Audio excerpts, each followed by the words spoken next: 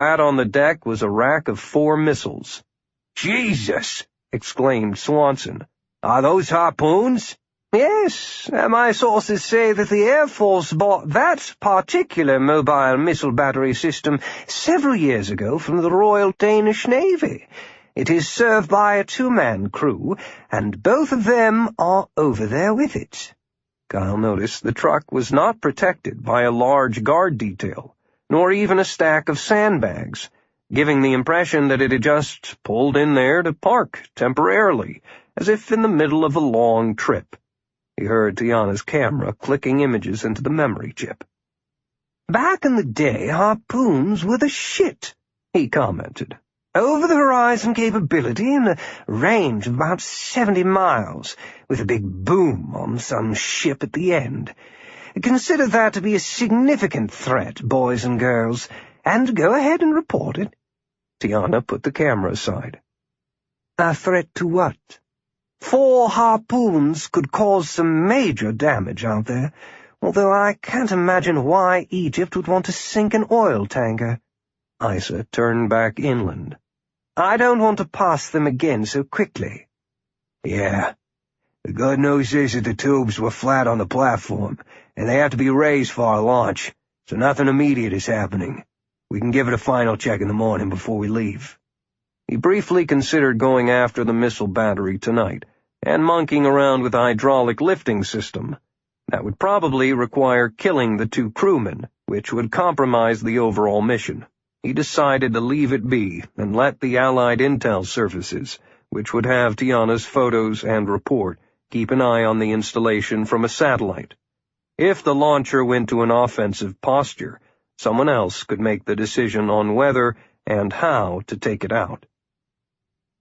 "I would love to know if it has a specific purpose, or if it is just there as a precautionary defense measure during the Troubles," Tiana wondered. "Oh, it has a target," said Kyle. "Bet on it. Otherwise, it'd be parked at the base, rather than be out here on its own. Now, let's go get some dinner." Chapter 11. Cairo. Colonel Nakati of the Army of the Guardians was at his desk in the Palm Group headquarters offices early, and watched a majestic dawn break on what was to be an important day. Urgent messages from the commander of the 1st Naval Zone in Bandar Abbas were waiting on his desk, but the Rear Admiral's pleas would be ignored. The man had already been told that the mission would not be cancelled under any circumstances at this point. Either he cooperated, or he would be replaced, just as a broken-down old ship could be replaced. The Admiral needed to be reminded that the creaky Iranian Navy was gone forever, a relic of the Shah's regime, and that he was now just another cog in the reorganized Navy of the Army of the Guardians of the Islamic Revolution. The ship in question was the Old Babar, an antique Pakistani-built utility vessel of the Delvar class, with a 1,300-ton displacement and a crew of 20 officers and sailors. More than 50 years old, its only armament was a single Zu-23 23mm anti-aircraft gun. The superstructure sat aft, near the blocky stern, and the midships was broad and flat, suitable for the role it had been playing as a replenishment vessel for the Iranian fleet that had been chasing Somali pirates in the Gulf of Aden. That gave the colonel a pause to chuckle to himself. The United Nations itself had let this little wolf in sheep's clothing go on the prowl by stating that vessels of different countries could enter the area of the Gulf of Aden to combat piracy, and the Iranians had actually done well in that role. From that position, the Iranians had expanded their reach to penetrate north into the shipping lanes into the Red Sea. The Babar was innocent and scruffy enough not to draw much attention as it meandered up the coast. Its only possible hostile military use would be to lay mines, so it would be kept under loose observation. The captain had orders to proceed to a point that was carefully plotted on his map through the use of a military-grade GPS navigational system, then slow down and maintain only enough speed to keep headway when his ship reached the invisible mark on the water. A high-frequency beacon would be activated. Then, he was just to await further orders. Since he carried no commercial cargo, the skipper deduced his ship was being used just to push the envelope of tolerance of the other nations for having an Iranian presence of any sort in the energy-rich shipping sector. When the secret mission was over, the Babur would probably return to the 16th Fleet and help chase some more pirates. He could feel the vibration as the twin diesel engine lazily turned the propeller shafts. The captain realized he probably would never know the real purpose of this little voyage, for that was the domain of those higher in rank than he. His job was to follow orders. The sun had come up to starboard, and he was sitting in his padded chair, sipping a cup of hot tea, and watching the giant vessels plying the shipping corridor. Colonel Nakadi was finally satisfied that everything was as it should be, and he issued a final flurry of encrypted communications and orders. Last among them was an official letter of commendation for his chief of staff, Major Mansour Shakuri, citing the excellence of his performance in coordinating today's complicated action. Hurghada. Kyle Swanson whipped through an hour's worth of isometrics, crunches, and push-ups before stepping into the steaming shower and pondering Tiana Bialy. Why was she really on this trip? So far, she had accomplished absolutely nothing other than setting up a good car service with a decent undercover agent who had happened upon an anti-ship missile battery. Omar could easily have replaced her as a translator if needed.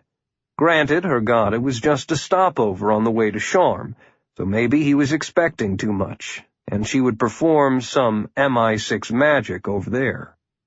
He took his time getting into another rich guy tailored business suit and knotting a branded silk necktie that Lady Pat had bought for him. The shoulder harness for his pistol ruined the line, so he left the jacket unbuttoned. Showtime. He called the concierge to send someone up to collect the bags, because that was what rich guys did. Tiana was waiting at a table in the restaurant, reading news from her laptop computer. Not much to report, Kyle. A lot of unrest after the Iranian soccer team massacre in Cairo the other day. She had a cup of coffee to one side, and a basket of pastry was in the middle of the square table, along with fresh flowers. A waiter appeared, poured a hot cup of coffee for her, and took Kyle's order for fruit and cereal. Perhaps nothing much is being reported, Tiana, but this place is strung tight as a violin. She looked around to be sure no one was listening. I made contact about that missile battery to London last night. No further orders. Another piece of data for a big picture that we can't see. I just feel we should do something more about it. Kyle bit into a fresh croissant and chewed thoughtfully. Not our job. Well, it might be yours, because I still don't know your assignment, but it's highly doubtful that you're supposed to have a shootout over a parked harpoon battery. Bialy sniffed and went back to her computer. We will discuss this later, she said. This is not the proper place. Well, if we ever get to the proper place, will you let me know? Freezing your partner out of the loop sucks. Her dark eyes looked steadily at him. I'm under strict orders, Kyle. You just have to believe me. I want to. Just try not to get us killed while you follow those orders, okay? 30 minutes later, Omar Isa arrived at the hotel to pick up Swanson and Tiana, right at 9 o'clock, and was assured by the doorman that the maids had told him that the two wealthy visitors had not slept together the previous night. The connecting door remained closed and locked on both sides. The doorman thought it strange, she said, accepting the usual tip while he helped load the luggage. The American businessman must be sick for not pursuing such a beautiful woman, and for being so obviously cool toward her. They did, however, tip better than the Russians, who wanted everything for nothing. The Germans were the worst of all, but right now he would welcome any customers at all, even Greeks. Omar cut the conversation short and got his customers into the car. The fast ferry ran over to Sharm 3 times a week, as did a slow ferry, although the schedules of both had been disrupted by the revolution. If they missed the 10:30 departure, there was no telling when another would sail. Omar told the doorman he wanted to be early. He swept the Mercedes out into traffic and retraced the previous night's journey along the coast road, slowing down as they approached the parked military truck. "Oh no," he said. "That's trouble." Swanson and Bialy followed his stare. The truck was in the same position, but the rack of missile tubes had been raised to a 45-degree angle, with steel struts planted on the ground around the deck to soak up recoil. The two technicians who had appeared lazy yesterday were now busy on the platform. "What does it mean?" Tiana asked. Swanson gave a fatalistic laugh. "Getting those tubes up means the missiles are probably hot, programmed, and ready to fire." "My God, we have to stop it," she exclaimed, her eyes wide. "Will you stop that? If we attack with a couple of pistols and an AK-47, we could take out the technicians, but that would also expose us to arrest. All you can do is update London. Other people have to handle this, Tiana." Omar had been watching and listening as he drove. "Swanson is right, Tiana. My hope is that they are not going to shoot at our ferry. We'd best get to the pier." They remained in the automobile while the aft ferry ramp was cleared and the barrier opened. Omar followed signals into a short line of vehicles that disappeared quickly into the broad-covered parking deck. At a signal, he shut down the ignition, and all three got out as the Mercedes was chained into position, bumper to bumper with cars in front and behind. A biting wind channeled through the open space, chilly enough to make passengers hurry up the metal staircase to the shelter of the twin lounges for the hour-and-a-half crossing to Sharm. About 150 people were aboard the sparkling white Hurghada Turbo Sgt 1, half of its normal capacity, and it carried only a dozen vehicles. The absence of weight would allow the ferry to lift almost out of the water when it picked up speed and headed across the Red Sea. The frequent travelers had already staked out seats away from the metal bulkheads and near heating vents so they would be warmer than the tourists who clustered at the windows to view the passing scene. Omar and Tiana grabbed a table while Kyle went to the cafeteria bar and brought back coffee and bottled water for them all. Orange mid-morning sunshine poured into the lounge, giving it an almost cheerful glow, an oasis of peace in a country that seemed intent on devouring itself. Kids were already restless and zooming through the aisles, or just standing in place, staring at each other until a new friend was made. "Things are always like this at the start of a crossing," Omar said. "By the time we disembark, these quiet people will be rude and impatient, ready to commit mayhem to get one place ahead in line."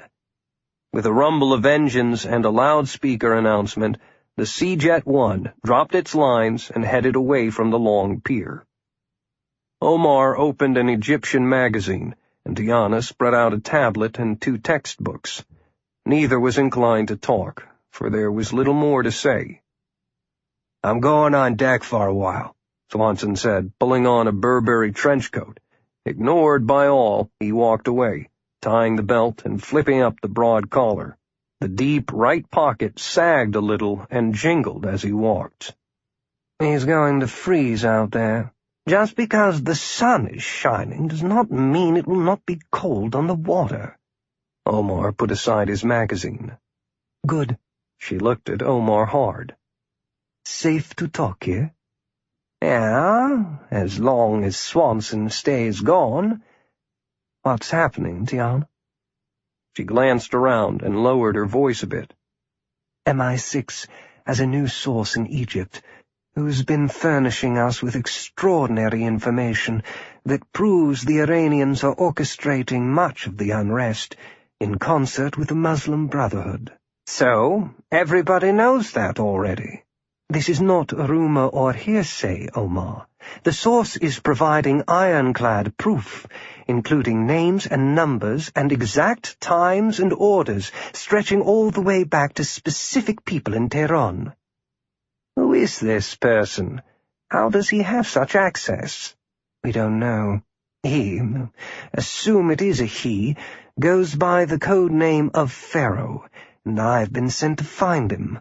Right now he's operating on his own, and we want to give him protection and guidance." Omar smiled. "You want to run him as an MI6 agent?" "Just like us, Omar, just like us. So far it has been a one-way street, with him contacting us when he wishes. We've sent a message back down the chain that someone is being sent to Egypt to establish a point of contact and provide him with protection, or whatever he wants, plus offer a way out if things go bad for him." "And you are to be that agent contact?" "Yes, eventually." "You gave him your name?" Omar was astonished.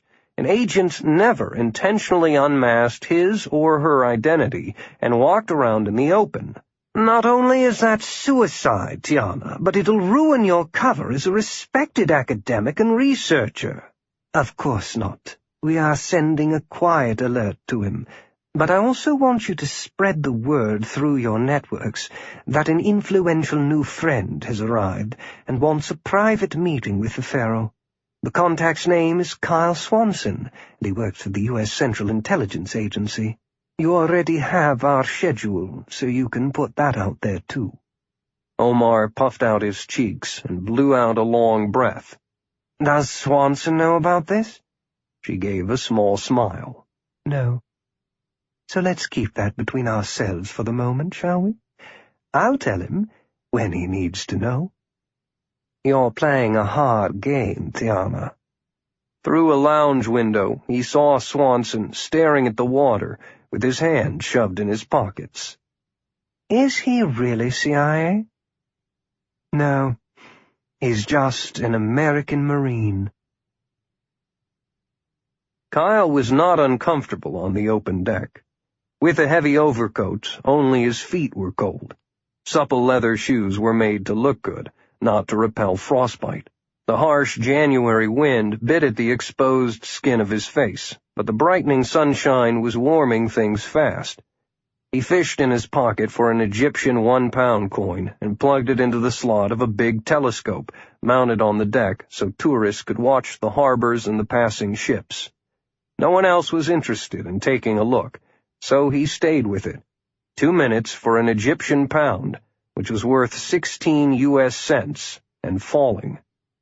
The shipping lanes seemed filled. Giant oil tankers and container ships lumbered forward and stopped in a delicate dance of elephants as they lined up for access through the Suez Canal to the Mediterranean. Smaller vessels easily moved about them with discipline and care. A few yachts, fishing boats, and speedy pleasure craft.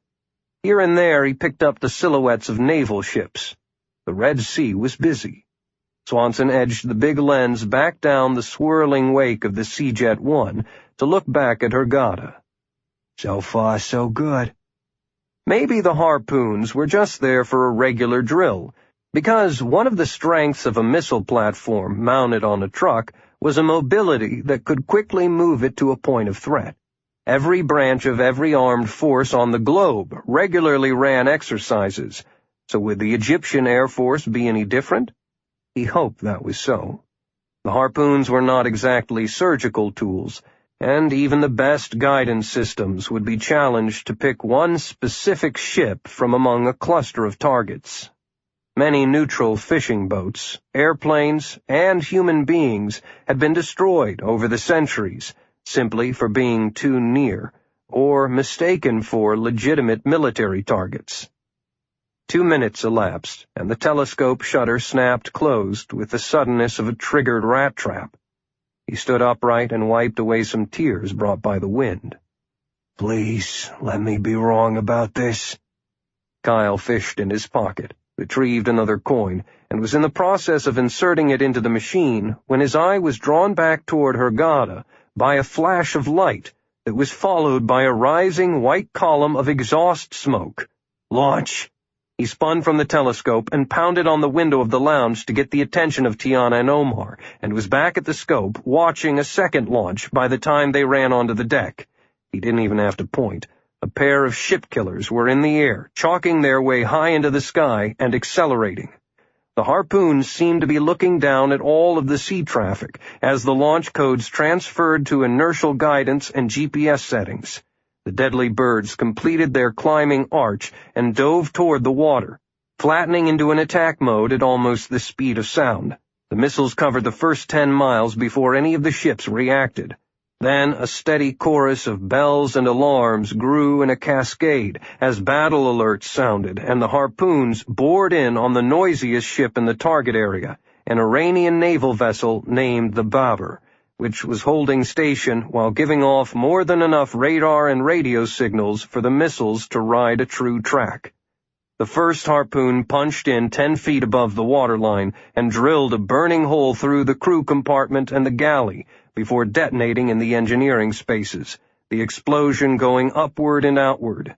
A gust of bumpy air lifted the 3-foot-wide stabilizing wings of the second missile, and it smashed directly into the bridge, killing everyone there. The ship rose from the water with its top sheared away and its back broken by the dual direct hits. A fireball wreathed in smoke bloomed over the wreckage as the bobber rolled to starboard and began to sink by the stern. For miles around, surprised crews stood momentarily frozen as the surprise attack unfolded and the concussion wave of the mighty explosion spread across the sea. Captains on every ship snapped out of the moment, ordered the highest possible alerts, and activated their missile defenses. Boats were ordered lowered to rescue any survivors from the stricken Iranian naval vessel. Almost all eyes were on the tower of black smoke rising into the sky. "Here come the other two," Swanson said, leaning into his telescope with more coins in his palm. The white exhaust trails in the clear sky were especially menacing now, because the original target ship was destroyed and no longer able to broadcast and assist the guidance systems of the incoming missiles. They went up, curved over, and dove to begin the sea-skimming run into the crowded sea lanes at 537 miles per hour. Flashes of countermeasures erupted from every ship carrying a weapon. Tracers crisscrossed in interlocking fire, and a nearby British frigate pumped off anti-missile missiles that swept toward the incoming harpoons. The combined speed of the weaponry closed the gap fast, and the lead harpoon in the second wave ran headlong into the defensive web, was peppered by bullets and fragments of anti-aircraft shells, and tumbled into the sea. The last one kept coming, nicked just enough to slightly change its course. It buzzed erratically out of control for another mile, before smashing into the broadside of a 130,000-ton double-hulled tanker that was registered in the Bahamas and filled with unrefined oil. Chapter 12. Sharm el-Sheikh, Egypt. Thick and ugly black smoke, pouring from the hulk of the burning tanker, could be easily seen from the Sgt-1 as it pulled into the pier, more than 20 miles away from the site of the Red Sea attack. The ferry passengers had panicked with the sudden appearance of death and destruction on the water, and were fearfully scrambling to reach the perceived safety offered by solid earth beneath their feet. It was hard for Kyle to blame them. The blast that had rolled across the water was followed by a tremendous set of waves that shoved the Sgt-1 sideways like a toy boat. He had remained standing, braced against the pedestal of the big telescope, while the disaster unfolded, mentally cataloging everything that was happening. Bialy and Omar had grabbed the railing and held on tight. Screams of some passengers had blended with the alarm and horns of distressed ships during the first few minutes, until the ferry captain announced over the loudspeaker that bigger ships were surging forward in rescue efforts, and the ferry would stay out of the way and proceed to Sharm under maximum speed. With that, its engines roared, and the Sgt-1 leapt forward, away from the danger zone. "I told you we should have done something!" Bialy yelled at Swanson, her eyes wide in horror. She pointed toward the burning oil tanker and the sinking Iranian ship, blaming him. "We could have prevented this. It didn't have to happen." "Why don't you just shut up?" Kyle was tired of listening to her. Dr. Tiana Bialy was no field agent, and she was allowing emotion to impact her judgment. He made a decision on the spot. "We're done as a team. You're on the first plane back to London." Then he gave a hard glare at Omar Isa. At least this guy had some dirt under his fingernails, some mileage as an operator. "Can I trust you?" Isa looked back unflinchingly. "I suggest we all go to the automobile and prepare to disembark as soon as we can. There's nothing more to see here." He gently took Tiana by the elbow and tugged her away from the confrontation. She shook him off. "You can't make me leave, Swanson. You're not my superior." "No, but I can refuse to work with you any longer. Things are turning nasty, in a hurry around here, and your presence would be almost a death warrant for both me and Omar. Those missiles changed the rules. It's no academic exercise, no series of quiet meetings, but a shooting war. That is no place for a rookie. You just witnessed what could be the start of a war between Egypt and Iran, with God knows who else being drawn in before it's over." She shrugged away from Omar and crossed her arms, anger rising in her eyes. "I'll be staying, Swanson. You don't even speak the language here. If one of us leaves, it'll be you." His lips barely moved. "You know, come to think of it, that would be fine too. Next time I come to Egypt, I'd just as soon be part of a Marine expeditionary force armed to the teeth. If you wish, call London when we reach the hotel and let the big dogs make the you or me decision. And tell them I volunteer to leave." "Good," she snapped. "I will." "Good." They fell silent and went below to the automobile parking deck. Deckhands had been briefed by the captain to stay calm themselves in order to help settle the passengers, and they moved about as if this were business as usual, unlocking axle chains and steel hooks and preparing cargo to be offloaded. Their eyes reflected an inner fear as they worked without the usual shouts and orders and controlled chaos of docking. More than anyone else, the crew was aware that the ferry had been but a minnow out on that broad sea, and would have easily been crushed to splinters by any of the big ships rushing to the rescue of the stricken vessels. The ramp was lowered, and Omar kept his place in the line of cars and trucks, ready to react if another driver panicked to get away faster. On almost every trip he had made, the courtesy and temporary friendships shown during the voyage evaporated as soon as the vehicles cleared the pier, and it became every driver for himself. Once on the road, Omar looked into the rear-view mirror at his two passengers, who sat, without speaking, against the doors on either side of the back seat. He inhaled a deep breath. "Neither of you has asked my opinion, so I'll give it anyway. You are acting like quarreling teenagers. We are a very small team of agents that just happen to be in an advantageous position to see what happened back there. Our report will be invaluable in both London and Washington. If you break us up now because of your petty differences, it'll be a long time before another team can be inserted." "Omar?" Kyle started to respond, but Isa held up a hand to stop him, waving away any words. "I've heard quite enough. I expected better from both of you." The Blue Neptune Hotel loomed like a sultan's castle of some 375 opulent guest rooms that dominated Shark's Bay as the lordly anchor for the luxury hotels that were stacked along the Sharm beachfront. Only the very rich could afford to stay there. And though there might be a tourism crisis in Hurghada, Sharm's hotels were filled, sleek yachts were moored in the busy marina, and a white cruise ship balancing a pyramid of decks was anchored just offshore. It was a mirage of peace, just after noon on a sunny day. "They don't know what's happened yet. We beat the news ashore," Omar commented as he pulled up to the front entrance, where palm trees and a formal garden softened the look of the thick white walls. A few tourists with binoculars were on a plaza, staring at the dirty horizon. But just below them, sunbathers lounged around one of the hotel's 3 swimming pools, and farther out people walked the beach unperturbed, only beginning to wonder what kind of accident had taken place out in the shipping lanes. He slid from behind the wheel and called a porter with a rolling rack to take the luggage, and they all filed into the exquisite lobby. A domed ceiling soared over 3 stories of emptiness, with solid balconies surrounding the interior of the room. Thick rugs were on the hardwood floor, and long tapestries depicting the glory days of the Ottomans stretched up the walls. Before they reached the reception desk, Omar motioned them into an alcove. Obviously, Sham is still enjoying the good life, so we must take advantage of it. If we are to continue the mission as a team, I will stay and help. He spun his keyring on an index finger, then closed his palm around it. If not, I'm leaving.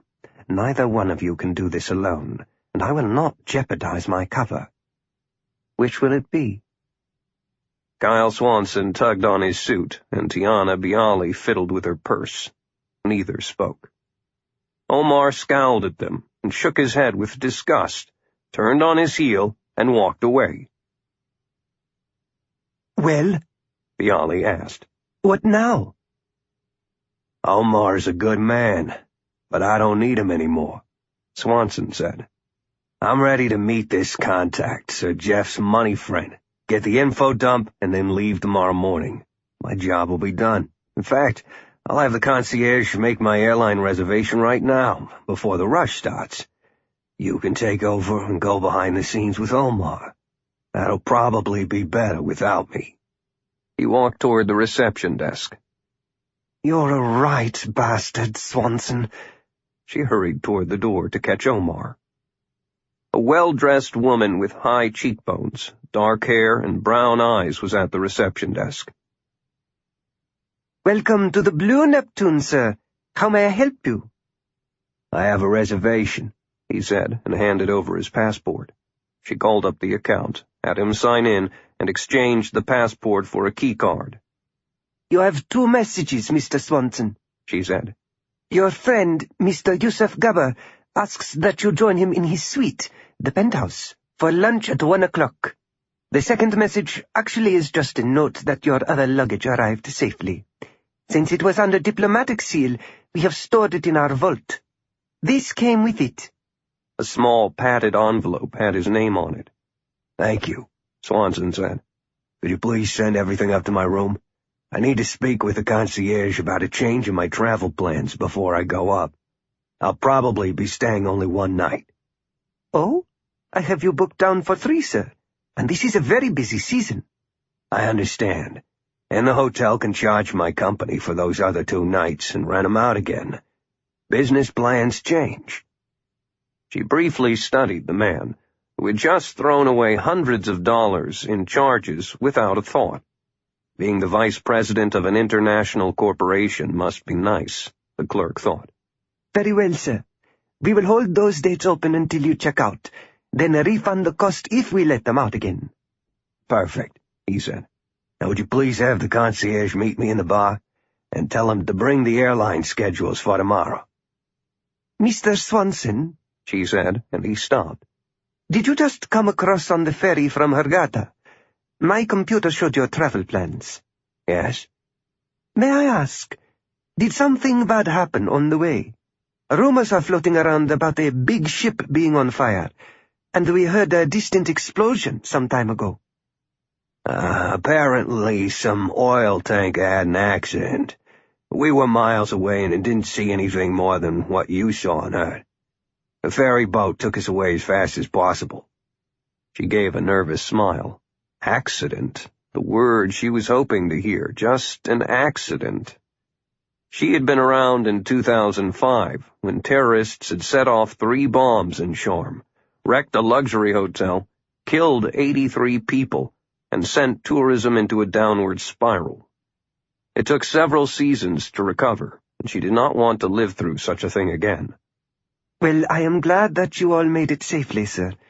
You probably need a drink, so the concierge will meet you in the bar immediately and give you a complimentary beverage of your choice. Cairo. The coded signal of the successful attack was flashed to the desk of Major Mansour Shakuri, who immediately delivered it to his chief, Colonel Yahya Ali Nakadi, who was pleased with the additional damage. The job had been only to sink the old Iranian naval supply ship, but the firing of the 2 extra missiles had bought a bonus with a lucky hit on the huge Bahmanian-registered tanker Llewellyn, filled with crude oil. The huge explosion and ensuing fire had brought shipping to a halt at the mouth of the Suez Canal. He smoothed the piece of paper with his hand and read it again. Sometimes things work out better than expected. Amid such confusion, he decided to advance the timetable for Phase 2. Major, this opportunity must be seized. Nakadi opened a notebook bound in black leather and flipped to a green tab. Contact our foreign ministry in Tehran so they can issue an official protest about the unprovoked sinking of the Babar and the terrible attack on this Llewellyn tanker by Egyptian military forces. They must also call upon the United Nations to condemn those unprovoked attacks as a danger to regional stability and express a lack of confidence in the Egyptian military forces to protect these vital waters. Nakadi was up and moving about his office in the Palm Group as his mind spun off the needed chain of events. Then the Muslim Brotherhood will begin to plan demonstrations, claiming that the Egyptian army is launching a coup of the democratically elected government, and that the generals are responsible for open hostility and multiple attacks against both Egypt and Iran. He paused to let Shakuri catch up with his notes. It all must take place as soon as possible, Major. Time is important now. Minutes are important. Within 2 hours, I want the Egyptian parliament demanding that the UN dispatch a peacekeeping force to Egypt.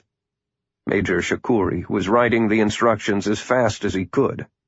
He asked, "And when do we begin the operation at Sham, sir? Within 48 hours?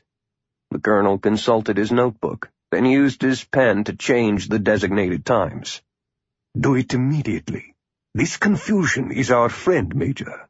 I want the boats in the water by 4:30 tomorrow morning, and the attack on the hotels to follow exactly 10 minutes later.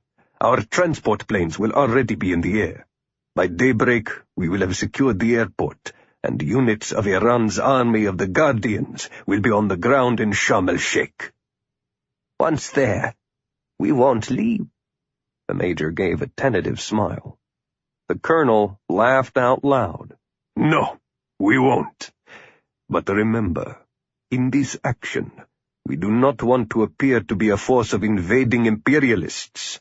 Instead, we are invited guests of elements of the elected host government. We are merely an advance guard for a multinational United Nations peacekeeping force that will derail a military coup by radical Egyptian generals. We plan to help re-establish order in this wicked country, protect our own people and foreign visitors, and stand guard over the most important oil transportation routes on the globe. That will present an interesting diplomatic situation for the rest of the world, sir. There is one more thing, Chief of Staff. The colonel actually broke into a big smile that left Shakuri sweating. You will turn over my briefings to someone else in the office, and fly down to Sham immediately. I am giving you overall command down there, Major. I need someone trustworthy and smart, in charge on the ground, and no one is better suited for the task than you. You have shown your capabilities many times, and now you are ready for a step up. When this is over, you will get a promotion in rank and a new assignment. Meanwhile, you will run the Sham operation and let no one get in your way. There will be a lot of soldiers of higher ranks to perform the military tasks, but they will all report to you, Major Shakuri.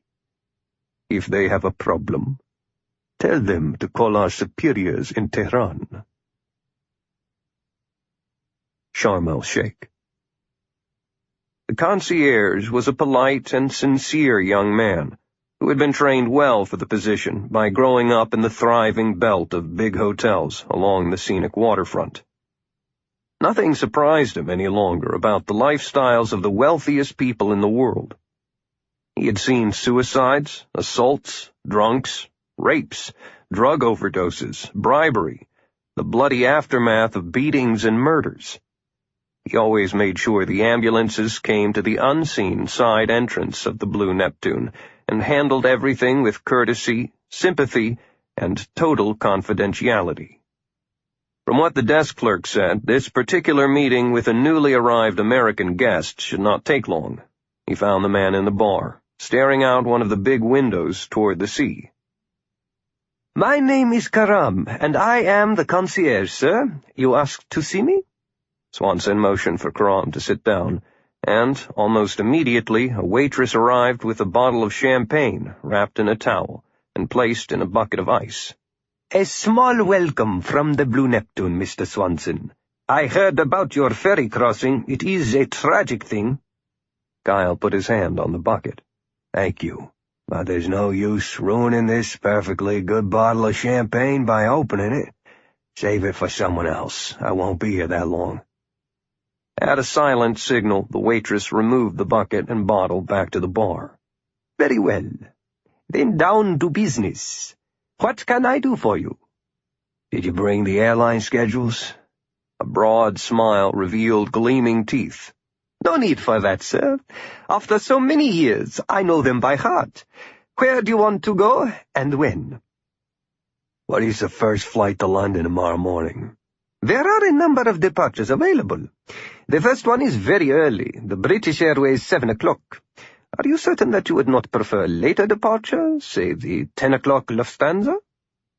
Swanson had a pair of U.S. $100 bills folded in his shirt pocket, and he pushed them over to Karam.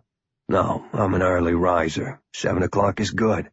And make it a first-class cabin, would you? I'll need a private car and driver, not a taxi." Karam smoothly palmed the money, put it in his own pocket, and stood.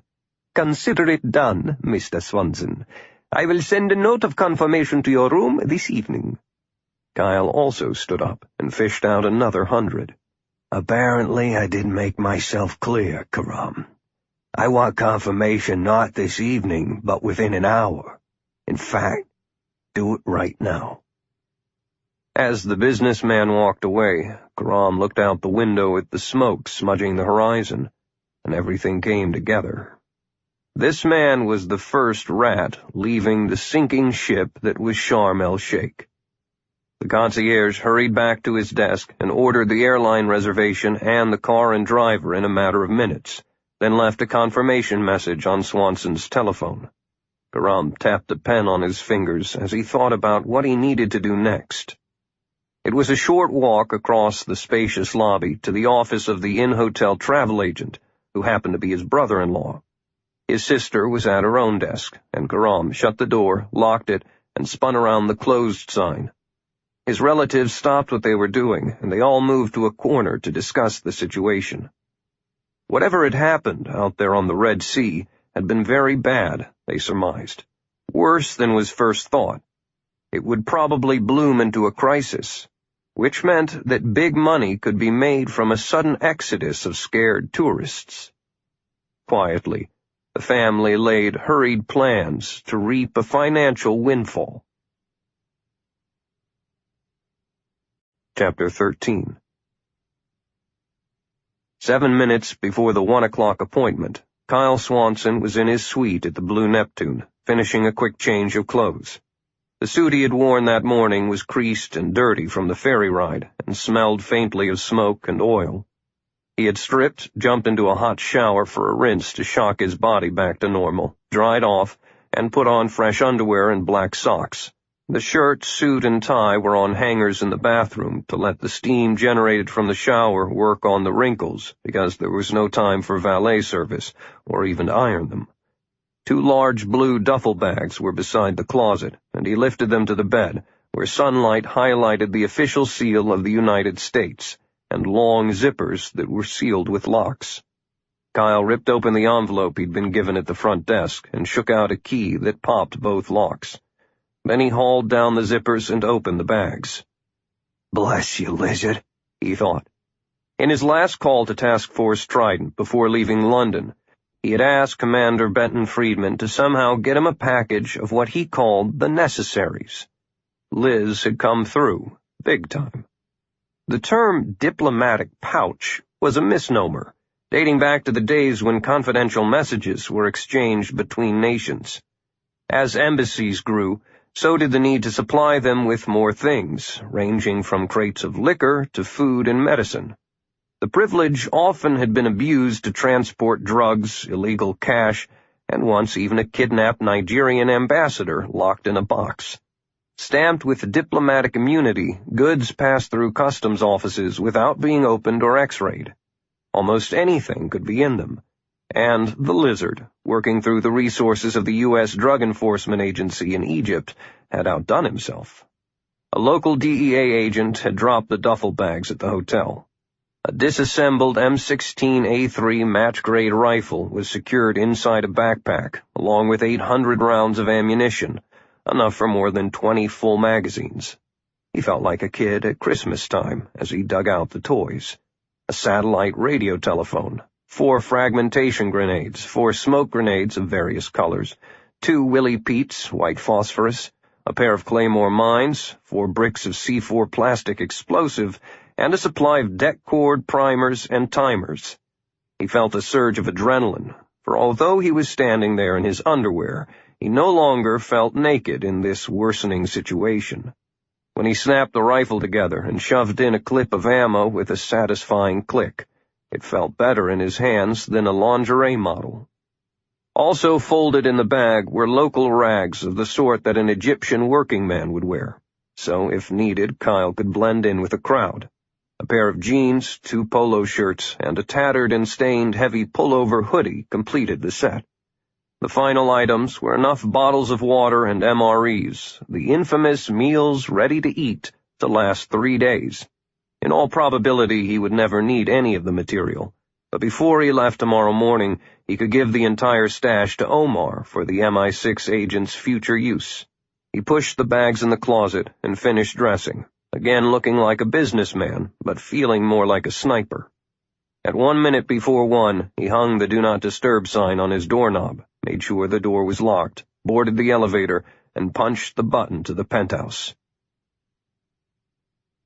The door opened smoothly to reveal an immaculate reception foyer and 2 men who might have been graduates of World Wrestling Entertainment. Both were in suits, but without ties, and the open collars allowed room for their massive necks. Each weighed at least 240 pounds and had olive skin, curly and thick black hair, a broad forehead, and dark eyes that missed nothing. One of the brutes stood directly in front of the elevator, blocking passage with his bulk, while the second was 10 feet away, at an angle to give a clear field of fire, with a stylish flat carryall hanging from his shoulder. Inside the bag, his hand was wrapped around an automatic pistol. They stared at Kyle without saying a word. Swanson had expected guards, so had left his .45 with the other weapons in the room. "Kyle Swanson of Excalibur Enterprises, to see Yusuf Gabber," he said quietly, stepping forward to hand the big guard an embossed business card and to open his own jacket. Under the watchful eye of the man with the hidden gun, Kyle was thoroughly patted down, including a search for an ankle holster and a pat beneath the balls and his ass to determine if anything was hidden between his legs. The guard moved back, knocked on the door behind him, and opened it. The man with the carryall never looked away. The surprise lay inside the room, not out with the guards in the hallway. Not only was a man that had to be Gabber waiting, but so was a rather frazzled Egyptian Army Brigadier General, both standing beside a big window that showcased the manicured gardens and the golden beach that sloped down to the foamy water that shone like diamonds when gentle waves broke in the bright sun. Tourists were still enjoying their holidays, and colorful catamarans with big sails bellied before the breeze were racing out beyond the marina. Boat traffic seemed normal. Everything seemed normal, except for the cloud of smoke on the horizon that knifed into the cerulean sky. Yusuf Gabber waved Kyle over and shook his hand to make the introductions. Kyle Swanson, at last we meet. Sir Jeff has constantly entertained me with stories about your work together. Kyle also knew the background of his host, who had just turned 50. He was a native Egyptian whose father had been a merchant, and the boy had developed a sharp sense of how to trade. By 21, he was running his own import-export business, then had branched out into real estate, oil, and finance. Having made enough money to last several lifetimes, Gabber had retired from active business, but he sat on the boards of a number of companies and was a director of the Central Bank of Egypt. His gray hair was freshly cut, and he wore white linen trousers and a blue blazer with buttons made of gold. Good to meet you too, Mr. Gabber. Jeff says you attract money like breadcrumbs attract ants. Jeff exaggerates. He does. Kyle, would you please call me Yusuf? And allow me to introduce Brigadier Mohammed Sulamin of the General Staff. Swanson shook hands with the slender man in the tan uniform, who almost seemed weighed down by the olive shoulder boards with gold stars and the rack of colorful ribbon on his chest. Judging by the tired eyes, the general had not been sleeping well and was under pressure. Mr. Swanson, it is a pleasure to meet an executive representative of Excalibur Enterprises. The tone of his voice let Kyle know the general was aware of this identity charade, and as a senior officer, the man was reluctant to be talking directly to a Marine gunnery sergeant. Yusuf diffused the moment by pouring drinks, a pale whiskey. Nothing for me, sir. I never drink on the job. Swanson had stopped drinking entirely at one point, just like he had once experimented with being a vegetarian, but had pleasantly discovered that he was not an alcoholic and did not crave the bottle. Everything in moderation was a better way to go. He accepted a glass of water with ice cubes instead, and they did a salute. Their eyes went back to the scene beyond the window as another flash of fire churned through the dark stripe of smoke. We were speculating about what may have happened out there, said General Sulamin. Well, let's take a wild guess. Swanson put his glass down and crossed his arms.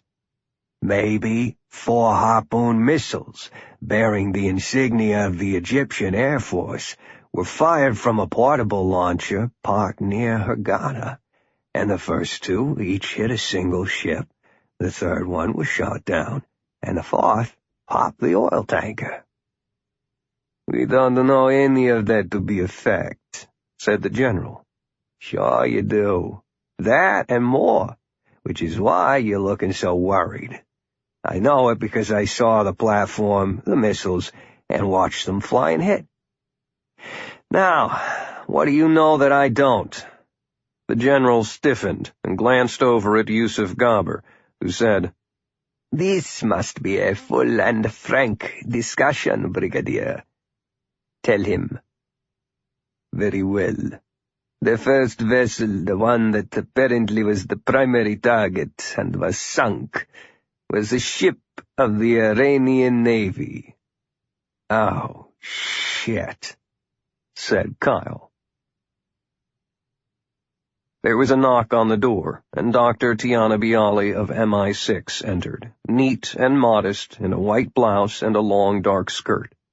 Kyle wondered if she'd been given the same thorough search of welcome by the big guard. Her eyes fired daggers at him as she crossed the room and introduced herself. Gabber and the general led them to a seating area. There is food on the buffet if anyone wants lunch. I am not particularly hungry, but let us not worry about such things. If anyone wants anything, please feel free to make a plate. We need to get to work. What can we do that the official diplomatic route cannot? Asked Kyle. Egypt has been the subject of the day for months now. And it will remain that way for some time, Gabber answered. Even after such a long time has elapsed since the revolution that toppled the dictator Mubarak, our country remains fractured. Kyle, you and Dr. Bialy must convey to London and Washington that Egypt has not yet descended into the wilderness of wild-eyed radicals, despite the political gains and outrageous statements made by the Muslim Brotherhood. Bialy spoke. They have the presidency now, sir, and have a significant block of votes in the parliament. That gives them a lot of power. Not quite true, Doctor. Ours is a coalition government and Islamist in composition, but the Brotherhood itself is split into many factions. They are not a unified front, no matter what their rhetoric, due to historic tribal and sectarian infighting for power. Also, while they know how to demonstrate loudly, they are still learning how to run a government. How do you think we can help? Kyle steepled his fingers and settled back in the comfortable chair. Gaber handed off to General Suliamin. The military still remains as the power behind the throne. There are rogue elements in the ranks, to be sure, but we are weeding them out as they are uncovered. We can be observant of our religious beliefs, loyal citizens, and good soldiers at the same time. Can you hold it together? Tiana wanted to know. Doctor, you know better than most how this ancient land has survived for centuries. It is our intent to remain in the community of civilized nations, and we will not be buried by this latest sandstorm of religious zealotry. Everyone who speaks Spanish is not from Spain, and millions of Chinese have never even seen China. The Irish are not the same as the English. So why do Westerners believe that all Muslims are alike? 9/11. Kyle spoke simply, but brought up the vision of airliners plunging into skyscrapers filled with innocent civilians. Exactly, Kyle, said the general. It was a terrible thing, but we had nothing to do with it. Except for a few hotheads, the average Egyptian thought it was a despicable act. The best proof is that despite this revolution in our country, we are still here, still working hard with our friends so that we remain friends. I went through training at Fort Bragg and have an advanced degree from Stanford. I consider the attack by those madmen to be an attack on me, personally, for they tarred the names of all of us. Tiana had moved to the buffet and dipped a slice of carrot into a bowl of hummus. Gaber said, We are going to show the two of you secret documentation that will demonstrate that Egypt needs and deserves the continued support of the United States and Great Britain. You will take it back and report to your governments. He booted up a laptop to start a PowerPoint presentation. Kyle interrupted. One moment, Yusuf. Say we accept everything that you say. Why the attacks on the Iranians, the ship, and the soccer team? Is there an outside force? Absolutely, the general shot back with anger. The Iranians are at the root of the problem. We can prove this with first-hand intelligence from a highly placed source. Bialy was still at the buffet. She turned and said, You're speaking, of course, of the Pharaoh. It was as if the air had been sucked from the room. How do you know that name? Demanded Suliamin, rising from his chair. She answered the question with one of her own. Do you know his real identity? You are discussing secret material, Dr. Bialy. Go no further. She remained unaffected. It is not very secret, Brigadier. The Pharaoh also has been a source for MI6, and we do not know who he is either. That's why I have been sent to Egypt, sir, to find him. Kyle remained silent, but the veiled hostility between the two agents startled the economist and the general. Swanson's sudden decision to leave tomorrow had forced Tiana to change her plan, to dangle him as bait to bring out the Pharaoh. For now, she had to be the target herself. Omar had already floated the story about Kyle being a CIA agent, and now he would have to openly expose Tiana as the real contact. The Pharaoh would learn about both of them. I thought you were together on this, said Gaber, quietly disturbed. Swanson looked out at the sea, where the midday sun was reflecting as if hitting a mirror. We've been traveling together, but I'm on a plane back to London tomorrow to deliver the information you give us. With that, my job is done. Dr. Bialy will stay here and do whatever she has in mind with the Pharaoh. The general stared at each of them in turn. then let out a long breath. "It is not unusual for rival agencies to have different agendas," he concluded. "Dr. Bialy and I can discuss this intelligence source after we have dealt with the more important matters before all of us.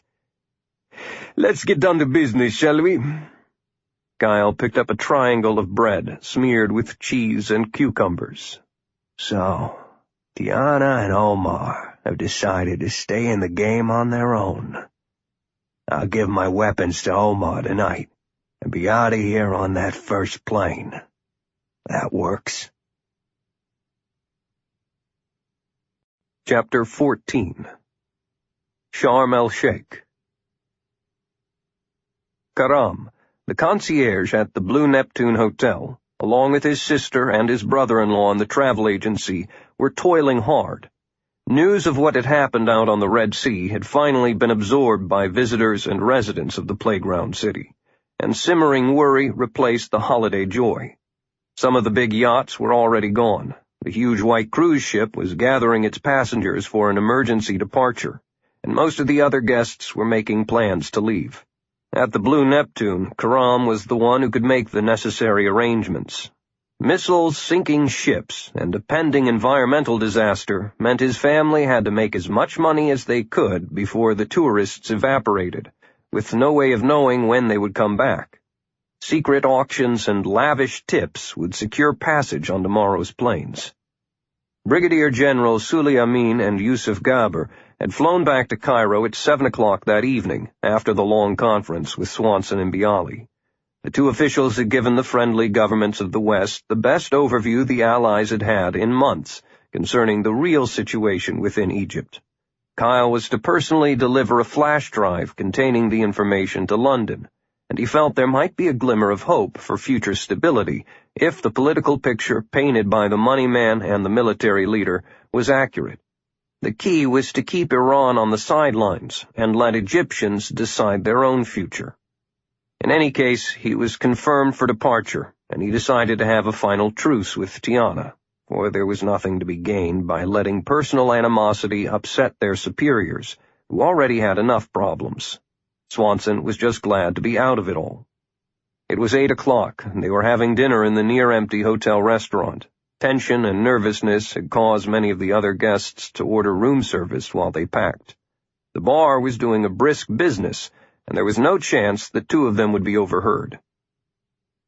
"You're crazy," he observed with a smile that softened the words. "Did you know that?" "I must establish contact with his source," she replied as she finished a small bowl of seafood bisque. "He or she needs control." "Seems to me that your source's information is always a day late and $1 short, and he's shopping his stuff to too many people," Kyle said. "He warns you of nothing beforehand that would let you plan some action to stop it." Tiana dabbed away a dollop of stray dressing from her chin. "He still provides a lot of rich background material that proves that Iran is deeply involved." "Having him say that and basing your decisions on his word are two different things, Doctor." "Which is why we have to control him from London. We can assume he is highly placed, but untrained in what to report. An experienced case officer can remedy that, and this agent may be invaluable in years to come. Just imagine if we had reliable eyes inside the Tehran government." Kyle looked around. Nothing happening, and no one watching. "I don't like your plan to draw him out by putting out the word that you're an MI6 agent. He probably will show up with a gun in his hand." "Knowing that I'm not a threat will make it easier for him to contact me, I'm sure. I expect him to be cautious." The waiter appeared with their main courses, a steak for Kyle and shellfish for Tiana, refilled their wine glasses and left them alone. "Do me a favor, then. Keep Omar nearby if this meeting ever actually takes place. It never hurts to have backup." "Of course," she said, and sipped the wine. "I thought when we started this adventure that you were going to be my bodyguard." "Nope. As the man said, you're a trained agent, and you know Egypt as few others do. Just use good sense, and get out if something dangerous starts to cook." She actually giggled. "You mean, like here in Sham? I don't think anything's going to happen here. It's holiday heaven in the middle of nowhere." "Remember the harpoons? Bad things are coming this way. Sham's a very strategic piece of territory. Cairo has the government, but Sham controls the petroleum path for the whole world. It's the cork in the bottle for the oil business." "How much longer are you staying?" "Another day or two. If there's no contact by then, I will go to Cairo. Most likely that is where the Pharaoh will make contact. What about you?" "I'll stick around London, visiting Jeff and Pa for a few days, then go back to Washington." He put down his fork and leaned across the table. "I'll keep an eye on you from afar. If there's trouble, send up a flare, and I'll do my damnedest to help." "Ooh, you'll ride to the rescue like the famous 7th Cavalry?" The wine and food and excitement of the day were brightening her mood. "Not exactly. That was General Custer, and he was slaughtered. I don't get slaughtered." Iran. At military airfields surrounding Tehran, a sky train was being assembled. Hundreds of soldiers of the Iranian army of the Guardians were nervous in the night. They had moved to the airfields in trucks from their training sites, and officers had gathered the men assigned to each plane and personally inspected them. As with any army, the infantrymen settled down to wait. They smoked cigarettes and wrote letters to loved ones, aware they were facing the biggest challenge of their lives. Each wondered whether he would survive as a hero, die as a brave martyr, or perish in deserved shame if he proved to be a coward. Cargo was loaded first, the ammunition, food, and minimum equipment to sustain them until aerial and maritime supply routes could be firmly established. While loading crews lashed down the crates and a few vehicles, mechanics and flight engineers combed the planes to be sure they were ready for the long flight ahead. Finally, the commander of each company stood before his men and announced the mission. Egypt had officially requested assistance to put down counter-revolutionary forces within that country's army. They were reminded of the annihilation of the Iranian national soccer team and of how only yesterday an Iranian naval utility vessel, not even a ship of war, had been sunk in the Red Sea in an unprovoked assault by Egyptian missiles. The guardsmen were chosen to stop that aggression. Iran had assigned 15 jet airliners and cargo planes to the task, including huge Boeing 707s and 747s, and there would be about 200 soldiers with their equipment on each aircraft. It was to be a long and perilous journey out of the country and through the airspace above Iraq, Syria, and Lebanon, with the permission of those Muslim governments. They would not fly over Israel. Finally, the planes would form up in one long line and fly down the Suez Canal to the target, the airport outside of the coastal resort of Sharm el-Sheikh. Sharm el-Sheikh. It was after midnight, but Kyle Swanson could not fall asleep. Normally, he could order his body to shut down and grab a rest period whenever he wanted. Even in fierce battle situations, sleep discipline was important. He lay on the king-sized bed between soft 1,200 thread-count Egyptian cotton sheets and stared up at the ceiling for an hour. He turned on the light to read a paperback murder mystery, but found it impossible to concentrate. The television set offered a menu of movies guaranteed not to hold his interest. From his window he could see the reddish-orange glow that marked where the tanker Llewellyn still burned fiercely. Within a few days the pristine coastline would be slick and sticky as oil rode in with every wave. He wished he had not yet given most of his guns to Omar. Throwing those 2 duffel bags into the trunk of the Mercedes felt like tossing his own child over a cliff. Omar could retrieve the MI6 weapons shipment at the airport on his own. He thought of knocking on the door of the connecting suites to see if Tiana was awake too. No, don't even go there. 1 o'clock. 2 o'clock. Every sense he possessed tingled with the ominous feeling that something just wasn't right, although there was absolutely nothing going on.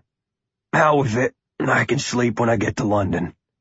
He got up, dressed in a comfortable black sweatsuit, laced up his gray Nikes, tucked his personal weapon, the Colt 45, in a belt clip holster beneath the shirt, pocketed the cell phone, and headed out for a run along the beaches of Hotel Row. The Blue Neptune was strangely active for so early in the morning, as the hired help was preparing to handle the expected morning rush of departing guests. Kyle did not stop the elevator at the lobby level, but descended to the parking area and walked the aisles until he found Omar's white Mercedes parked nose out and tight against a wall, as an extra precaution to keep its cargo safe. Swanson patted the car affectionately, then set off at an easy lope along the main traffic route, heading into the stillness, hoping to do 5 miles. The town of about 35,000 inhabitants was mostly asleep as he trotted along, staying within the sphere of illumination from the hotels on his right, to avoid tripping over some obstacle along the unfamiliar road. He soon settled into an 8-minute mile pace and felt the start of the familiar burn as his body shook off the fatigue and the muscles stretched. No one bothered him. With plenty of time and breathing easily, he decided to increase the distance to 3 miles out, then 3 miles back. 25 minutes from the Blue Neptune, he found a traffic circle that could serve nicely as a halfway point, ran around it, and headed back, changing his route to rack in some running on the hard sand of the beach. Then something clicked in his brain. A familiar sound that should not be there, the distant rumble of multiple outboard motors. He took a few more steps, slowed, and stopped, and stared out at the water. Already the sound seemed closer. Why would motorboats be out there in the middle of the night? There were the usual warning lights on ships in the channel, and the distant fire on the Llewellyn, but that was all, other than the new, ominous humming. It could mean only one thing, and Swanson was too experienced a Marine not to recognize the opening phase of an amphibious assault. Boats were coming in. He ran to an outcropping of rocks and ducked into the darkest shadow he could find, pulled his pistol, and waited. Swanson got the telephone out of his pocket and hit the speed dial button for the number of Tiana Bialy. It rang 3 times before her sleepy voice answered. "Hello, Kyle?" She had checked the voice ID. "What?" "Tiana, listen up. I'm down on the beach, and big trouble is brewing. It looks like an attack is about to begin." An attack? "You've got to get out of there right now. Call Omar and get him up and meet me at his car. We need to get out of this area as fast as possible." Kyle, are you sure? A yawn. "Damn it, Tiana. You don't have any time to waste. There's going to be a lot of shooting soon." Kyle, I'm standing at the window of my room now, and I don't see anything unusual. "Stand there much longer and you might be a dead woman. Get out while you can. I'll meet you both in the underground garage." Kyle folded the phone to cut the connection. Whether she did the right thing was now up to her, because the motors were louder and closer. If they were inflatables, commandos would be clinging to handholds with all of their strength, as the boats reared out of the water for the final dash to shore. He leapt from the shadows and ran for his life. In her room, Tiana turned from the window. She was naked. "Kyle says we should get out, Omar. Something about an assault. I don't see anything, though." Omar Isa crawled out of bed and went to stand behind her, wrapping her in his arms and holding her close. He turned her loose, stepped to one side, and slid the big window open to the chill of the night air, instantly hearing the shrill screams of approaching outboard motors. At the same time, they saw the crests of white foam at the bows of speeding boats that were otherwise still invisible in the darkness. "He's right, Tiana," he snapped. "I think the Iranians are here." Major Mansour Shakuri stood about 10 feet back from the waterline and slowly moved a flashlight-sized infrared green laser signal toward the incoming boats. He had flown in the previous day from Cairo to be the advanced spotter for the raiders, and to assume overall command once they had all landed. It felt good to be out from under the thumb of his demanding superior and back in the field, doing some of the real work for which he had spent his lifetime in training. This was a command worth having. 10 boats had been scheduled to be put in the water by a wallowing, nondescript cargo ship that had carried the entire seaborne attack force to within 10 miles of the beach. Each boat was to contain 10 commandos, so there would be 100 men coming up in the first wave. They would do nothing more than secure the beach, while the boats went back for a second load, and then fetched in the third and final wave. Shukuri would have 300 soldiers across the beach by 0400. Even if detected, they were not to move out until ordered. Defend only, not attack, at this point, Colonel Nuckety said. Be patient and give the plan time to unfold. The first boat hit the sand and slid forward, with the assault force jumping out and running past him to the shelter of a belt of small sand dunes at the top edge of the beach. One soldier, hard and lean, with a grease-blackened face and dressed entirely in black, peeled away, came close, and saluted. A belt of machine gun ammunition hung around his neck, and an officer's tab was on his tunic. "First Lieutenant Tagavi reporting, sir. First wave is present and accounted for. One man lost his grip and fell off. Perhaps the boats can pick him up on the return trip, although he probably drowned." "No matter, Lieutenant. Spread your men in good defensive positions and hold. It won't be long before a force this size is spotted, and we cannot be certain of the Egyptian response. And have the men dig, Lieutenant. The deeper the hole, the better they are going to like it if a firefight breaks out. Assign someone to take over the signal laser for me." As Major Shukuri turned, he saw the shadow of someone darting away nearby, but ignored it. The first wave was safely on the ground. Chapter 15. Major Shukuri forced himself to remain calm as he walked the broad area where a makeshift convoy of vehicles was gathered. The drivers were all members of the Muslim Brotherhood, but not a one had ever taken part in a real battle, so they were drawn to the spectacle of the black-clad soldiers who had stormed ashore in front of the Blue Neptune Hotel. Shukuri, with his pistol out, snarled as he pushed them to regain their attention and focus on their job for the night. "All drivers to your vehicles immediately! Start the engines and stay in your seats! Prepare to receive passengers! We will move out as soon as the men are loaded! Do not be left behind or you will be severely punished!" There were excited whispers as the drivers retreated to their cars and trucks and buses, for they had not been informed of their exact duties tonight. The cover of deception had been pulled away, and the drivers saw Iranian soldiers on the sands, moving with precision and purpose. Shukuri still had not disclosed the destination to them all, just that they were to get ready to move. In moments, the motors turned over, and the area hummed with the coughs and pops and whine of a traffic jam.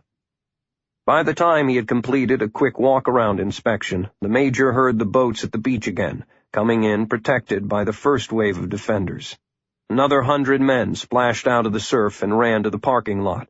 Shukuri climbed into an Egyptian Army J-8 Jeep with a 12.7mm machine gun mounted in the rear, and pointed the lead group into the Toyota pickup truck just behind it.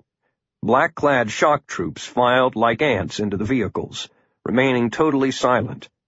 Even when equipment snagged, someone tripped, or there was a mix-up about who went where, every problem was sorted out with hand signals, with non-coms pushing the troops into position. Although he had been watching closely, Shukuri was surprised when a soldier appeared at his side, as if out of the night itself. "Ready, sir. 98 men counted."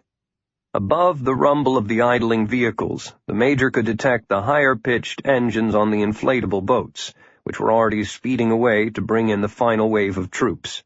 He ran a mental count to be sure he had enough wheels, and was certain that he did. "Drop a sergeant here to guide the next convoy, with the driver of that jeep who has been briefed." He did not know if the soldier saluted, for the lieutenant had disappeared just as fast as he had arrived. Shukuri's nervousness melted away as he settled into his seat. He was on his own, out from beneath the thumb of Colonel Nuckety, and his confidence was bubbling. "Head out!" he barked at the driver. "Airport!" Behind him, the gunner racked in a belt of ammo. On the beach of the Blue Neptune, a security guard in a crisp white shirt and dark pants let his curiosity get the best of him. He opened the door that led from the main building to the swimming pools, walked down the sidewalk through the lush foliage, and stopped when he looked out at the edge of the water. Little boats filled with men were roaring to the shoreline, and more were gathered on the sand below him, not moving. His job had required him to draw his sidearm before, when particularly bothersome thieves and muggers were molesting guests, and the reflex of facing danger made him reach for the pistol. A pair of silenced submachine guns coughed, and the bullets almost cut him in half, dropping him dead on the spot. "Fool," said Lieutenant Tagavi. No one was supposed to die yet. The third force was almost out of the water and heading for the transport rendezvous point. For now, staying with the plan was all that counted.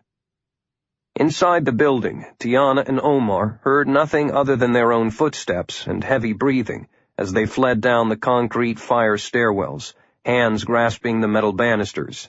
Each floor had a red door that opened onto hallways, but they bypassed those exits in a dash to the parking basement. Their survival lay in getting to the car and leaving the area before the soldiers closed it down. Regular hotel guests probably would be safe enough in their rooms, but a pair of agents from British intelligence would definitely not fare well in whatever was about to unfold. Washington, D.C. Satellites and computers throughout the Middle East had painted the big aircraft since they had lifted off the tarmac of various military airfields in Iran and joined in a loose three-plane formation and headed east, with permission, through the skies of its friendly neighbor, Iraq.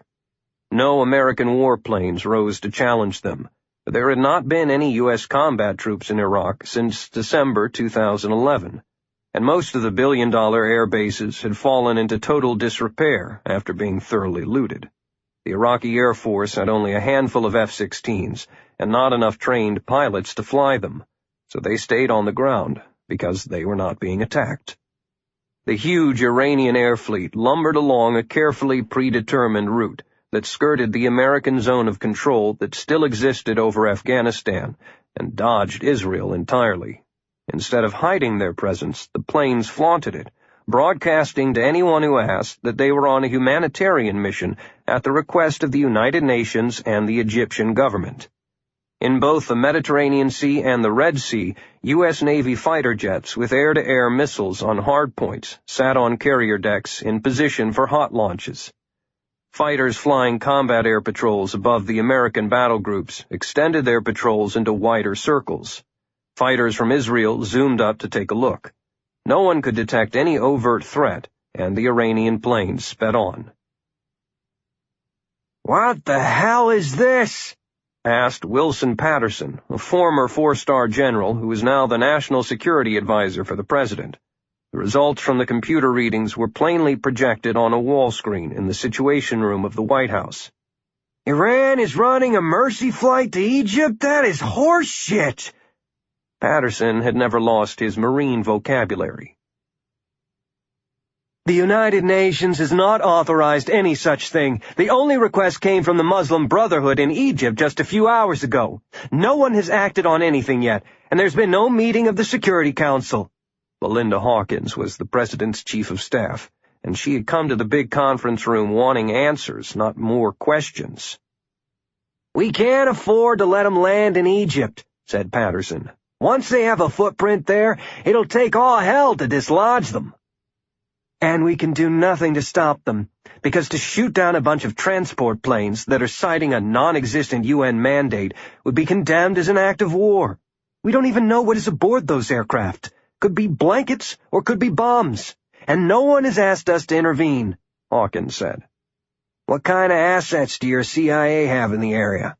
"Not much. Some people to keep an eye on the oil situation, but they're paper clippers and worker bees. I could throw a bunch of statistics, Wilson, but this is Sharm el-Sheikh, for Christ's sake. Nothing ever happens there. What do you have?"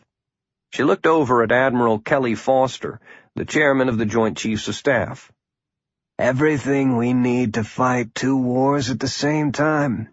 I have carriers and subs and cruise missiles and all kinds of airplanes, and they're all cocked and locked." The white-haired admiral looked carefully at the CIA chief. "I believe this is part of some kind of pretty shrewd invasion plan, but I'm not advising the shoot-down of a bunch of unarmed transports and passenger planes until we have much clearer intelligence on what's happening."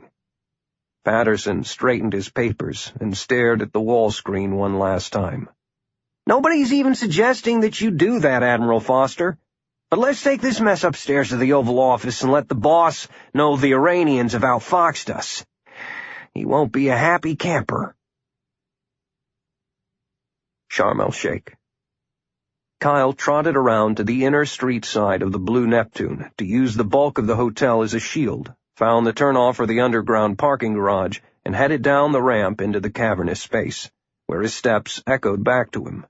Tiana and Omar burst from the exit door from the stairwell about the same time, and they all met at the Mercedes, with Omar punching his personal code into the door lock pad. "Pop the trunk so I can get at the weapons." Kyle waited only a few seconds for the trunk lid to spring open, and he grabbed the duffel bags that he had put in there only a few hours earlier. He hurled them into the back seat and dove inside the car. "Go!" It had barely begun to move when a man came running down the ramp, eyes glittering in a spade-shaped, bearded face. He was spraying long, wild bursts of automatic fire from an AK-47. Bullets clicked off the concrete wall, burst a few overhead lights, and punched into parked cars. "Who the hell is that? He's wearing an Egyptian army uniform." Omar had started the engine, and the car was rolling. "Doesn't matter if he's shooting at us," Kyle said, pulling his .45 Colt. Omar grunted agreement and floored the accelerator, just as the gunman ran out of bullets and the weapon clicked dry. The man was standing in the middle of the lane, fumbling to reload, and his eyes grew in alarm as he realized that he was defenseless against the onrushing car. He tried to jump away, but Omar caught him with a bumper, and the impact flipped the gunman against another car, where he hit with a hard thump, bounced to the concrete, and lay there broken and still. Tiana had her window down on the right side, with her weapon out, while Kyle was in the left rear, also with the windows down and his pistol ready while he scrambled with his free hand to unzip the bag and reach the better weapons. The noise around the hotel was growing in volume. Omar flew out at the top of the ramp and threw the Mercedes into a squealing turn. More Egyptian army soldiers were running across the street and into the hotel, firing as they went. A straggler stopped at the sight of the car that swept past only 10 yards from him, turned to shoot, but sprawled flat when Tiana emptied her Glock at him. Then they were gone. "Clear over here," she called. "Clear here," Kyle responded. "Omar, get your own pistol out while I assemble some gear. You think those guys were really Egyptian troops?" Omar wedged his pistol under his hip and gripped the wheel tightly.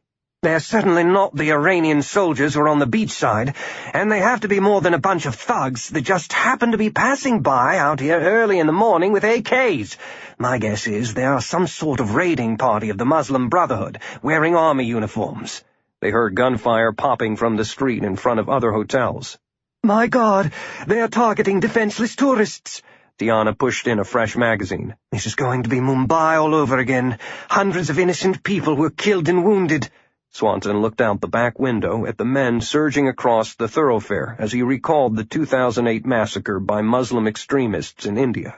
Pakistan was behind it, of course, because the Muslim Pakis and the Hindu Indians had hated each other for ages.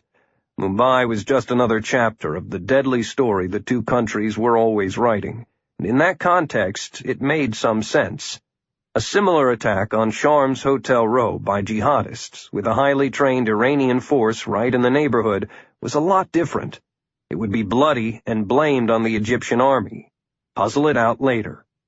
"Omar, head for the airport," Kyle said, finishing assembling the M16A3 and placing a couple of grenades within easy reach. "Let's stay focused right now on those Iranians." Tiana turned in her seat to look at him. "They arrived by boat, Kyle." Swanson shook his head. "That's just the initial assault team.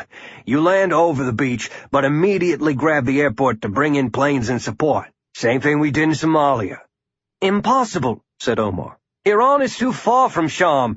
They ducked into a side street to avoid a group of men firing at another hotel, sending a scalding surge of bullets into the glass windows and zinging off the concrete. "I agree. 15 minutes ago, I would have said it was impossible for Iranian troops to be down there on the beach. The point is, they cannot remain there without external support. It has to be the airport." "And then?" Tiana was staring out of her window again. "We can't just keep driving around." "Then? Well, then we just disappear until we can figure out what the hell is going on. Getting us to a safe place is Omar's department." There was a loud explosion in one of the nearby hotels, and a flash of fire ripped outward over the street from an upper floor. Gunfire rattled like pebbles in a can.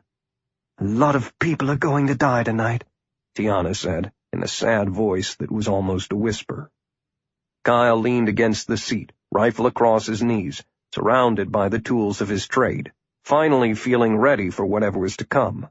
By gathering up Omar and Tiana, he had consolidated his forces and increased the available firepower, for 3 guns were better than 1. He was unprepared for anything of the scope of the battle that was happening around them, so all he could do was keep scrambling while he figured it out.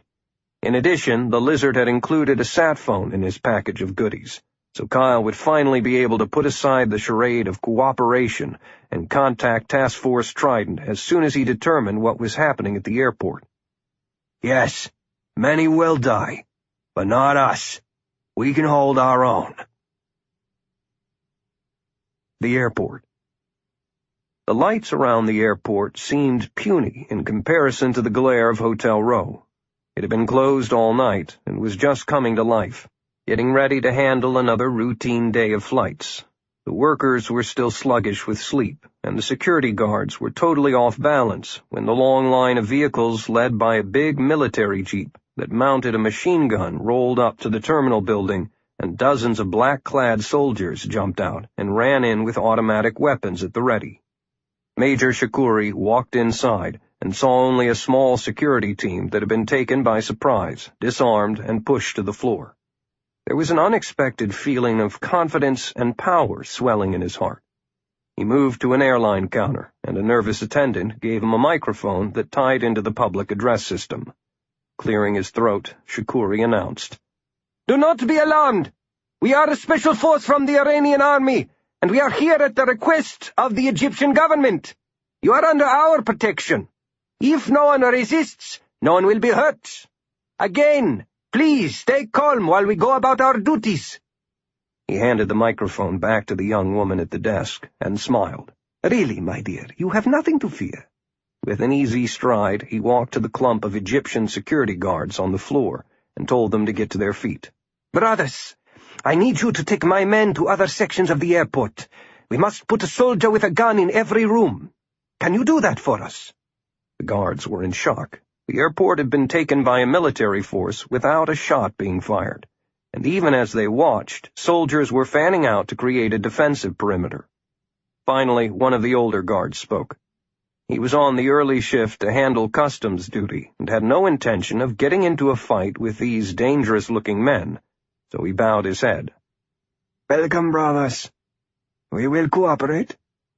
"That is good," Shakuri clapped him on the shoulder. "You will please escort my tactical air party up to the tower right now, so we can finish our work." A half-dozen technicians peeled away from the soldiers and followed the man out of the terminal area. Others were assigned to the hangars and outbuildings. The major was moving fast to secure the place, and he had remembered to have 1 truckload of soldiers at the tail of the advance party stop to establish a roadblock. When the reinforcement column arrived, he would extend the perimeter around the runways. Major Shakuri looked at his watch and was pleased that everything had turned out so well. As Colonel Nakati had promised, the strong and unexpected show of force would determine the outcome. All he had to do was show up.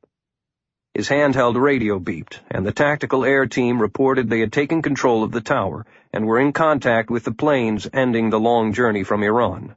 "Very well," Shakuri said. The facility was safely in his hands. "Send a message. This airport is now closed to all other traffic, and any flights except those approved by us must divert to other facilities." With help just minutes away by air and by road, only one thing remained on his list, perhaps the most important. He contacted Lieutenant Tagavi back at the beach, and as the officer answered, Shakuri heard gunfire and explosions in the background. "We have the airport, Lieutenant. Are you ready to attack?" "Yes, sir." "Do it," the major ordered.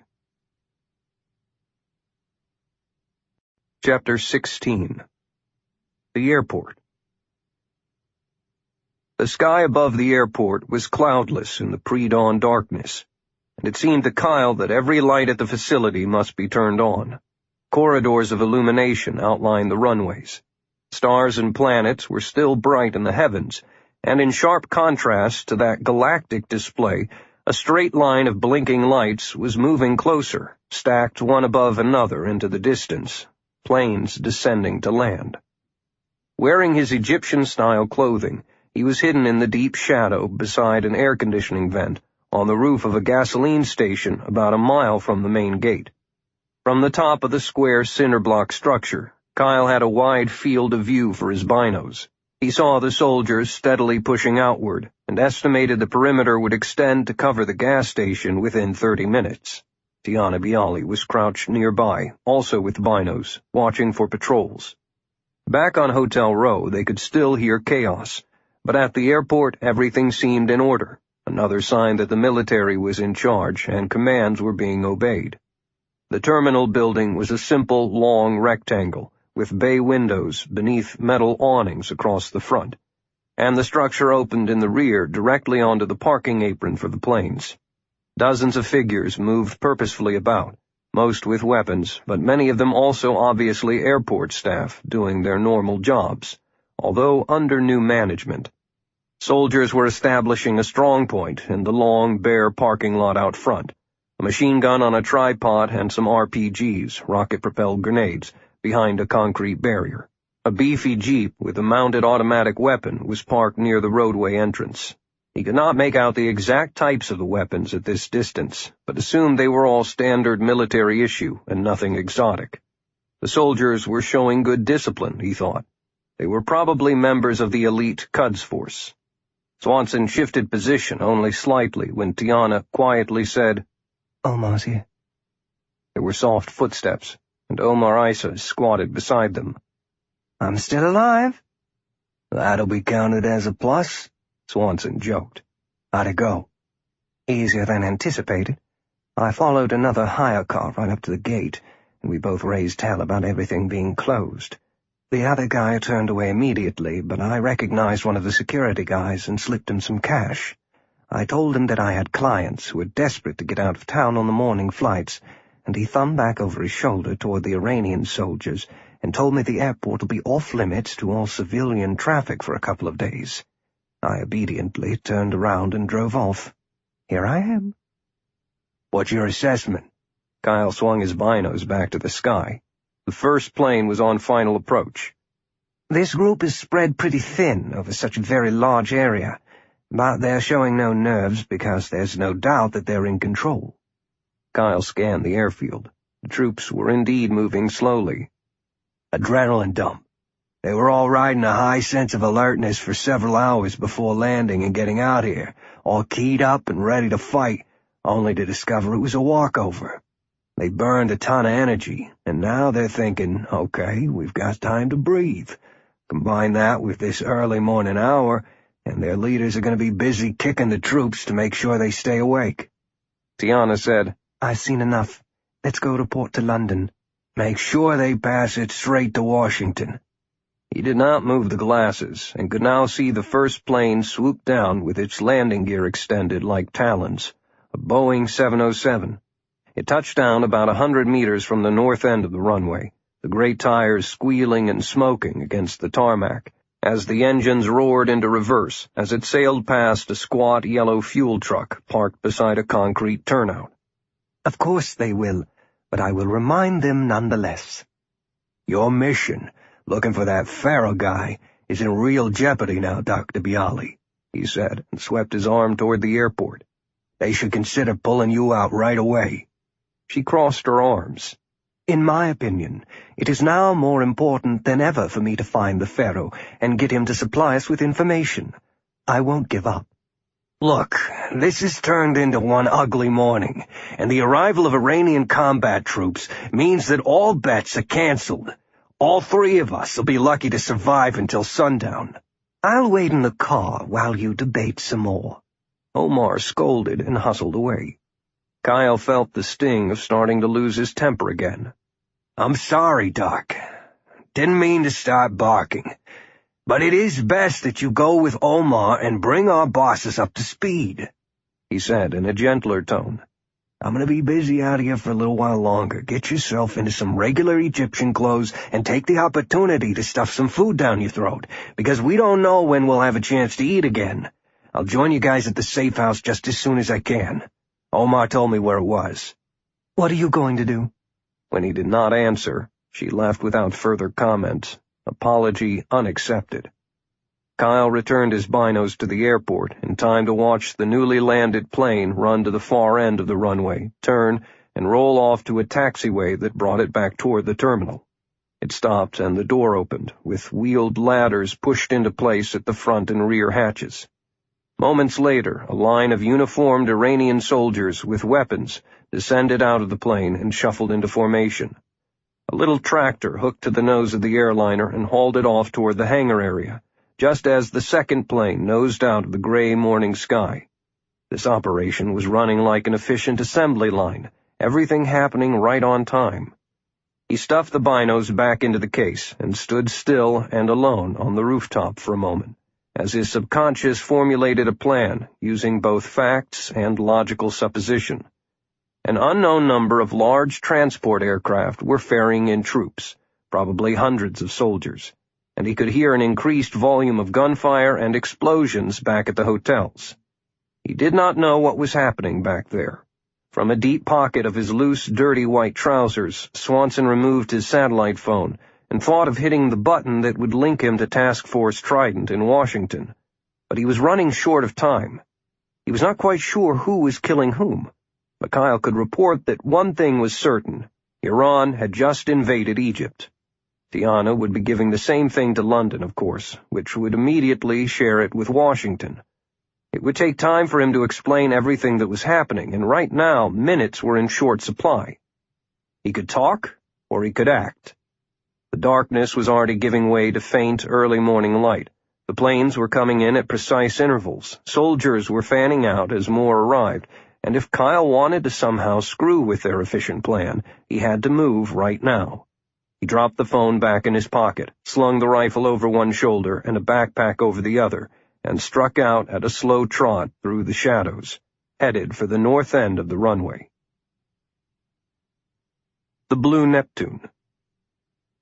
At the command of First Lieutenant Tagavi, almost 100 Iranian commandos rose as one from the sloping shelf of sand bordering the large hotel, and spread into a long line, with a squad trailing in reserve. They had waited as still as statues, except for the one incident with the overzealous guard, while the sounds of automatic rifle fire, the quieter pops of pistols, and the occasional explosion resulted in the screams of trapped tourists being slaughtered in the rooms, in the hallways, and around the outside. Although the soldiers suppressed any feelings of humanity until they were told to move forward, they were eager to surge into the melee. The horde of gunmen had worked themselves into a frenzy of bloodlust, but they were so disorganized that they had posted no sentries and never saw the Iranians coming. The gunmen might have been dressed like Egyptian soldiers, but they were just a mob. Brilliant streaks of red and white flares darted skyward, some going off like giant fireworks, while others drifted back to earth beneath small parachutes that painted ghastly white or scarlet-red shadows that stretched and danced. Tagavi's Iranians advanced almost in step, easy on their triggers, but mowing down any armed opposition. Smoke grenades burst to cover the advancing troops. Then stun grenades were bounced into the lobby and other ground floor entrances to detonate with sudden crashes that immobilized everyone inside. The flanks circled the hotel, with the opposite ends closing together almost shoulder to shoulder. And when the raiders realized that they were now the ones under attack and tried to escape, there was no hole to be found in the security cordon. They were killed one by one, or in small groups, and those who tried to jump from windows were shot when they hit the ground. The Iranians took control of the ground floor within 4 minutes, then went through the hotel room by room, methodically clearing the spaces and taking down any gunmen they found. Their orders had been clear. Once the hotel was recaptured, the soldiers switched into a friendly mode toward the surviving civilians. Medical personnel rendered first aid until emergency services ambulances arrived and were allowed to enter. Even the few police cars that showed up were given protection, and the cops were allowed to take over crowd control, several photographers were escorted into the hellish scene to document what they found. During the counterattack on the Blue Neptune, the raiders at the other hotels stopped shooting and fled into the night, so that by the time the rescue parties of Sharm police, accompanied by Iranian soldiers, arrived, little fighting was encountered, although still more flares zoomed skyward, smoke grenades loosed clouds of color, and weapons were fired to maintain the facade of fierce fighting. It took about an hour to clear all of the buildings. Then the Iranians stood aside and let the civilians and the medics mop up the carnage among the civilians, while the Iranian troops collected the bodies of the impostors dressed like Egyptian troops.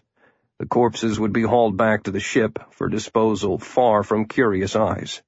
Lieutenant Tagavi radioed Major Shakuri. "We are done, sir. Mission accomplished." The airport. Good luck for him, bad for them. Kyle saw the pair of headlights approaching along the service road, then heard the growl of the engine, and he rolled into a ditch until the car drove past. There were 2 soldiers in it, the passenger laughing at something the driver had said. Swanson got out of the ditch and resumed his journey, breathing easily and watching the taillights grow smaller before they flared bright when the driver hit the brakes. It came to a halt only 50 yards from the runway, not far from the golden glow of landing lights bordering the right side of the approach path, and that illumination compromised their night vision. Kyle slowed his pace and angled his head down and away, so the glare would not affect him as much. The soldiers got out and stretched, looking around but seeing nothing of interest, because Kyle had flopped back into the ditch and was crawling forward on his hands and knees while listening to them talk. He lowered to his belly, slithered even closer in a measured stalk, dumped his gear, and pulled a razor-edged knife as he waited for the roar that he knew would come. In less than 2 minutes, the next big plane came settling in, angling toward the runway, while the pilot kept the nose up like some prehistoric giant bird, and the sudden howl of the engines drowned out all normal sound. It was only natural for the 2 guards to turn and watch it land. It was just as natural for Swanson to use that moment to break cover and kill them both. He first took the guy on the right, who was standing a bit behind the other, with his head conveniently tilted far back, looking up at the plane. Kyle snaked his left arm over the exposed shoulder and brought his forearm hard against the nose and mouth. A kick behind the right knee forced the man off balance and arched him against Kyle, who snatched up and back hard to stretch the neck even more. A single, rapid left-to-right deep tear with the blade took out the windpipe and main arteries with a ripping sound, followed by a gush of dark red blood. The sound was lost in the roar of the plane engines, but the sudden blur of motion caught the attention of the other guard. With his surprise gone, this would have to be a scramble kill, and Kyle launched an unrelenting attack with deadly purpose. The body of his first victim was still against him, so Swanson kicked and threw it directly into the startled second soldier. He followed in immediately and hard, taking the man to the ground while stabbing wildly around the body between them, slashing the stomach and legs of the man on the bottom. Swanson violently pushed aside the first victim and mauled the second, who was already in shock and great pain, with his upper body now exposed to the assault. Swanson clamped his left hand over the man's mouth and pushed the point of the knife deep into the stomach, up behind the ribs and into the heart area, then twisted hard and sawed and cut, and watched impassively as life left the man's eyes, and the bowels and bladder let go. Kyle pulled the blade free, wiped it, and rolled the corpses into the ditch. They would be discovered easily, but that was unimportant. By Kyle's count, that airplane had been the 11th big transport to land, and he had no way of knowing if it was the last or if more were coming. He could still see distant lights in the sky, though, and since Omar had confirmed the airport was closed to civilian traffic, it was logical that at least a couple more Iranian aircraft were on the way in the initial lift of troops. They had been arriving at the rate of 1 transport every 15 minutes. He would proceed on that assumption, try to slow things down, and let the Iranians know everybody was not playing by their rules. Swanson understood that he was acting without orders, going on instincts that had been honed in battles of years past. One of his personal mottos was that it was sometimes better to ask forgiveness than to seek permission, and he was doing what he thought was in the best interests of his country. It was not the first time that he had run an unauthorized mission. Covert missions were run all over the world, all the time, and this one just happened to fall into his lap. The paperwork would just have to catch up. Official condemnations might erupt later, but any negative fallout would go elsewhere, while Kyle shuffled out the back door as an unseen force. Meanwhile, he was right here, right now, with a window of opportunity, a bag full of explosives, and nobody asking questions. Chapter 17. Swanson sprinted across the runway, shifting his gaze from the landing lights of the approaching plane to the faraway terminal that was crowded with assembled troops. He did not really have a plan, other than wreak some havoc, and the easiest way to do that was to blow some shit up. Set the decrepit fuel tank truck afire, crater the runway, or even attack the tower. The most bang for his buck would come from the fuel truck, for it did not matter whether or not it was full of aviation gasoline. The trapped vapors from the last load would be more than enough to amplify the explosion, which would distract the attention of the pilot, and after that, who knew? The U.S. Armed Forces had learned a lot about improvised explosive devices, the lash-up planted charges that the bad guys had popularized to face the mechanized American military during the wars in Iraq and Afghanistan. Not that hard to make, an IED could pop a Humvee apart like a firecracker under a turtle. He ran to the truck with a brick of C4 plastic explosive already in his hand. A sharp knock on the round fuel tank resounded with a dull thud, indicating that it still contained a good amount of fuel, which made him smile. He crawled beneath the truck and secured the C4 directly below the tank so the explosion would point upward, like an erupting volcano. The ignition sequence would come from a blasting cap triggered by a cheap cell phone, all of which had been part of the Lizard's kit of supplies. With that done, he punched 9 digits of the 10-digit telephone number into his satellite phone, then crawled back from beneath the filthy belly of the truck, glancing over his right shoulder. Another cargo plane coming down fast, with its landing gear already extended and the engines growing to a howl that made his inside shudder. Swanson did not look at his watch as he ran, for the exact time was unimportant. Either he made it back to the ditch in the next few seconds, or he would be cooked alive by his own inferno. The hard concrete of the runway gave way beneath his pounding boots to softer dirt, as the noise of the approaching plane screamed even louder. 5 more steps at a dead run, and he hurled himself forward and rolled into the depression. The plane engines were close and deafening as the big bird rode toward touchdown.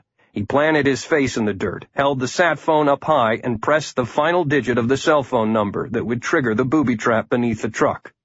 In the millisecond prior to the connection, he hoped that Sir Isaac Newton was right with his first law of motion. Every object in a state of uniform motion tends to remain in that state of motion unless an external force is applied to it.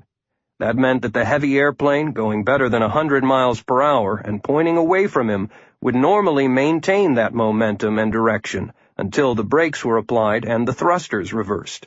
Another external force was going to change that orderly line of movement, and Kyle's bomb sparked just as the aircraft was almost directly beside the tanker truck.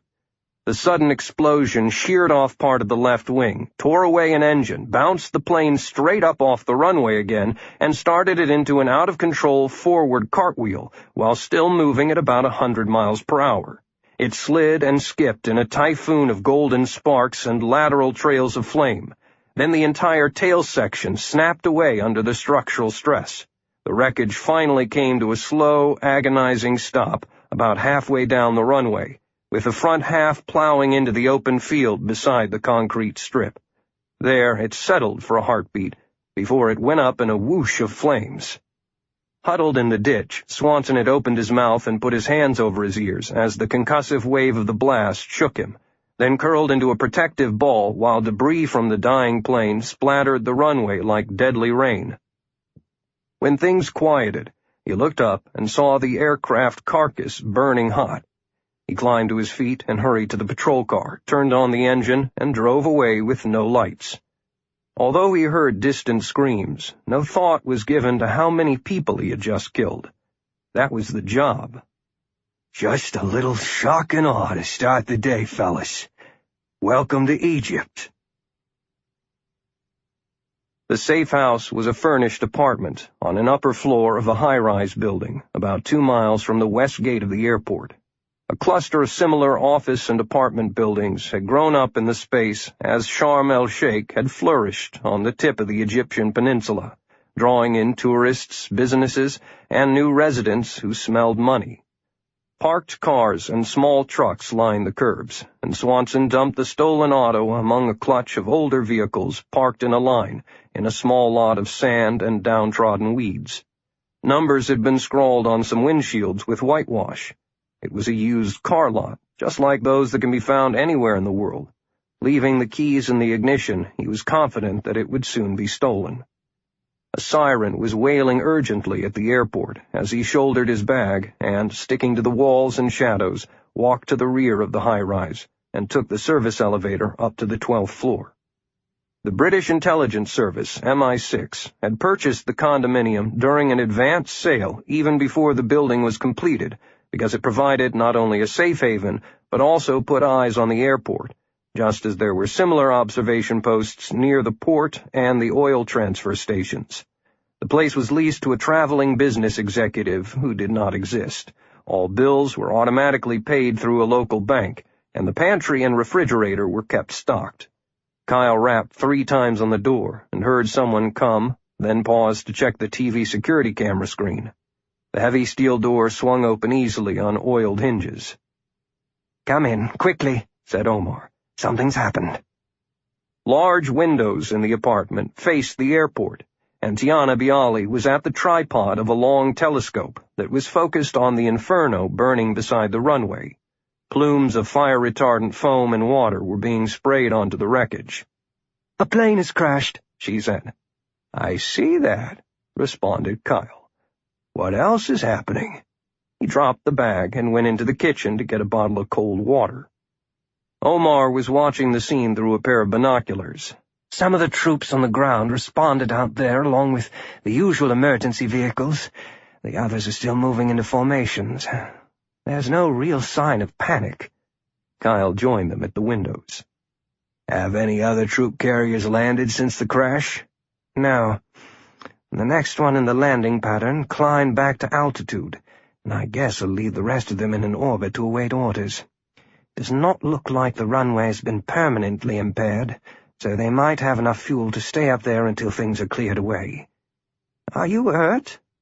Tiana looked up for the first time and saw that Swanson was filthy dirty, with dark streaks of dried blood painting his tunic. "My God, Kyle, you look awful." She looked back at the fire, then at him again. "Did you have something to do with that?"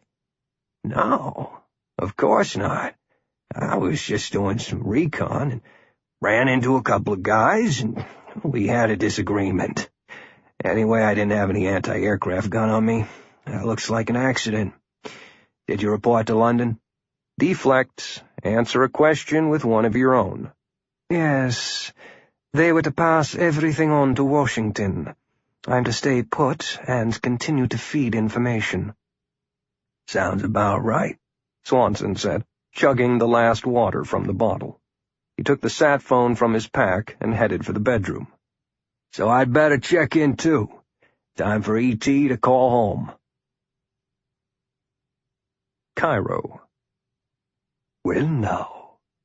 Someone was not playing by the rules, and Colonel Yahya Ali Nakati of Iran's Army of the Guardians had an idea who the troublemakers might be. Major Mansour Shakuri, his chief of staff, had telephoned from Sharm in a panic to report what appeared to be a deliberate attack that had brought down one of the incoming Iranian transports, with the loss of about 200 soldiers. Tension and worry laced his voice.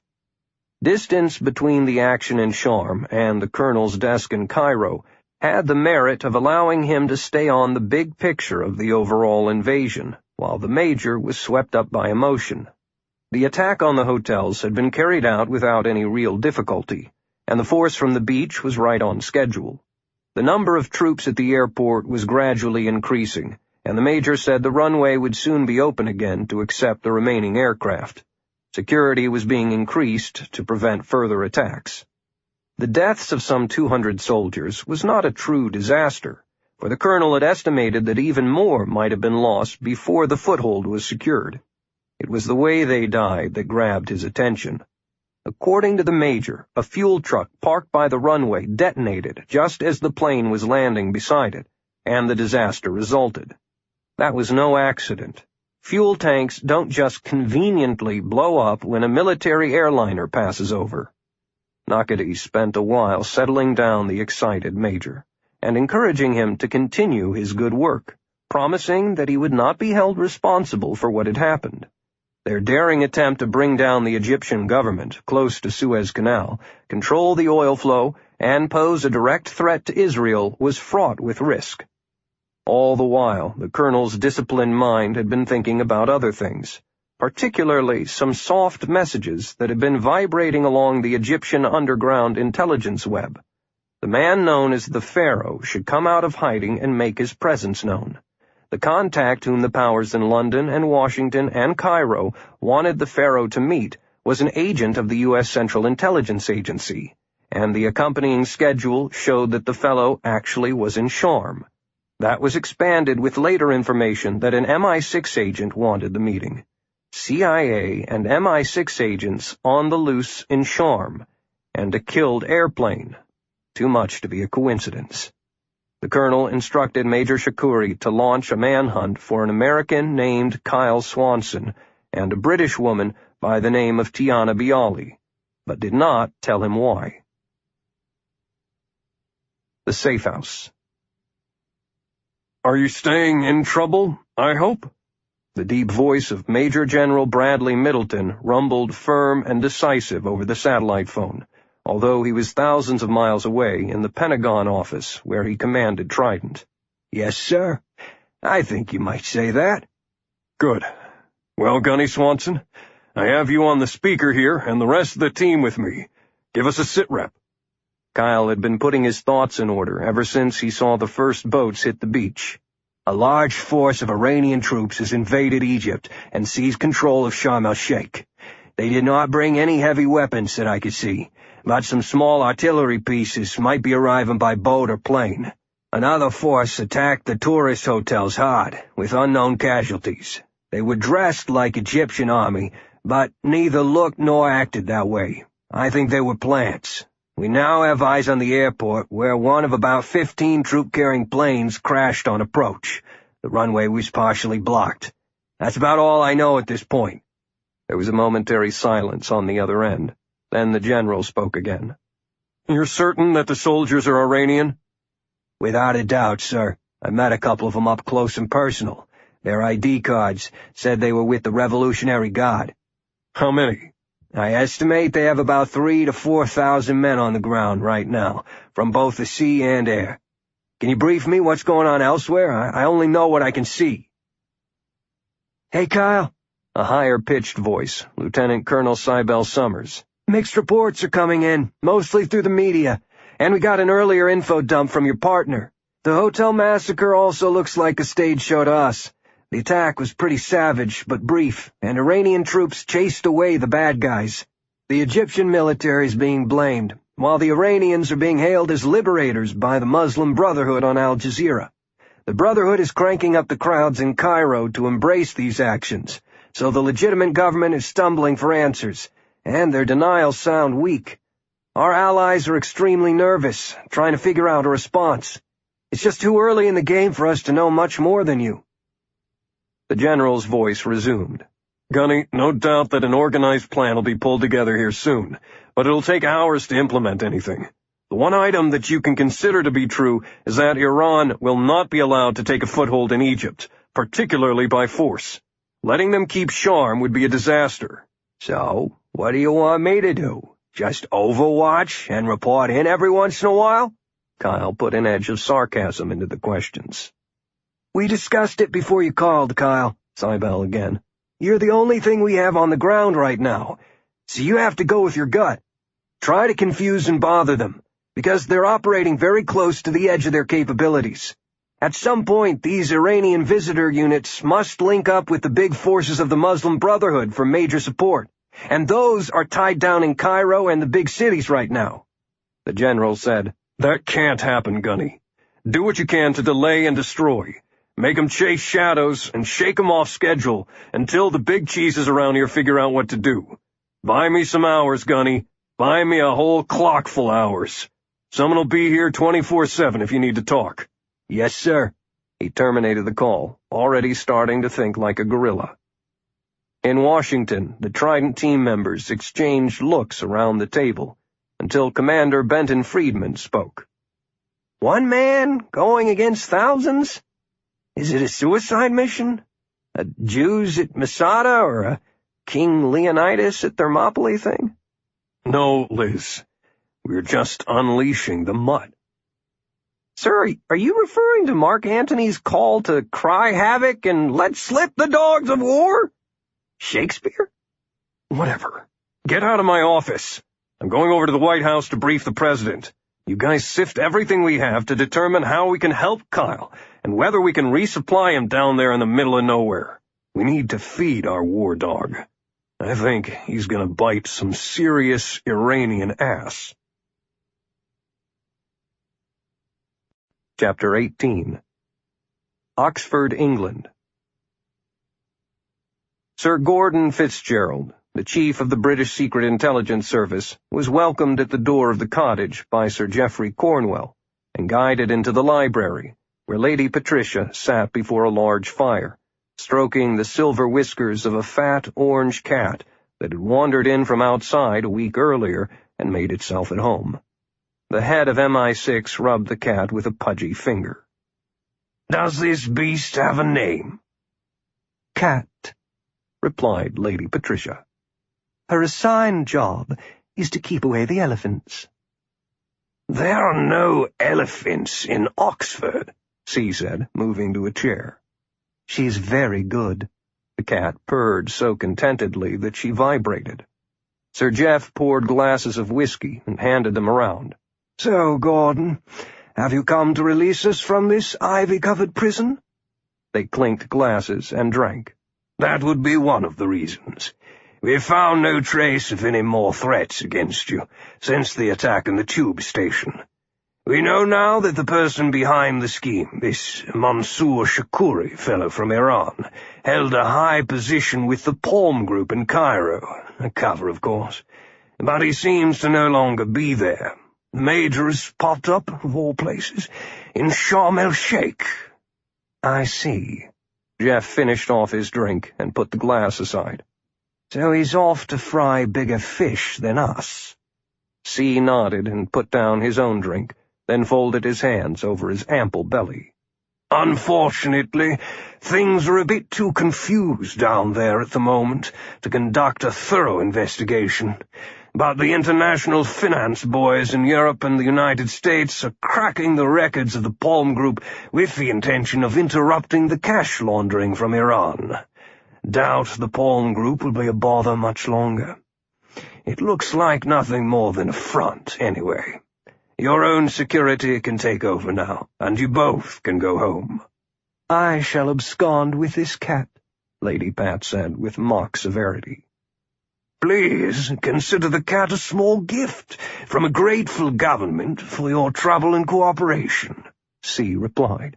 "Now let us move to a more important point. Have you been in contact with Gunnery Sgt. Swanson?" Pat and Jeff glanced at each other. "No," said Jeff. "Has something happened to him?" C lifted a hand as if to bat away any concern, although there was a moment of uncomfortable silence. No. At least none of which we are aware. Your lad and our agent did not get out before the Iranians arrived in Sham, and they seem to be caught in the middle of those shocking developments. A report from Dr. Bialy said that they are in an MI6 safe house for the time being. If they just keep their heads down, they should be fine until we can plan an extraction." There was a sharp laugh from Lady Pat, who unceremoniously dumped the large cat from her lap onto the floor and brushed her hands together to get rid of the sticking fur. Kyle is not going to keep his head down when all of that mess is going on. Dr. Bialy warned us that Swanson is proving difficult, if not impossible, as a working partner. Please, if he calls you for any reason, tell him to remember his role. He was to have the private conference with the Egyptians, and then report back here. That was all. Dr. Bialy has the very different assignment of identifying and contacting a valuable source, and he was to assist her in whatever way he could. He has proven unwilling or unable to do that. Lady Pat went to the bar, poured herself another shot, then refilled the glasses of the men. She picked a thin cigar from a silver box and lit it. That partnership was doomed from the start, Gordon, she said. We can dress Kyle up in a nice suit and tell him to act like a civilian and play second fiddle to the doctor, but Kyle is what he is. He has a very low tolerance for bullshit. Pardon my language? Sir Jeff picked up the thought. With Sham going to the devil for the moment, according to the telly, there's simply no possible way that Kyle will sit still. He has probably contacted his people in Task Force Trident back in Washington by now, although I do not know that for a fact. It would be best to understand that he is now back under their command, and no longer under yours. Jeff, this American must not interfere with Dr. Bialy's mission. Let us just wait and see if Swanson and Bialy live through this next 24 hours, George. There will be plenty of time later to worry about your unknown source. Sharm el-Sheikh.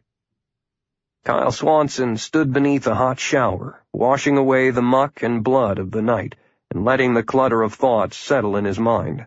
Soap and shampoo did not require much mental power, so his mind was free to roam, and possibilities swept along like scenes in a slideshow. Delay and destroy, the general had said, a process that Kyle had already begun. Next step? What's the next step? He had been up all night, seen action, created some chaos, but was now running on battery power and needed rest. Sleep discipline was important to any operator who needed to maintain his edge over a long period of time, and he had not had much rest since leaving California. He turned his face to the falling water and let it sluice around his eyes and into his ears, then leaned against the tiled wall so the hot stream could work on the knots in his neck. It was interesting that with an invasion underway, the water and electricity still worked. Recon. That was the next step, and he did not have to do it all himself. The two MI6 people in the next room were virtually indigenous to the area, spoke the language, knew the strange customs, and could go out and mingle with the populace without arousing suspicion. They would be just two more people on the street in what was bound to be a day of unrest. Done with the shower, he toweled off. Were they sleeping together? The way Omar protectively rubbed Tiana's shoulder as they stood side by side last night back at the hotel indicated their relationship was more than casual. So what? Their business, not his, unless he could use that nugget of information somewhere down the road. It would be best not to shave this morning, for every man in town wore at least a stubble of beard. In the mirror he saw that a nick on the side of his neck was only a small, clean cut that was already beginning to heal, not much more than the bite of a razor, although it had been inflicted by a piece of flying shrapnel when the airliner blew up. He dug into the shaving kit for the bottle of meds, shook out a 5-milligram tab of Ambien, and swallowed it dry. Marines sleep when they're told, but Kyle also believed in better living through chemistry. The sleeping aid would help put him down and keep him down for a couple of hours without being bothered by the bright sun and the noise outside, while Omar and Tiana went out to see what was what. By the time they returned, he would be up. Wearing loose gym shorts and a t-shirt, he went into the living room to discuss the situation, praying that Bialy would go along with his suggestion for a change. He wanted them to find out what was happening around the city and chart strong points, comm centers, headquarters areas, gathering places of the soldiers, vulnerable points, and guard positions. then come back and transfer whatever they found to a city map. From that, Kyle would make a target list. Peleliu LHA-5, Carrier Strike Group 1, Persian Gulf. The IMEF was defanged almost before it could gather its gear. The 1st Marine Expeditionary Force was the go-to unit to make a sudden and heavy strike into hostile territory, where civilians had been slaughtered and Americans were at risk or being held against their will. As soon as the headquarters at Camp Pendleton in California was alerted to the situation developing on the Egyptian peninsula, mission planning wheels began turning. Plans were already on the shelf for almost every conceivable place on the globe where hostilities might erupt, so the experts were basically doing a cut-and-paste job on contingencies that have been studied and updated for years. They did it all the time in practice, so doing it in real time made little difference. The closest suitable unit to the action was the Marine Expeditionary Unit, Special Operations Capable, known as MEU-SOC, which was prowling the Persian Gulf. They had reacted immediately, without waiting to be told by Washington to gear up, and elements of the 5th Fleet Carrier Strike Group, built around the massive USS Carl Vinson, were surging forward to get within helicopter range of Sharm el-Sheikh. From a cold start, the MEU could technically launch into an emergency situation in 3 hours. Leaders of the various sections were in the thick of assembling an attack scenario that could drop more than 2,000 U.S. Marines on top of the Iranians at Sharm and back them up with warplanes, support ships, tanks, artillery, naval gunfire, and an amphibious landing. Drones were already flying, and the satellites were looking down to help choose a landing zone. Special ops teams were being tasked to hit specific targets, and a precise fire support plan was coming together. Once ashore, the combat fighter bombers and land troops would retake the airport, and the Iranians wouldn't have a chance to recover. One member of the strike team was Captain Aaron Clay, who was out on the broad, flat deck of the Peleliu LHA-5. Chilly in his olive-drab flight suit, even as the morning sunshine promised forever visibility once over the target. He watched the crew arming up his stumpy AV-8B Harrier jet with the 5-barreled 25mm Gatling cannon, the 70mm rockets, and the CBU-100 cluster bombs that would seriously put a hurt on somebody. Clay was feeling twitchy, as he did before any mission, pre-battle nerves. All of the other Harriers on the deck were getting fueled and ready too, and the troop-carrying helicopters were being nursed as if made of gold. Below decks, Marines were gearing up for the fight, and the AAV-7 amphibious assault vehicles were being given a final going-over. "Looks like the package is coming together good, fearless leader," said Lieutenant Andrew McClure as he walked up beside Clay. "You ready to fly through the Valley of Death and fear no evil?" "Born ready, Andy. Have they finalized our targets yet?" "Nope. Should be ready pretty soon. I came out here to bother you while the analysts nailed things down. I have a question." "Wait a second until the COD lands." A big twin-engine transport plane that routinely ferried material and passengers to and from the carrier roared in with its engine at full power, caught the 3-wire, and jerked to a spine-jarring halt, going from about 100 knots an hour to 0 in a heartbeat. As the noise subsided, Clay said, "Go ahead, shoot." "We're going to hit the Iranians with everything we got, right?" "One could assume that." On the horizon, Clay could make out the bulk of the Vinson, and he knew the big carrier was humming with activity, preparing its own squadrons. Destroyers were cutting through the sea, throwing aside foam, and cruisers were preparing missiles. Mine-clearing ships were way out front, and all around were support ships. Running deep under the water, 2 submarines were on the prowl. "So if we know it, don't you think the Iranians know it too? They don't want to really mess with us. A little isolated force like that wouldn't last a day of serious fighting." Clay folded his arms across his thick chest, licked his dry lips, and nodded in agreement. "I am a big believer in using brute force. The more violent, the better." Spoken like a true Marine aviator. "One more question." "What?" "Sir, if you die, can I have your watch?" "Sorry, Andy, but I've already promised it to somebody else. You're too late, as usual, which is why you're still a mere lieutenant." Well, fuck a duck. McCore wandered off. I go try Reese. He's got a Rolex. Clay sucked in a deep breath of sea air that was heavy with aviation fuel. Going to war soon. He would shake off the nerves as soon as he climbed into the cockpit of his vertical takeoff machine and started the checklist. Just another mission. Out, boom, and back. Rearm and do it again. Can't lose. Everything was ready. Nothing could stop them now.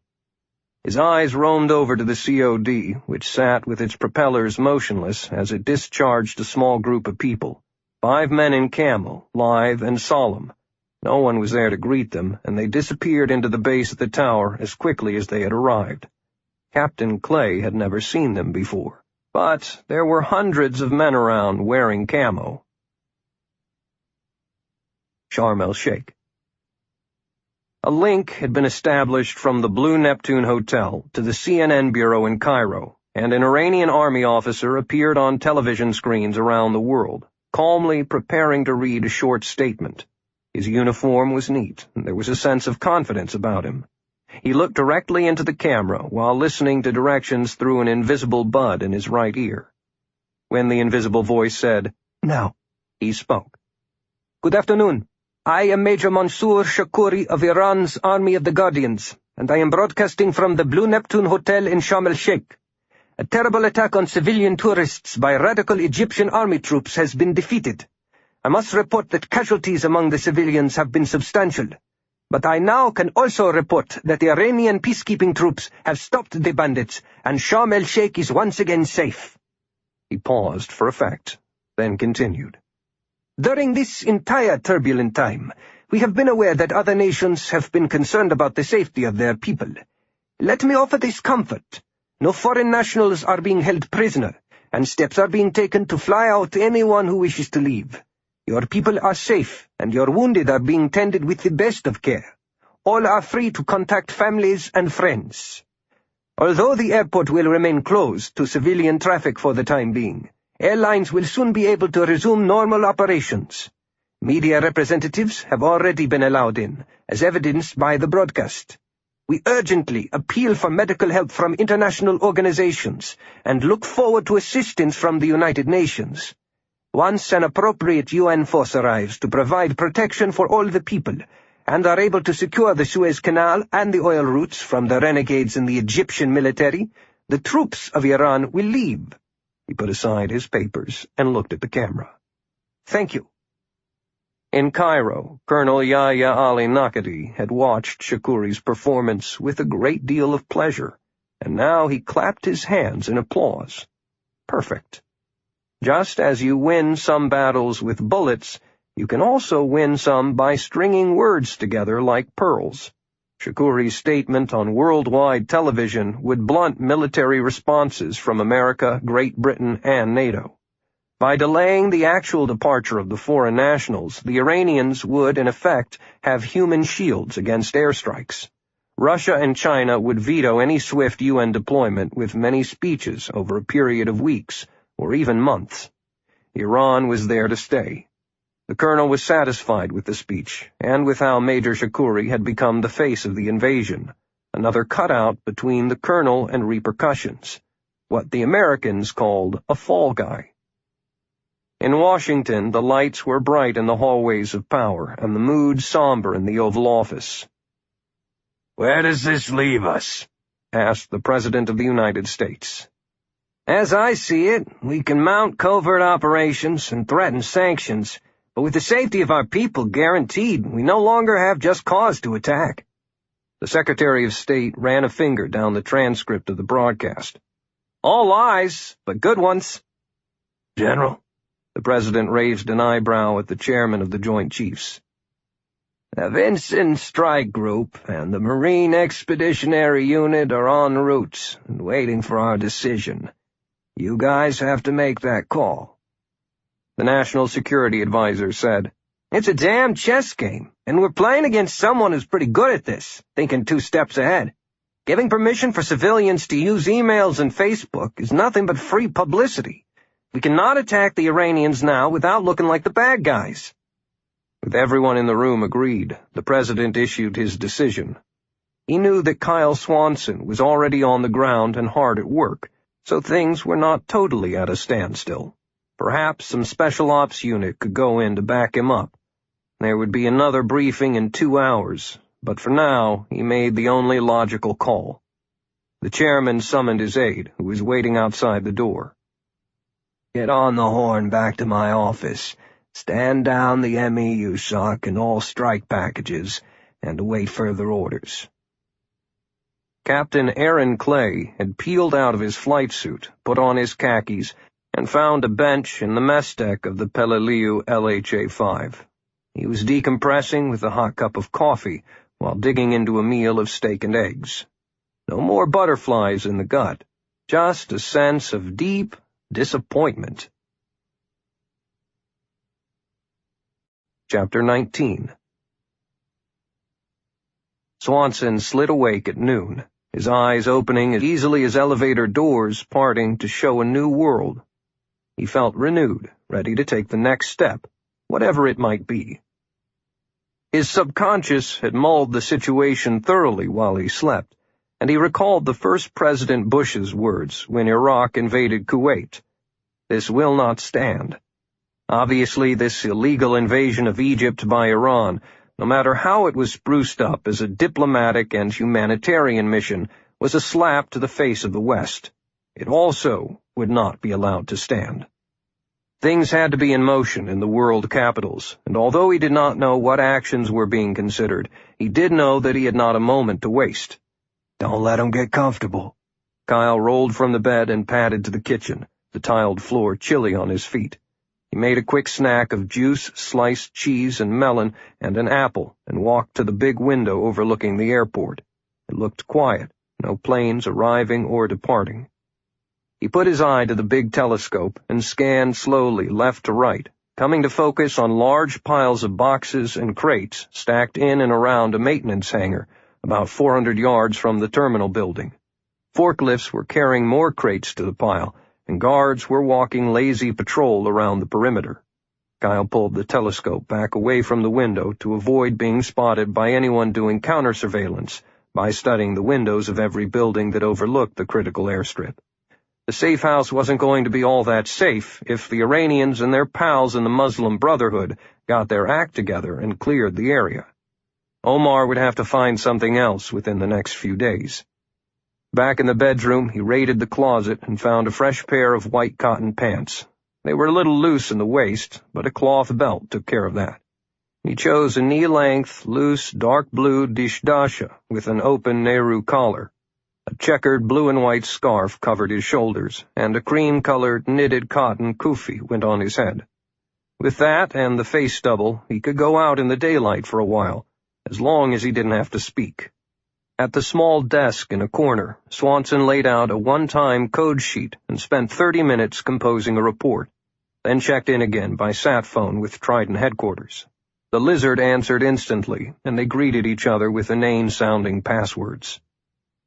"How's the weather down there?" asked Commander Friedman. "Pretty cool. How about there?" "Always the same. Shackle." "Right and ready." Liz was ready to take the secret and guarded transmission. It was known as the Simple Shackle, and they each had preset identical pads that were a series of connected squares that gave them the look of a chessboard. Each square corresponded to a letter in the alphabet, but each number was really the number that followed it. A 4 actually was a 5, which might correspond to a vowel the first time used and a consonant the next. The code was no match for a computer, but was perfect for ease of communication. Afterward, the code sheet would be destroyed. Swanson had 4 that he could use on this mission. Slowly, Kyle read the appropriate numbers that briefly reported that he was still good, the resort city of Sharm was quiet, and the airport was standing idle for the time being, as far as plane movements. Then it was his turn to receive, and he jotted down the numerical series. When he decoded it, he found a surprise. The Saudis had already reacted and were shifting forces into position along the northwestern border to face Egypt. That would cover from the Jordanian border to the Red Sea, close the side door to the east, and dash any hope the Iranians might have of leaving that way. "This will not stand." He read on with a surge of pleasure that made him chew his lower lip.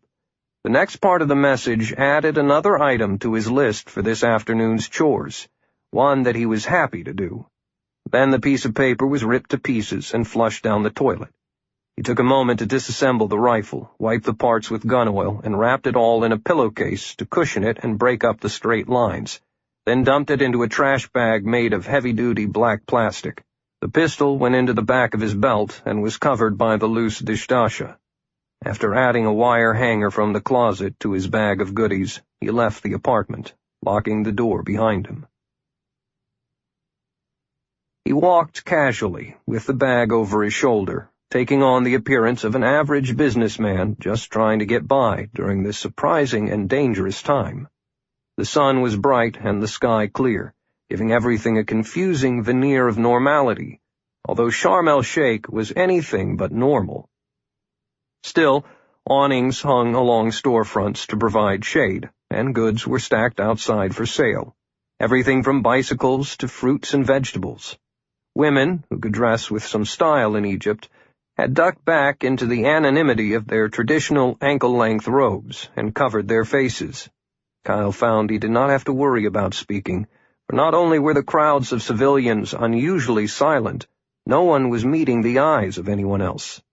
The best way to survive was to not be noticed. He kept moving, back toward the lower-income outskirts where he had left his stolen car, for he needed to steal another one for the day. It took some shopping, because many of the automobiles were either too small for his purpose or too new, with the cut-off SUV look or a hatchback. Within a half hour, he narrowed in on a dirty white Renault, parked at the edge of a field. It probably dated back to the mid-1980s, and it had slick black tires, 4 doors, and the scars of having been in more than one fender bender during its long life. It was a small box on wheels, but with a spacious trunk. It took only a couple of minutes to bend his wire coat hanger into a hook, slide it down the door beside the window, pop the latch, and get inside. His knife tore the ignition away from the steering column. He twisted the wires and sparked the engine to life. The Renault gave a couple of coughs, then chugged away, and he drove downtown, happy that his new escape-and-evade platform would never draw a suspicious glance. A few bunkered-up guard posts, manned by Iranian soldiers, had been erected at key points throughout Sharm, although civilian police still directed traffic and apparently were also handling ordinary law enforcement duties. It was obviously an uneasy alliance, and the cops, none of whom were allowed to carry guns, were also staying low to the ground, fearful of the hard looks cast at them by the soldiers with automatic weapons. The soldiers were at ease, smoking cigarettes, laughing, and watching the women more than they watched the men or the passing vehicles. Perfect, thought Kyle. With nobody opposing them, the occupiers were getting sloppy, and their vigilance was dropping every minute that nothing happened. He drove by what appeared to be the Central Government Administration Building, which stood out from its surroundings just as a county courthouse dominated so many small towns back in the United States. Over here they were almost always simply called Government House. 4 soldiers wearing the deep olive-green uniforms of the Iranian Revolutionary Guard were clustered outside the front entrance. 2 were simply standing there with weapons over their shoulders, watching civilians approach a young officer seated at a table stacked with papers beside the front door. He was apparently there to give Army permission for some errand to be run, or something just as mundane. There was only a short line of 5 or 6 men waiting their turns, and they hesitantly approached him one at a time. At an adjacent table was a communications setup that connected the officer to a higher command level if there was a question. There were no questions. Whatever its purpose was, the line moved along rapidly. The radio man was bored, leaning back in the chair with his ankles crossed, and flipped his cigarette into the street. Good enough. Kyle kept going, scanning the opposite side of the street. Since he was near the center of the city, there were a number of multi-story buildings that seemed in decent repair, and boxy air conditioning units hung from some of the windows. That made sense, he thought, and also signaled that windows that were closed were to unoccupied rooms, for without any cooling air the rooms would be unbelievably hot and stuffy, even in January. The building was a definite possibility. He did some mental measurements and chose a pair of windows on the 4th floor of a building about 200 yards down the street, with unobstructed sight lines to the soldiers. The old-fashioned double-hung windows gawked at him like open eyes. Decision time. Inside or outside? The whitewashed building was some kind of office complex, the natural habitat for a lot of lawyers and businessmen who would want to be near the main government building. It offered Kyle the definite advantages of all-around concealment and height for a sniper's hide. And since most of the lawyers and other workers were probably staying home today, there would be only a small chance that anyone would interrupt him if he could occupy that supposedly empty room with the dirty windows. Get in, shove a desk in front of the door, throw together a hide in the back shadows of the room, then slowly open the window about a foot. That would work.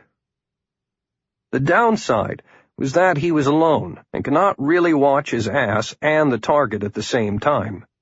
He could not be certain the offices were empty, and getting up and down the stairs, through open hallways, breaking locks, making the shot, then getting out across sidewalks and streets was definitely the more risk-laden move.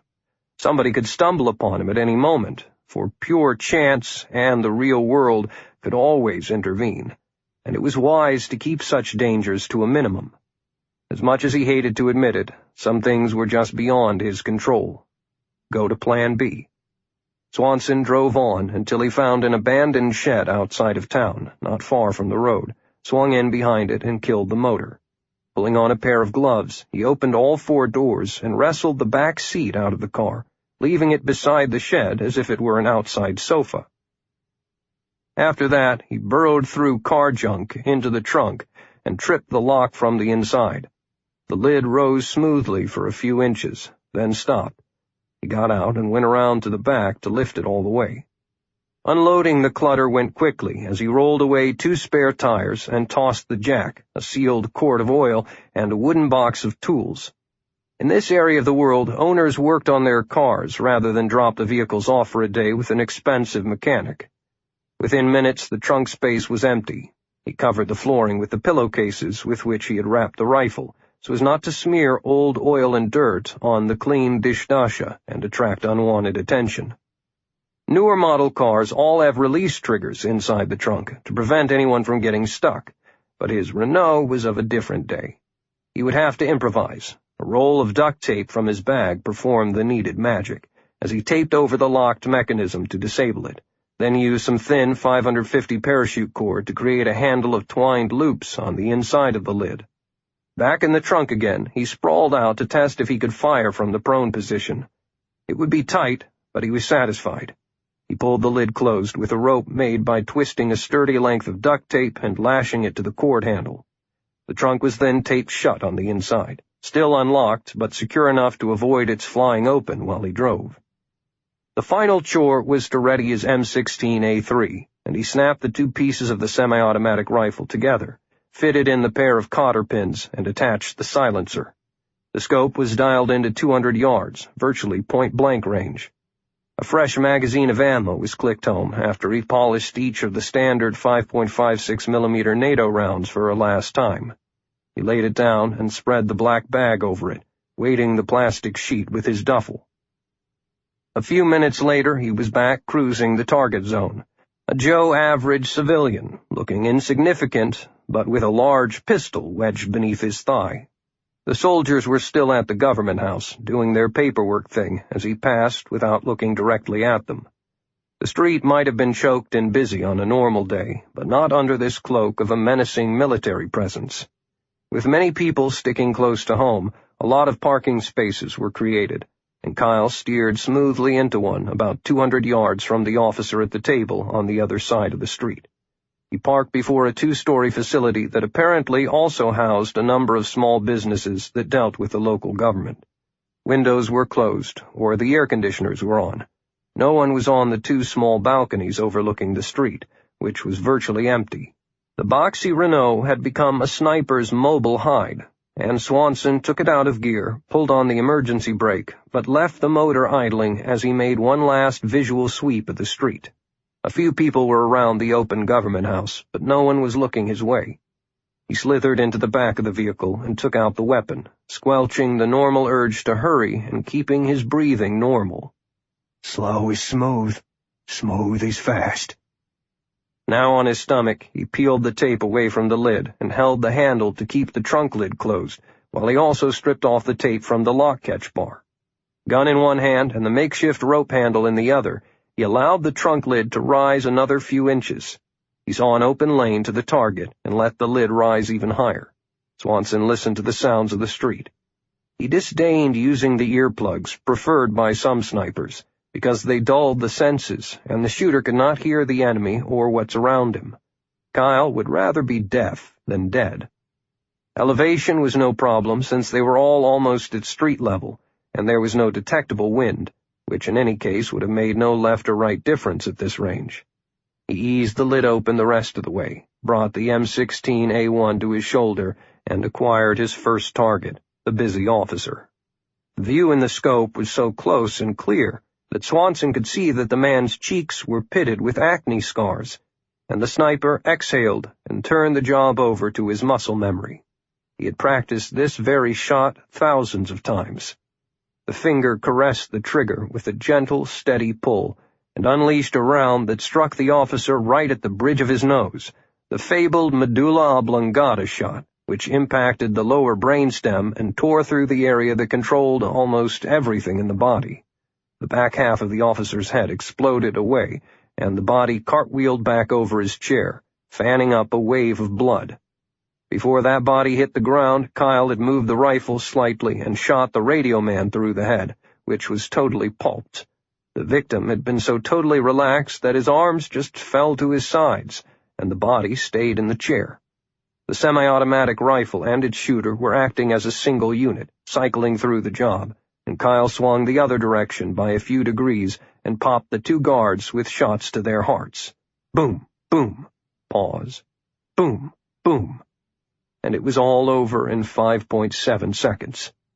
He pulled the rifle back with his right hand while lowering the trunk lid with his left until it locked with a firm snap.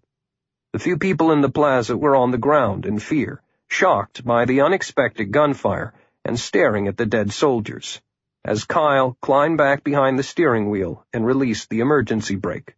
The battered Renault puttered away at an average speed, turned at the first corner, and disappeared.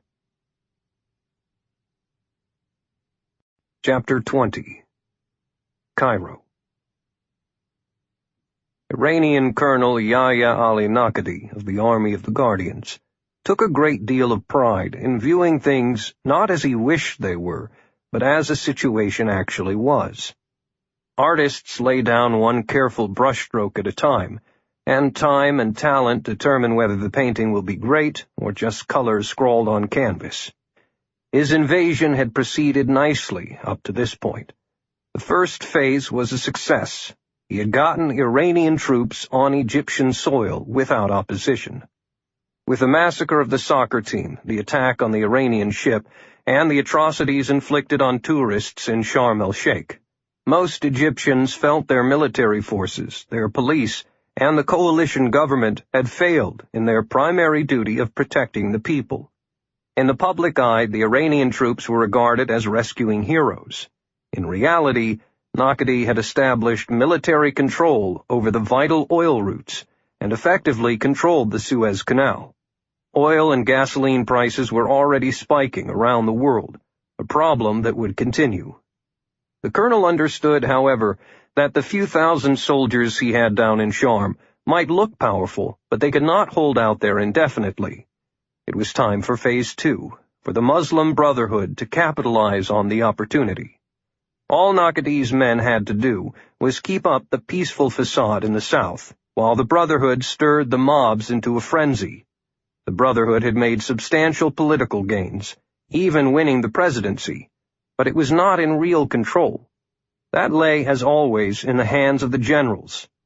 Now is the time to reorganize the unruly mobs into an alternate army supported by the people, drive south and link up with his Iranian commandos. Supplies and ammunition were sufficient to last until that main force could reach them. The colonel unfolded the latest communique from his chief of staff, Major Mansour Shakuri, down in Sharm. 4 soldiers had been killed at a government office building, and the evidence indicated that it was the work of a sniper. Another brushstroke. The colonel added in the 2 murdered soldiers whose knifed bodies had been found in a ditch by the airfield, and the downed plane that had mysteriously exploded while landing, killing all of the troops who were aboard. He had learned of the separate development in which soldiers of the Kingdom of Saudi Arabia were being moved into the general area. That hardly mattered, because Nakedi had no intention of fighting them. Still, the Saudis' maneuvering was a sign that a great snake was beginning to stir. This apparent sniper attack indicated that special forces, probably Americans or British, were being inserted and hiding. It was expected. Major Shakuri would just have to brace for more minor attacks, and the general in command at the airport would have to make the men extra vigilant. Just keep the lid on for a couple more days, he thought, and it should all be over. He also was interested in Shakuri's search for the CIA agent, Kyle Swanson, who had not yet been found. The suite by intelligence officers had discovered that Swanson had been a guest at the Blue Neptune Hotel at the time of the attack, and had a flight reservation on one of the passenger planes that never took off. He probably was still lurking around the area.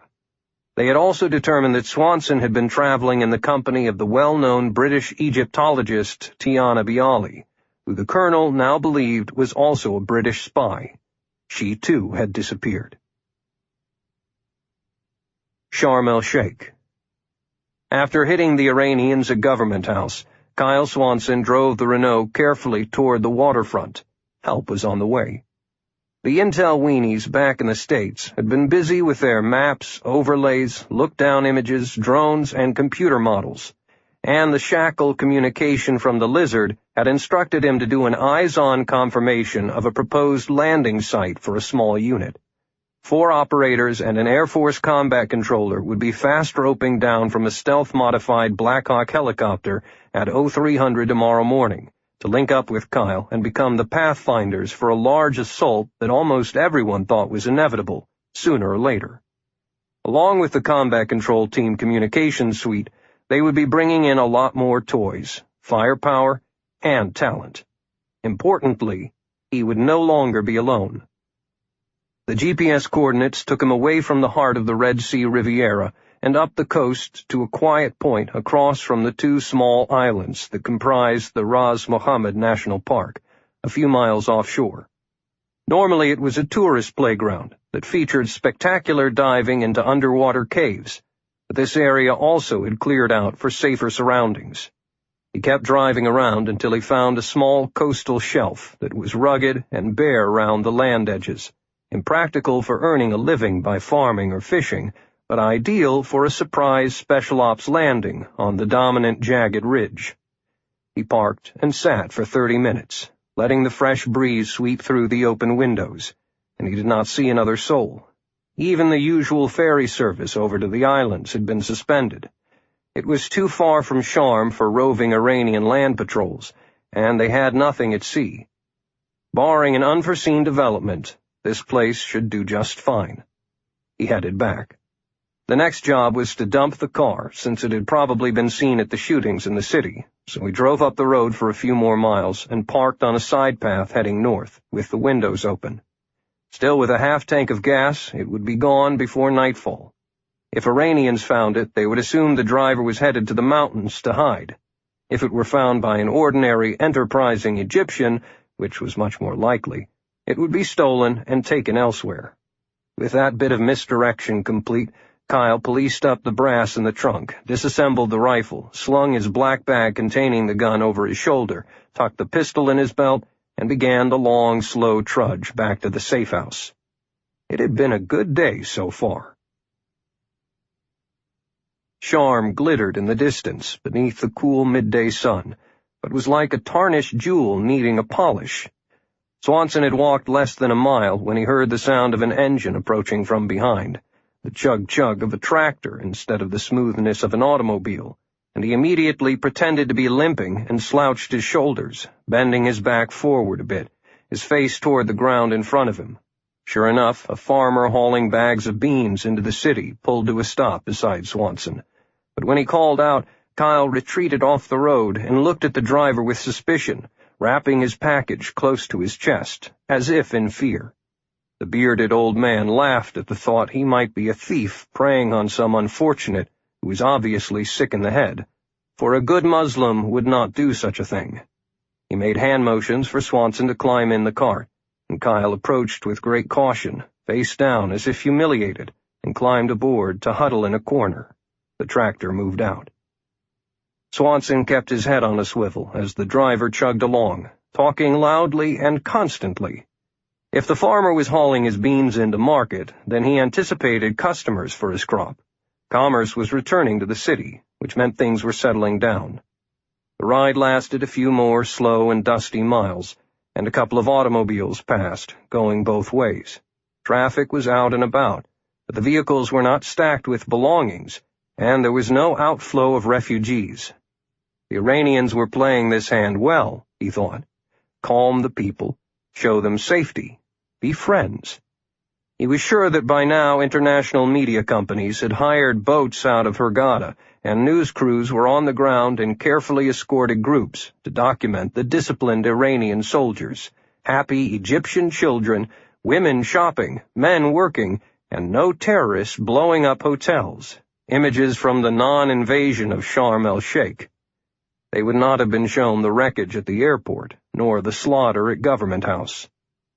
He slid from the moving cart as they neared the city without a word to the driver, who was still talking and happily singing to himself, as if all were right in his own little world, and he didn't realize his passenger had departed. Within 40 minutes, Kyle was back at the safe house, where Tiana Bialy and Omar Isa were waiting. They were at the small table in the kitchen, studying a city map and preparing notes from their journey through the streets. When Kyle unlocked the door and came in, they both looked up with relief. "We were getting a bit worried about you, mate. Are you all right?" "I'm good. I went down by the waterfront for a while." Swanson dropped his bag and went to the little fridge, where bottles of cool water and juice stood in ranks. He could smell fresh food, and the counters were stacked with vegetables, fruit, canned goods, and the leftovers of sandwiches made of eggs and cheese. Enough to feed an army, Kyle thought. At least to feed the recon team coming in tonight. He decided not to mention that before hearing what his partners had discovered. "Did you find anything?" "Some, not much. The freighter that landed the beach force is still anchored out there, and has started to unload supplies. With all of the men and equipment it carried, they can't have much of a load, and I didn't see any increase in the actual force. 2-man patrols are on the beaches, and some static positions are being built at the level of the berm. Strangest damn thing is that some asshole foreign tourists are actually down on the beach in their bathing suits, saying hello to the soldiers, and acting like this is just an extra adventure on their holiday, and the destroyed hotels and casualties meant nothing to them." Omar spoke, his eyes on Kyle. "That's yesterday's news. Things are generally quiet all around the city, but there was a shooting downtown today. 4 Iranians were killed." Kyle spun the top from a chilled water bottle and let the liquid gurgle down his parched throat, hydrating his insides. "You didn't know about it?" asked Bialy. You guys have any problems being out this morning?" He sat at the table with them. "No, like you. We saw that the tourist crowd has calmed down quite a bit since the action. The bodies are gone, the wounded are in the hospital or being tended to, and the hotels are scrubbing away the blood, mending the glass, repairing the bullet holes, and painting everything. It's like a construction bonanza, and every workman in town has a job. Even kids are pushing brooms." Tiana got up. "Let me make you a sandwich. The marketplace was busy, everybody jammed in selling foodstuffs, every stall open. Just as you saw on the beach, this has gone from a horrible disaster to just another day in paradise. If you can just ignore the bodies and the Iranians carrying weapons." "Sure, thanks. I'm tired after my walk." He pulled the long shirt over his head and tossed it over the back of his chair. His T-shirt was soaked with sweat. She sliced 2 thick slices of bakery fresh bread, smeared on butter, and put it in a frying pan to toast while she cooked a quick egg over easy and melted a chunk of cheese on top of it. "1 million calories in one serving will do you good," she said during the 3-minute cooking drill. "Omar says you're too skinny." Swanson took the sandwich. "You're in a good mood today. What happened? You find a bottle of happy pills?" "Not at all. It's just that we've come up with a great idea. You go ahead and eat while we brief you on what we saw during our prowl, and then we'll discuss the plan." Swanson took a bite. Delicious. He chewed slowly, and except for an occasional question, he let the others do the talking. They'd actually done a good job of putting together an overview of the situation within the city, marking Iranian military concentrations and checkpoints to be avoided, and reading off a rather wordy report they would transmit to London. The most remarkable comment was the accurate observation that nobody in Sharm was calling for help. "That's good work," he offered. "What is your new idea, then?" Tiana almost had a gleam in her eye. "She thought of this, whatever it is. Omar's just along for the ride." "All of the work going on to get Sharm back to almost normal can be used to our advantage. Because of the lack of transportation out of town, other than the few ferries being allowed to operate, there are a lot of tourists still in the hotels. The Blue Neptune took the brunt of the attack and sustained severe damage, but I've made a reservation to check into a suite at the Four Seasons." Swanson covered his surprise by taking another drink of water. "Why? You're good right here?" "But Kyle, the Pharaoh will never find us here. At the hotel, with my name in the register, I would be easy to track down." "Are MI6 and C cool with that?" "I haven't told them, but I don't need permission. Omar can look out for me, and by being out in the open I can move more freely and gather even better intel while we wait." She smiled. Omar shrugged his shoulders. "What's your cover story?" "That's the best part. I'm a scholar, so I was en route to do some independent research in the fabulous library at St. Catherine's Monastery near Mount Sinai. My academic credentials will support that, but I got scared and ran away when the attack hit the Blue Neptune and hid out overnight. Since calm has been restored, I am back in a big hotel, hoping to get on the list of people allowed to leave. It is best to act like an innocent abroad." Since Kyle did not give a damn about the Pharaoh and had no control over Bialy, he said, "Okay, sounds like a winner, as long as we keep in close touch. I'll stay here for a while longer, and you can call me if you need me."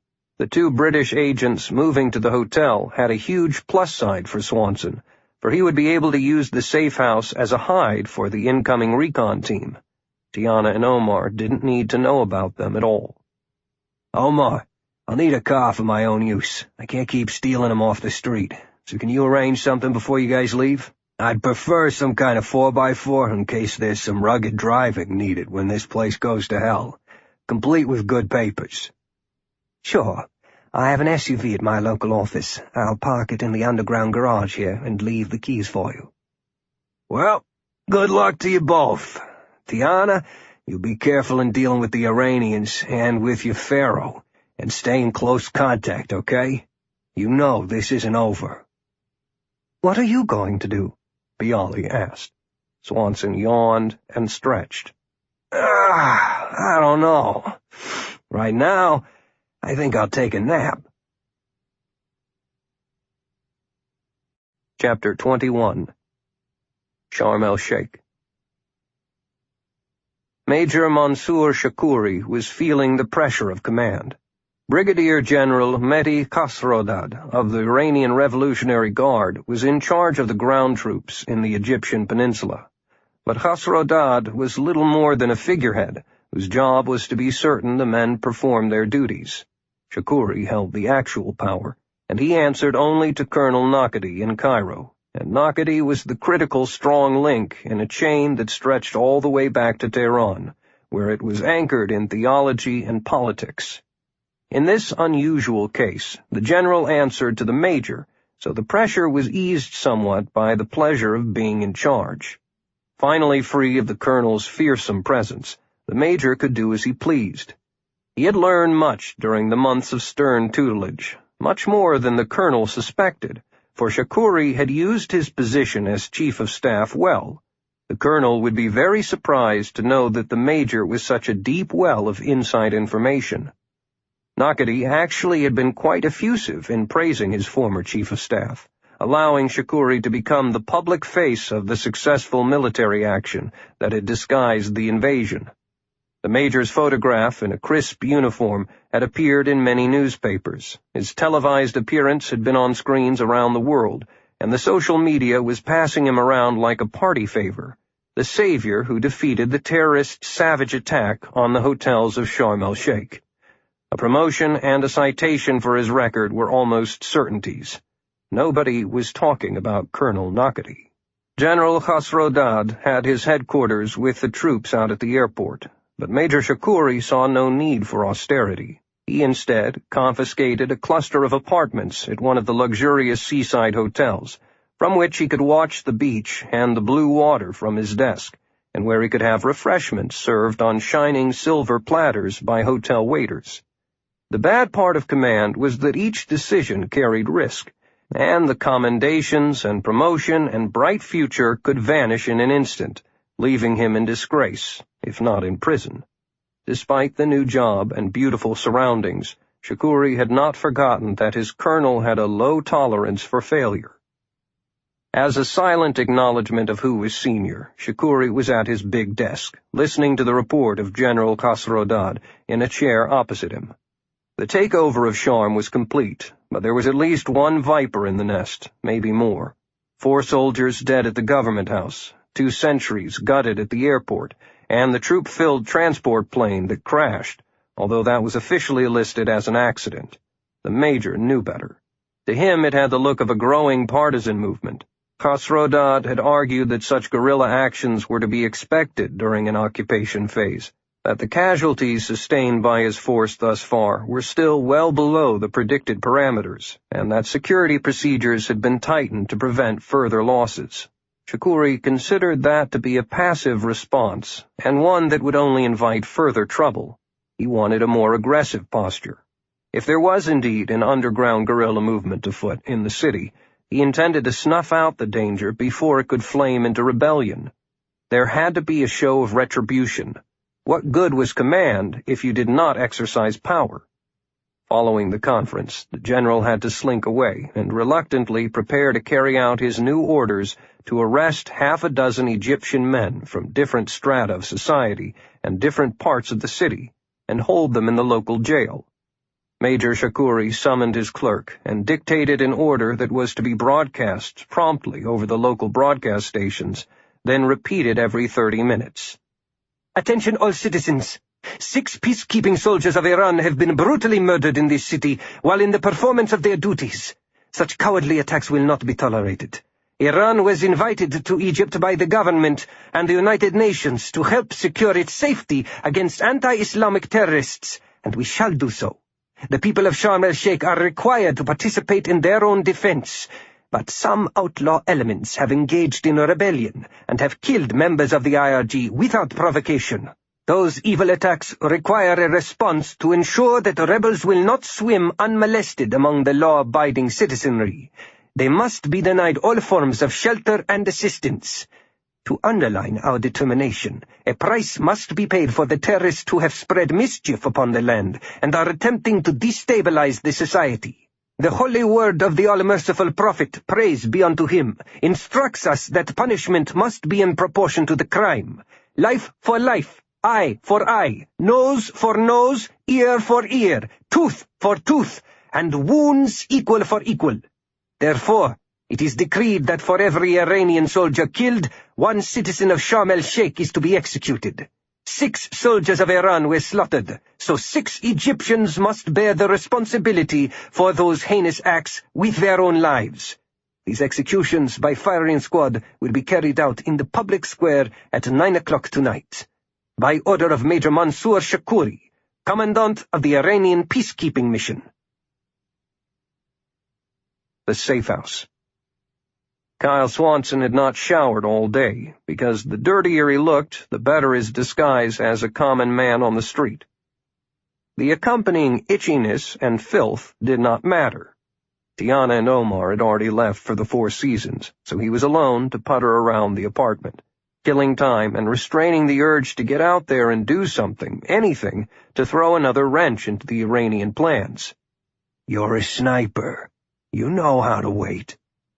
Here he was, sitting on his ass during a sunny afternoon, with absolutely nothing worthwhile accomplished. He felt almost like a prisoner in the spacious apartment. But his rendezvous with the Pathfinders in a few hours was too important for him to expose himself unnecessarily. He had to remain hidden for a while longer. Still, he could not help being restless and aware that vital time was slipping through his fingers. The longer the Revolutionary Guards remained unmolested, the more likely it was that they would succeed in securing their foothold in Egypt. He did not listen to the radio nor turn on the television set, although he checked briefly with Washington and was advised that the Pathfinders were still on schedule. Once they were in place, other options would open up. But meanwhile, he still had permission to act independently. The political side was wrestling with the rapid developments, and the Muslim Brotherhood-orchestrated riots in Cairo and other countries seemed to have reached a temporary stalemate, as if the core of the movement were being reorganized into a more military-oriented force. Neither side held the upper hand 24 hours into the invasion.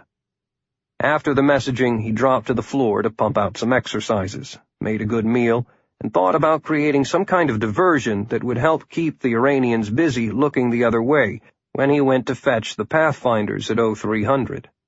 He found the keys that Omar had left and made a quick trip down to the garage to check out the new set of wheels. A like-new Toyota 4Runner Trail with automatic transmission, four-wheel drive, and a powerful V6 engine that ordinarily was used to run tourists out to distant attractions in the desert. The back windows were tinted, which made it perfect for hauling in the Pathfinders tomorrow morning. Satisfied, Swanson went back upstairs. Knowing he would probably get no more sleep for a while, he planned to take another nap while he could, and the idea came to him while he dozed, forcing him awake with a start. The Iranians had to be tight on ammunition, having only what they carried on their persons and in the aircraft that brought them, and whatever was being unloaded among the beans and tents and other gear back on the beach. They could be leaning on the locals for food and some supplies, but each bullet might become worth its weight in gold until this advance force was relieved by some other force. The weakness was in their inability to resupply. If he could somehow damage the supply line, they would have trouble. He went to the telescope and examined the airport again until he found that stack of crates that had to be the ammo dump, then studied the scene and drew a detailed map. Swanson stepped back, drank some water, and thought, "I want that." Pleased to finally have found another goal, he ransacked the closets. The problem of sneaking up on the airport stash crossed his mind only in terms of the possible tactical approaches. He never doubted success, particularly when he had a cushion of several hours to assemble a homemade ghillie suit that would help him vanish during the approach. He assembled his camouflage suit out of the darkest cloth he could find, cutting it apart and then using a sewing kit from the bedroom table drawer to stitch it back together in the rough shape of his body. Dirt from some potted plants in the safe house helped ugly it up, as did splotches of black paint and ripped rags. Finally, he tried it on before the full-length mirror and saw something that appeared misshapen from head to foot, more like a couple of mounds than a human form. It was lacerated with tears at frequent intervals, into which he would insert vegetation from the immediate area of the stalk once he was on scene. A pillowcase became a camouflaged bag that he would drag along behind him. As the sun began going down, Swanson lugged his gear down to the 4Runner and joined the evening traffic through the outskirts of the city. As opposed to the earlier complacent freedom he had seen, there now seemed to be some tension in the town. Groups of people were talking and gesturing on the corners, arguing in public, and the few soldiers that he saw were grim instead of being placid. Perhaps everyone was settling into the idea that Sharm el-Sheikh was no longer a good place to be, that the Iranians were here to stay. But he wondered if something had happened that he did not know about. The problem with being cut off from Omar and Tiana was that he could not keep up on the local gossip. No matter. That could wait. A good place to stash the Toyota opened up when he found a small market that had closed early. The lights were out, latticed steel bars were padlocked on the windows and doors, and the small parking apron was shielded from view by an adjacent industrial building. He pulled into the most distant parking spot, got his gear, locked the Toyota, and began to walk casually toward the southern end of the airport. He looked back down Hotel Row, where many of the usual lights had not been turned on tonight. Darkness slammed down. Perfect. By 8 o'clock, Swanson was only a mile away from his target, unseen in the night, with his face blackened with soot, his ghillie filled with thistles and brush, and his drag bag tied to his ankle. The painfully slow stalk was going surprisingly smoothly, although he did not rush things. The closer he got, the slower he went, until he was moving even slower than the gentle breeze coming across the water. Time did not matter, as he progressed an inch at a time in a belly-scraping low crawl, down with the worms and the beetles. The park.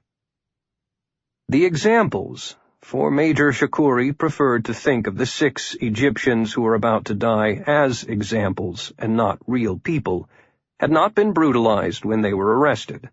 They were neither clubbed nor kicked, but were treated almost as if they were invited guests of the Iranian military. Shakuri, after all, was not a barbarian. The prisoners had been told what was going to happen and why. Then they were allowed private time with their families and a period of solitude with the comfort of reading the Quran. Food and drink were made available, but most barely touched it. At exactly 8:30 in the evening, Shakuri's driver parked the commander's Rolls-Royce alongside the main entrance to a 5-acre circular park in the middle of the city, a peaceful oasis of green grass and trees that was tended carefully all year because it was a favorite place for residents and tourists to stroll, for lovers to rendezvous, and for children to play.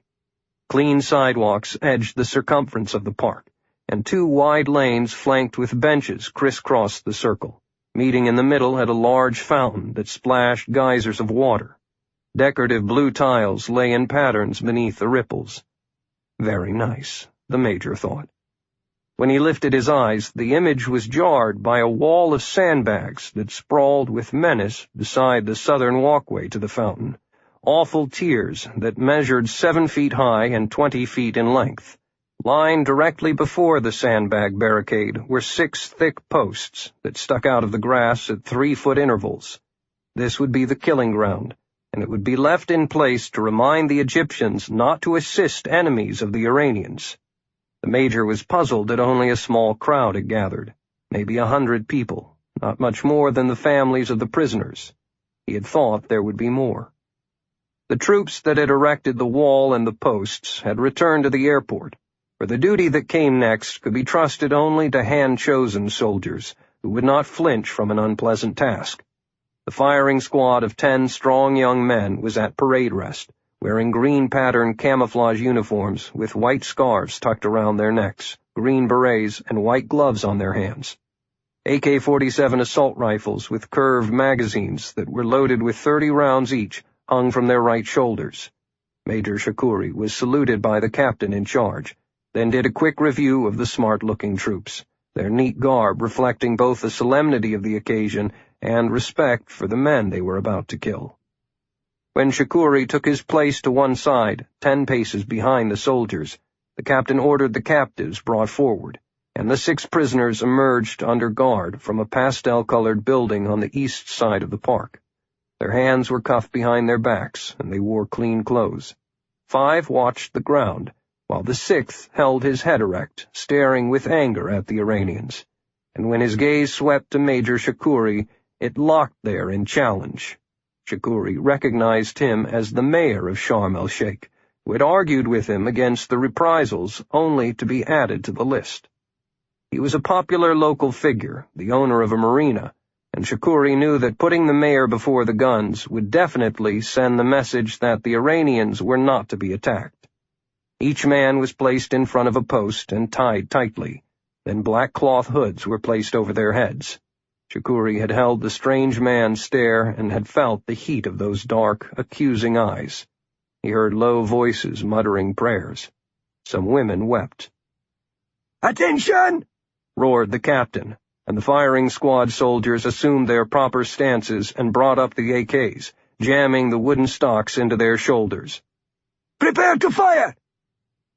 Shakuri forced himself to remain immobile, rooting himself to the spot, but felt his entire body tighten, as if he were one of those unfortunates tied to the posts.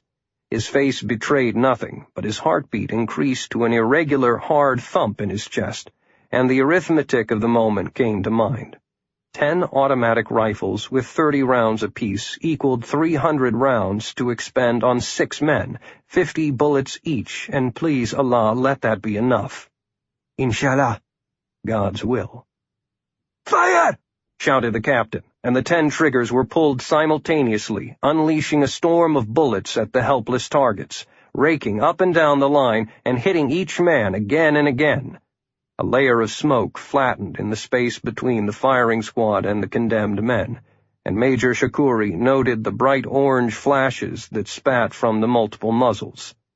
Once the shooting started, it did not stop until the magazines were empty. Most of the defenseless victims surged forward upon the impact of the first strikes, then twisted or slumped toward the ground, still hanging from their posts. The bodies were ravaged by the continuous fire until there were no more bullets, and the captain said, "Cease fire!" The soldiers dropped their weapons across their chests and came to attention, their faces blank. There was no moaning and not a twitch of life from the destroyed bodies, and Shakuri's hearing came back to the sound of wailing from wives and children and other family members of the deceased. The captain saluted, and he returned it, then made the long walk back to his waiting limousine, struggling to hold himself together. During the trip back to his headquarters, he remained haunted by the flood of blood that had spouted from the deep gouging wounds, and the fragments of brain and oozing trails of intestines and torn flesh that had been flung against the sandbags and covered the ground around the men. Most of all, he remembered the calm, furious stare of that one brave condemned man, the mayor, who would not be intimidated and cowed and bent to the will of the Iranians just because someone put a gun to his head. The major took a few minutes to go up to his suite, and when he looked in the bathroom mirror, he saw that his face was bright red. His stomach twisted, and he made it to the toilet just in time to vomit up his dinner, going to his knees in pain. He thought he might be having a heart attack, and he lay on the cool tiles until his breathing slowed, while the visions of the execution continued to flash through his mind. I had to do it. There was no choice. Chapter 22. The Airport. Swanson had frozen in place, nose aground, when he heard the long burst of automatic weapons fire in the distance. AK-47s were buzzing in a sustained staccato of fire, but it was far behind him, somewhere back in the city. He glanced at his watch. 9 o'clock. Plenty of time. Slowly, he surveyed the area around him again and saw nothing had changed. A static guard position 40 yards away still remained quiet, with one soldier sitting on a lip of sandbags, a rifle across his knees, and talking down to his partner in the hole. The Iranians had not yet even thrown coils of barbed wire around the ammo dump, depending for security on the human eyes of men with guns, who generally saw only what they expected to see. By 10 o'clock, he was within a quarter-mile of the small mountains of cases and crates, which were showered with bright lights. To Kyle, that also meant the reverse. Those same glaring lights created helpful corridors of darkness between the stacks. He paused and checked his surroundings once again. The static guard post was now behind him, and a single roving soldier was on duty around the dump. Swanson had timed the man passing the same point every 10 minutes. That opened a huge window of time. Their training was working against them. The commandos were honed to be frontline fighters, and were not accustomed to the rear-echelon garrison duty that had been thrust upon them. It was demeaning, and they were not good at it. When the rover guard passed the next time, Kyle eased his right leg forward and untied the drag bag, then slowly and softly assembled the M16A3, putting in a fresh magazine. The faint clicks of the metal against metal sounded like thunderclaps to him, but were unheard by anyone else. He waited another 10 minutes for the guard to pass again before moving to his final position. It was a little after 11 when the guard went by on his usual route, watching the ground as if studying his own footsteps, and ducking his eyes from the bright lights that blazed from portable wheeled stands all around. Kyle grinned. He's blind as a bat. Swanson had maneuvered to a spot where the illumination changed sharply into shadow, and slowly rose up beside a row of tall telephone poles, letting them mask his bulk. 5 yards away was the deep valley of crates and containers, and he crossed it with 3 easy strides that would not draw a curious eye. Then, once in the wider cavern of shadow, he ventured deeper into the complex, his path determined by the patches of dark, until he was fully surrounded by the peaks of the containers loaded with explosives, bullets, grenades, and shells. No guards patrolled the interior area. He took his time to plant bricks of C4 at various points, picking out containers that he thought would cause the most damage. He was not after a hit-or-miss fire and light show, but wanted to create a volcanic bonfire that would be almost impossible to extinguish. Then, when the rocket-propelled grenades exploded, they would fly all over the place, igniting even more explosions. Cases of hand grenades would pulverize whatever was around. 50 caliber bullets would cook off hot and punch through other cases, and the entire thing would sizzle and boom for hours. Knowing the Pathfinders would be bringing in more ammunition of all kinds, Kyle decided to expend all of his C4, but for a single brick to be kept back for an emergency. The deck cord was strung, and the timers were all set for 0230. It was almost midnight when he left the place as quietly as he had entered, moving faster once he got past the guard post. He wished he could have taken those guards out, but their bodies would have called attention to the fact that somebody had been in the area. Anyway, those two would have enough to worry about in just a little while. At the edge of the final field, he stripped away the ghillie, broke down the rifle again, put it all in the drag bag, and, once again in his baggy Egyptian clothes, walked back to the waiting Forerunner. It was time to go pick up his people. Aboard the USS John F. Kennedy, the Red Sea. Tech Sergeant Bubba Talbot suppressed a smirk as he cocked the unique scarlet beret that identified him as an Air Force combat controller to just the right angle so the wind across the flight deck would not sweep it off his head. He was the man tonight. 4 of the deadliest men on the planet walked with him to the Black Hawk helicopter that was sitting in the busy gloom aboard the giant aircraft. A 2-man SEAL sniper team, a Marine recon explosives expert, and some weird-looking dead-eyes dude with a big gun from the Christians in Action, better known as the CIA. All were sneak-and-peek gunslingers, and their job was to protect Talbot, the combat controller. The 5 experts had been chopped without explanation for temporary duty with something called Task Force Trident, assembled at Fort Bragg on the double, then flown across the Atlantic, and finally boarded the COD for the final leg to the carrier. Talbot, the burly Air Force combat controller, had spent more than a year going through rigorous training on everything from advanced communications to parachuting out of airplanes to swimming underwater before being allowed near a battle zone. 4 years later, he was one of the best in the business, a combat veteran, a dead shot with rifle and pistol, physically superior, fearless, and a respected brother within the tight special operations community. He had been at home watching television when he got the call to drop everything and get his ass over to Bragg. For Bubba did something special, something none of the others could do, which was the purpose of tonight's mission. In exactly 1 hour at 0300, the Black Hawk would deliver them to a designated spot on a beach in Egypt. They would slide down thick ropes while the loadmaster simultaneously lowered extra gear, and the helo would turn and return to the carrier. Waiting on the ground as their guide would be a Marine who had been caught behind the lines when the Iranian attack had hit. Must have been on a diving vacation, Talbot thought. Wrong place at the right time. Once proper security was established, the show belonged to Bubba, the man who could talk to the sky and make amazing things happen. With his specialized comm gear, he would organize and bring in the main assault when it happened. Everything from guiding helicopters, toting giant fuel bladders for building a temporary forward airstrip, to calling bomber strikes on targets, and targeting the thundering offshore naval gunfire. The Ironoids have no idea how much shit I can bring, thought Talbot.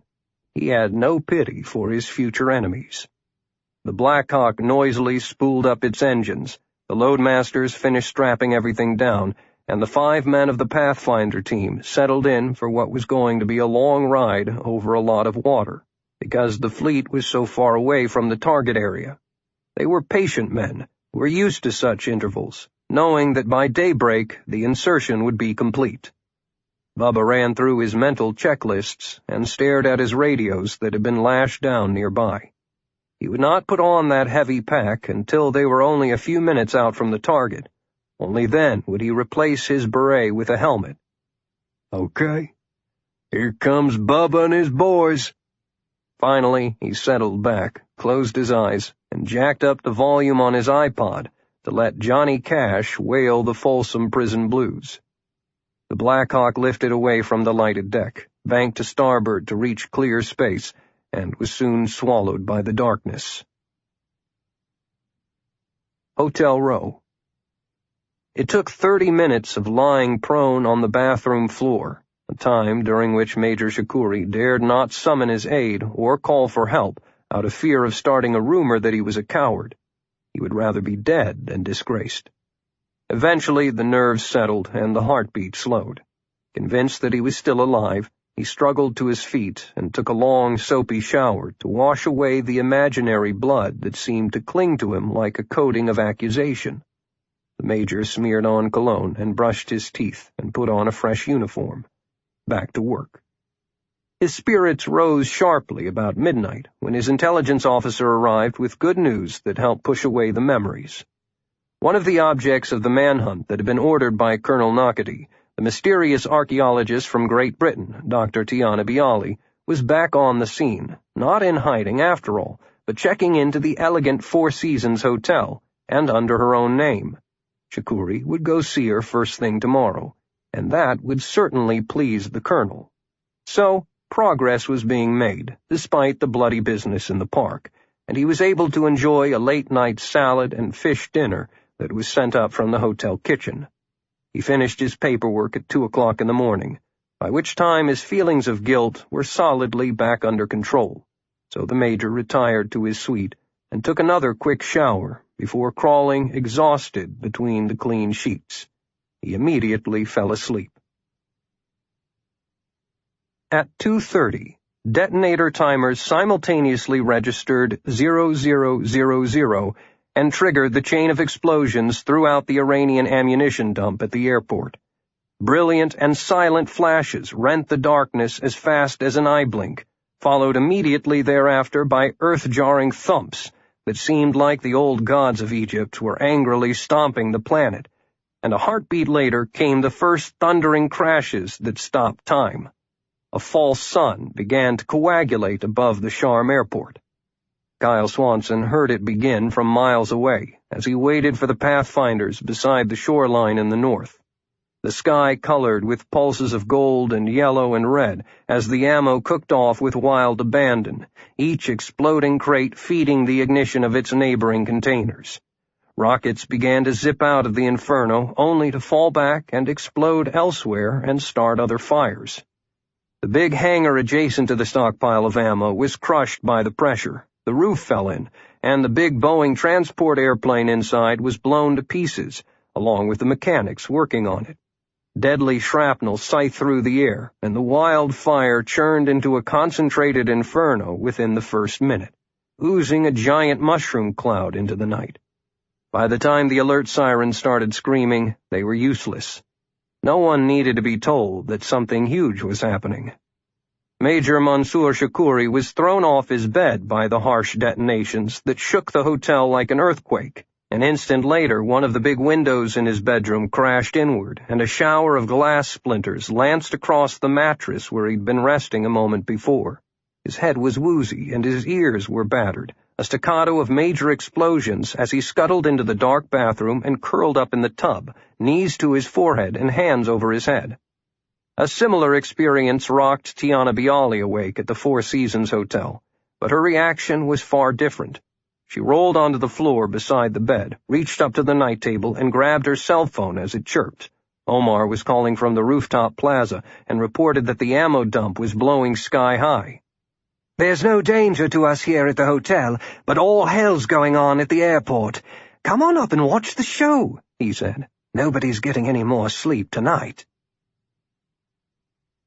A peculiar-looking airplane, known as an E-2C Hawkeye, had been carving a long oval high in the sky, far in front of the U.S. Kennedy for 3 hours, with its advanced electronics suite sweeping the sky and ocean alike, simultaneously monitoring a multitude of tasks. The Hawkeye's crew and computers were out there to detect any long-range threats to the carrier, which was a vital mission since Iran possessed both ground-to-ship missiles and submarines. Among its other duties was to monitor the flight of the stealth Black Hawk helicopter of the Pathfinders and act as a communications relay point for the ship. Technicians had detected a new heat bloom at the Sharm airport, which also had shown up on satellites and was being tagged for further investigation.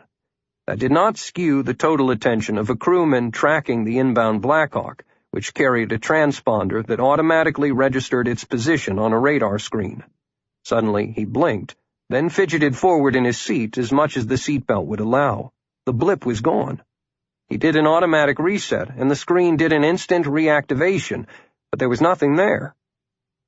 Charlie Brown, he spoke into his headset, calling the aircraft carrier's Combat Information Center, keeping his voice neutral. "This is Snoopy 2. Copy, Snoopy 2, send your traffic.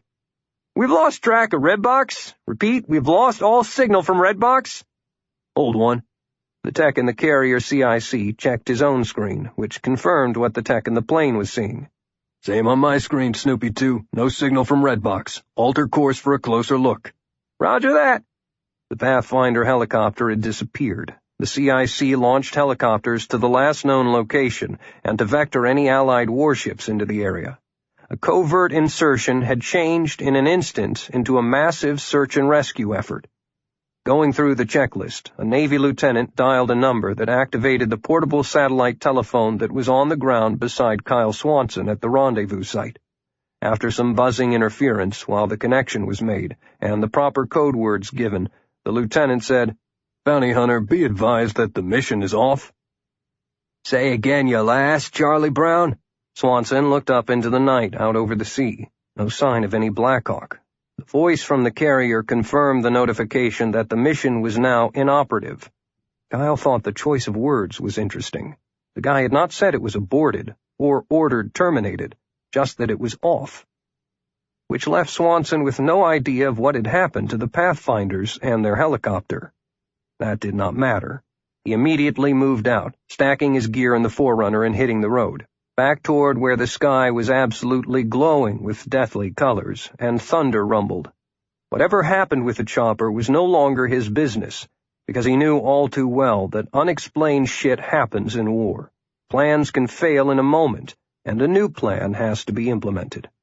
Meanwhile, the ammo dump was back there exploding like the biggest 4th of July celebration he'd ever seen, and that was just too damn good a diversion to pass up. He could still make something happen. Cairo.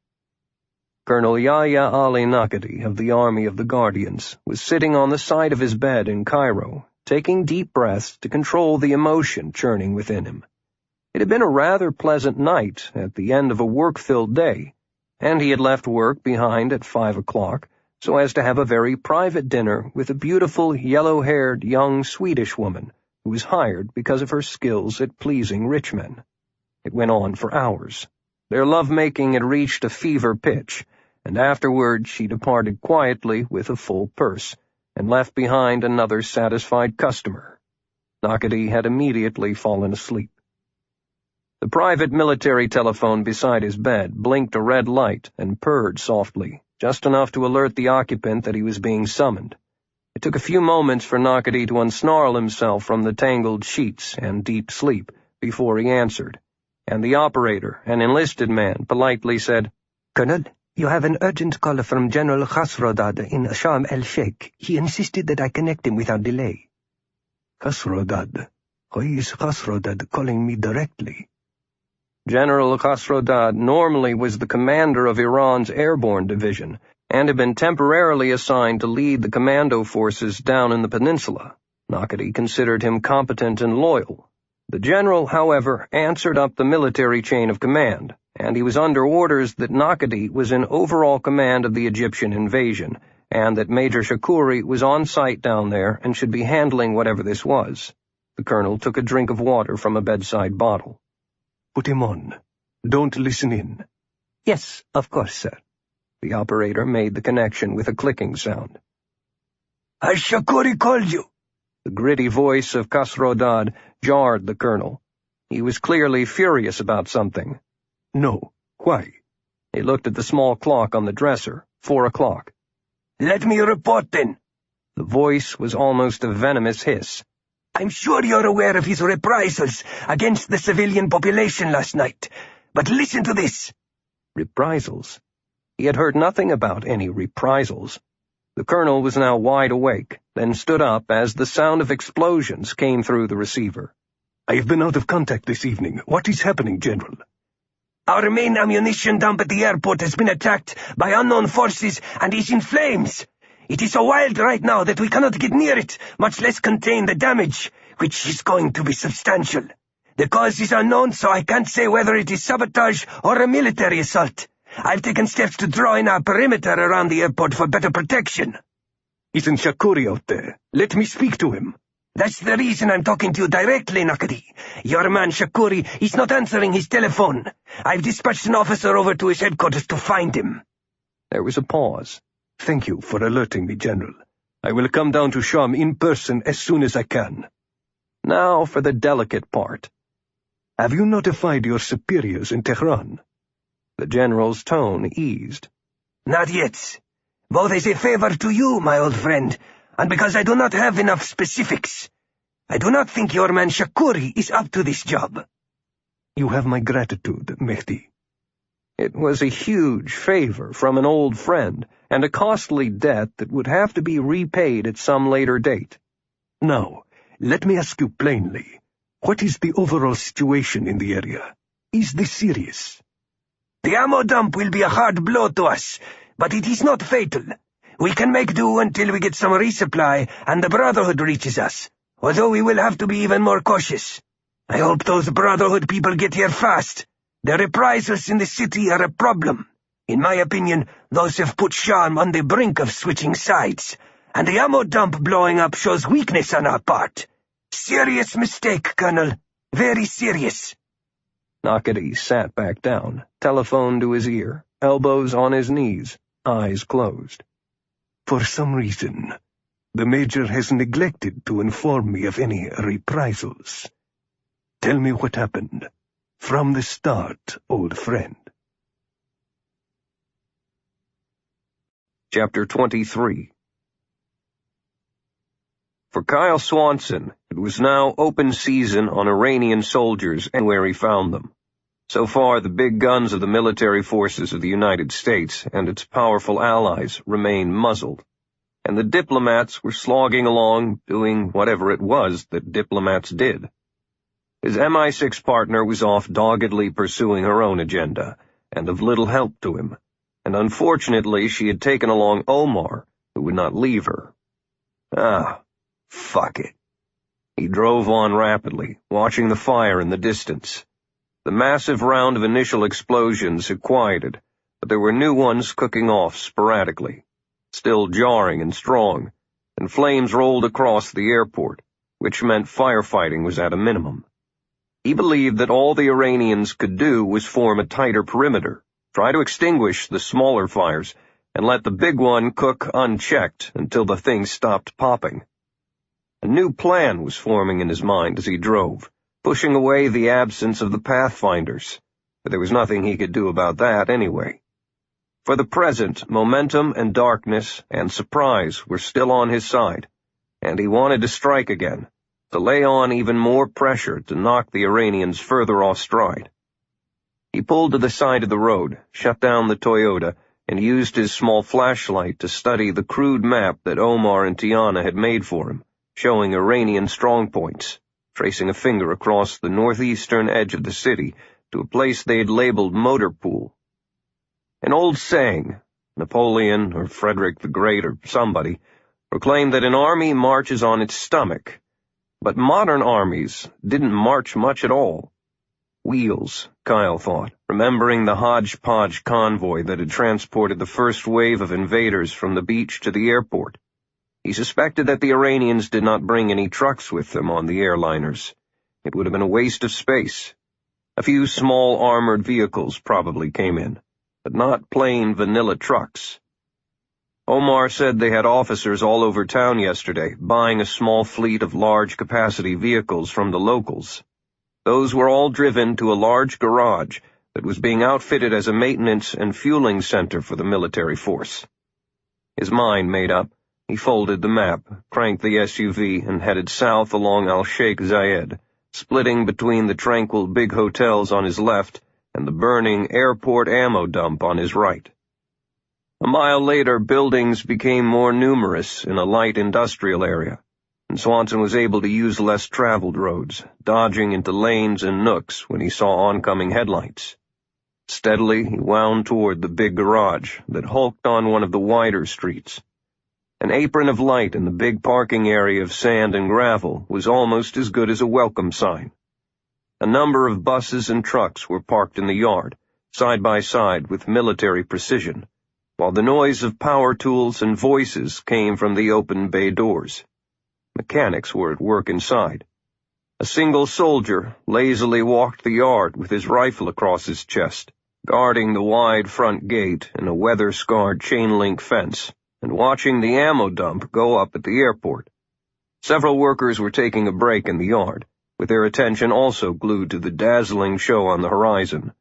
And one man in a stained mechanic's overalls was in the wide bay door, wiping his hands on a rag. Kyle drove around back, into the shadows. No one was there, as if any threat were expected to politely walk up and announce itself to the guy with the gun in the lighted front. There was absolutely no sense of panic, despite the rolling thunder from the airport still occasionally vibrating the ground and the buildings. The surprise of the initial blasts and shocks was over, and people with work to do were losing interest. He maneuvered the Forerunner until the mirror on the passenger door brushed the fence, and he left the motor running, got out, and climbed atop of the SUV.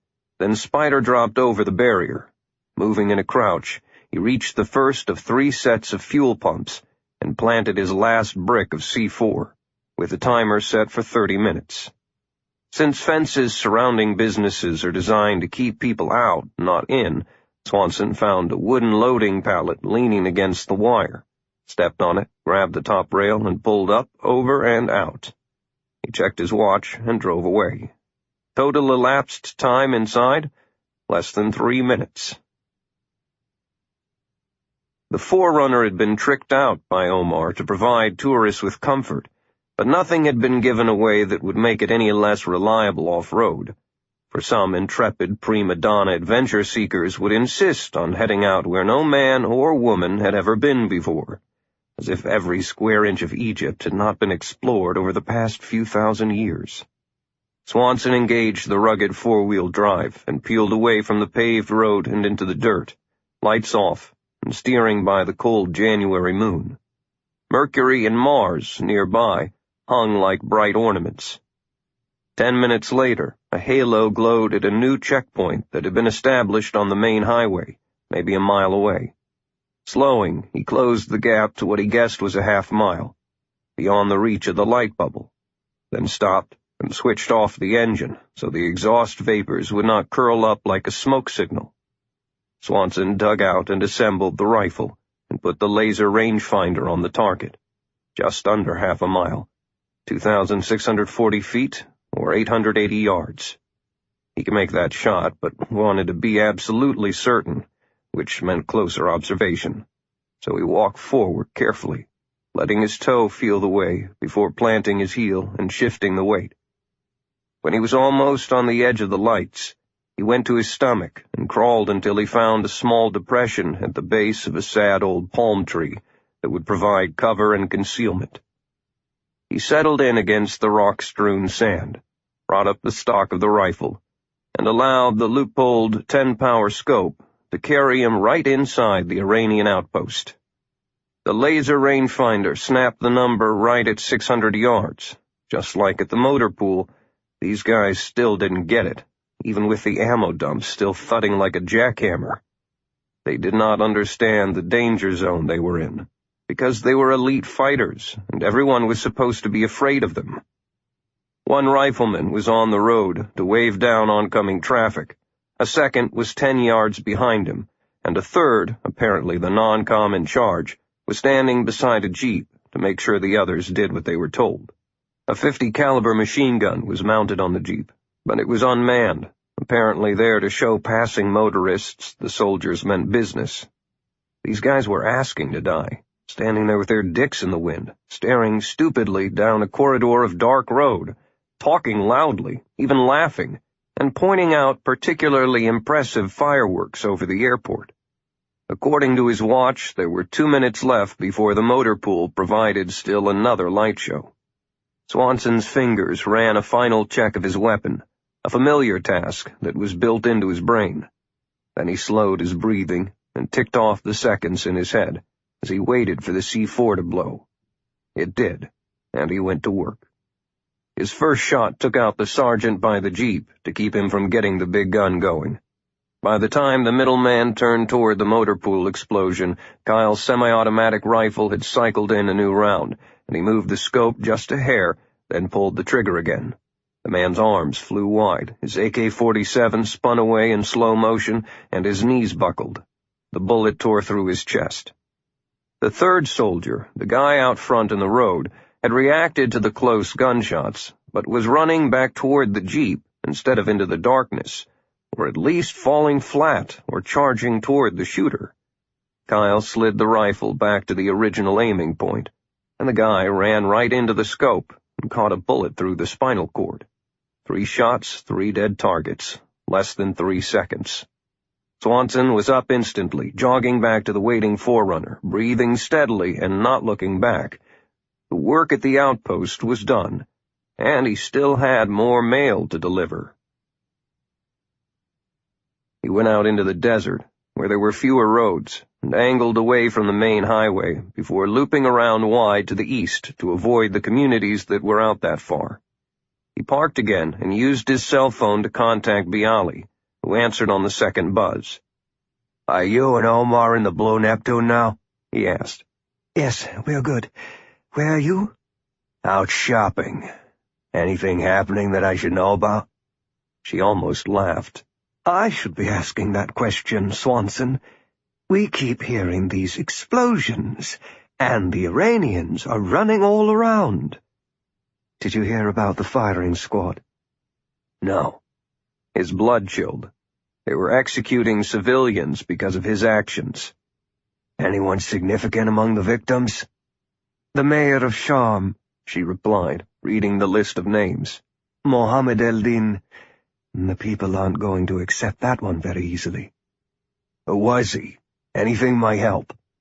"The head of a prosperous local family. Omar says he's been mayor for many years and was well liked. Owned a good-sized business called the Gold Sun Water Equipment Marina, which served the big hotels. The other victims seemed to be just a cross-section of citizens. El-Din was the example the Iranians wanted." Kyle paused and thought for a moment.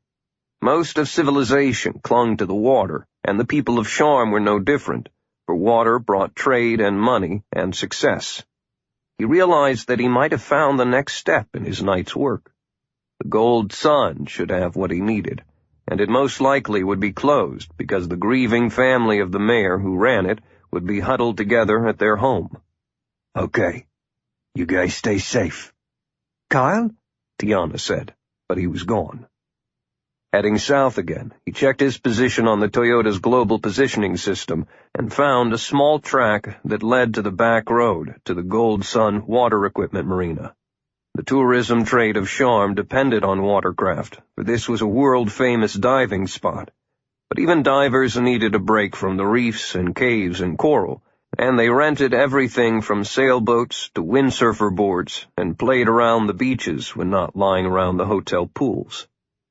All of that had collapsed, and now the storehouses of the fun toys stood empty and locked.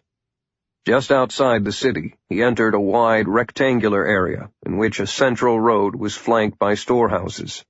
Upturned kayaks lay stacked alongside like pancakes. A few palm trees loitered around the buildings, beyond the reach of the sprinkler systems of the hotel grounds.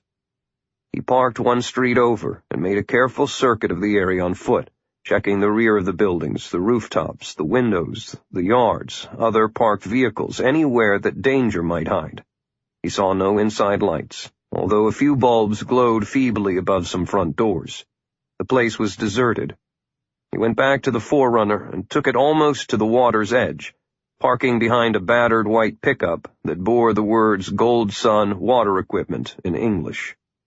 The building extended out over the water, and a blunt pier outside extended inside too, so watercraft could be sailed directly into the building.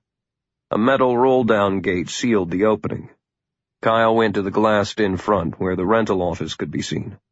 Colorful posters of underwater scenes hung behind a single desk and over a 4-drawer filing cabinet. 2 straight chairs were in front of the desk, with one cushy executive model behind it. Beside the front door, another passage led out to the waterside working area where all of the gear was stored. He kicked around at the decorative stone border until he found a heavy rock. In the middle of a night that was already filled with explosions and fires, nobody would even notice the shatter of the small glass window in the door. He threw it and was in. The inner door opened into a wide space in which 2 concrete piers were separated by an open finger of water. Swanson switched on his flashlight and went directly to a rank of 5 jet skis that were cradled on lifts, and 2 more, a Yamaha and a Honda, both blue, were tied at the pier, ready to be taken out in the morning.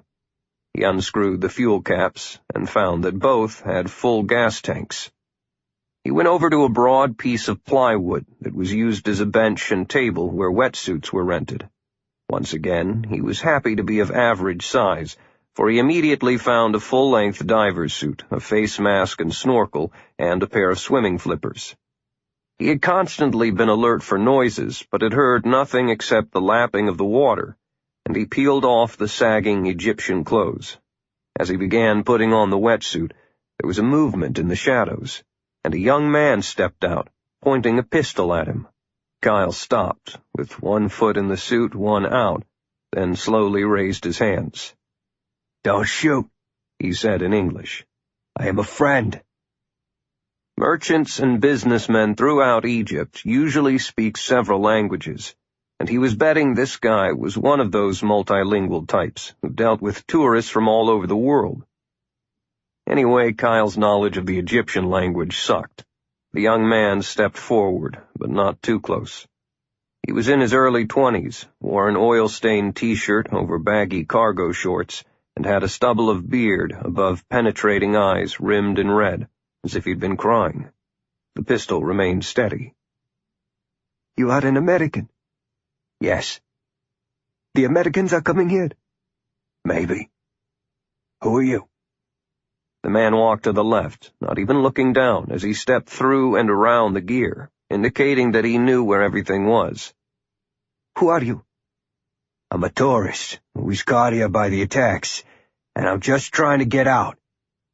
"So you are going to steal my jet ski?" "Yes." A grain of truth helps the total lie. "Try to make my way to an American ship."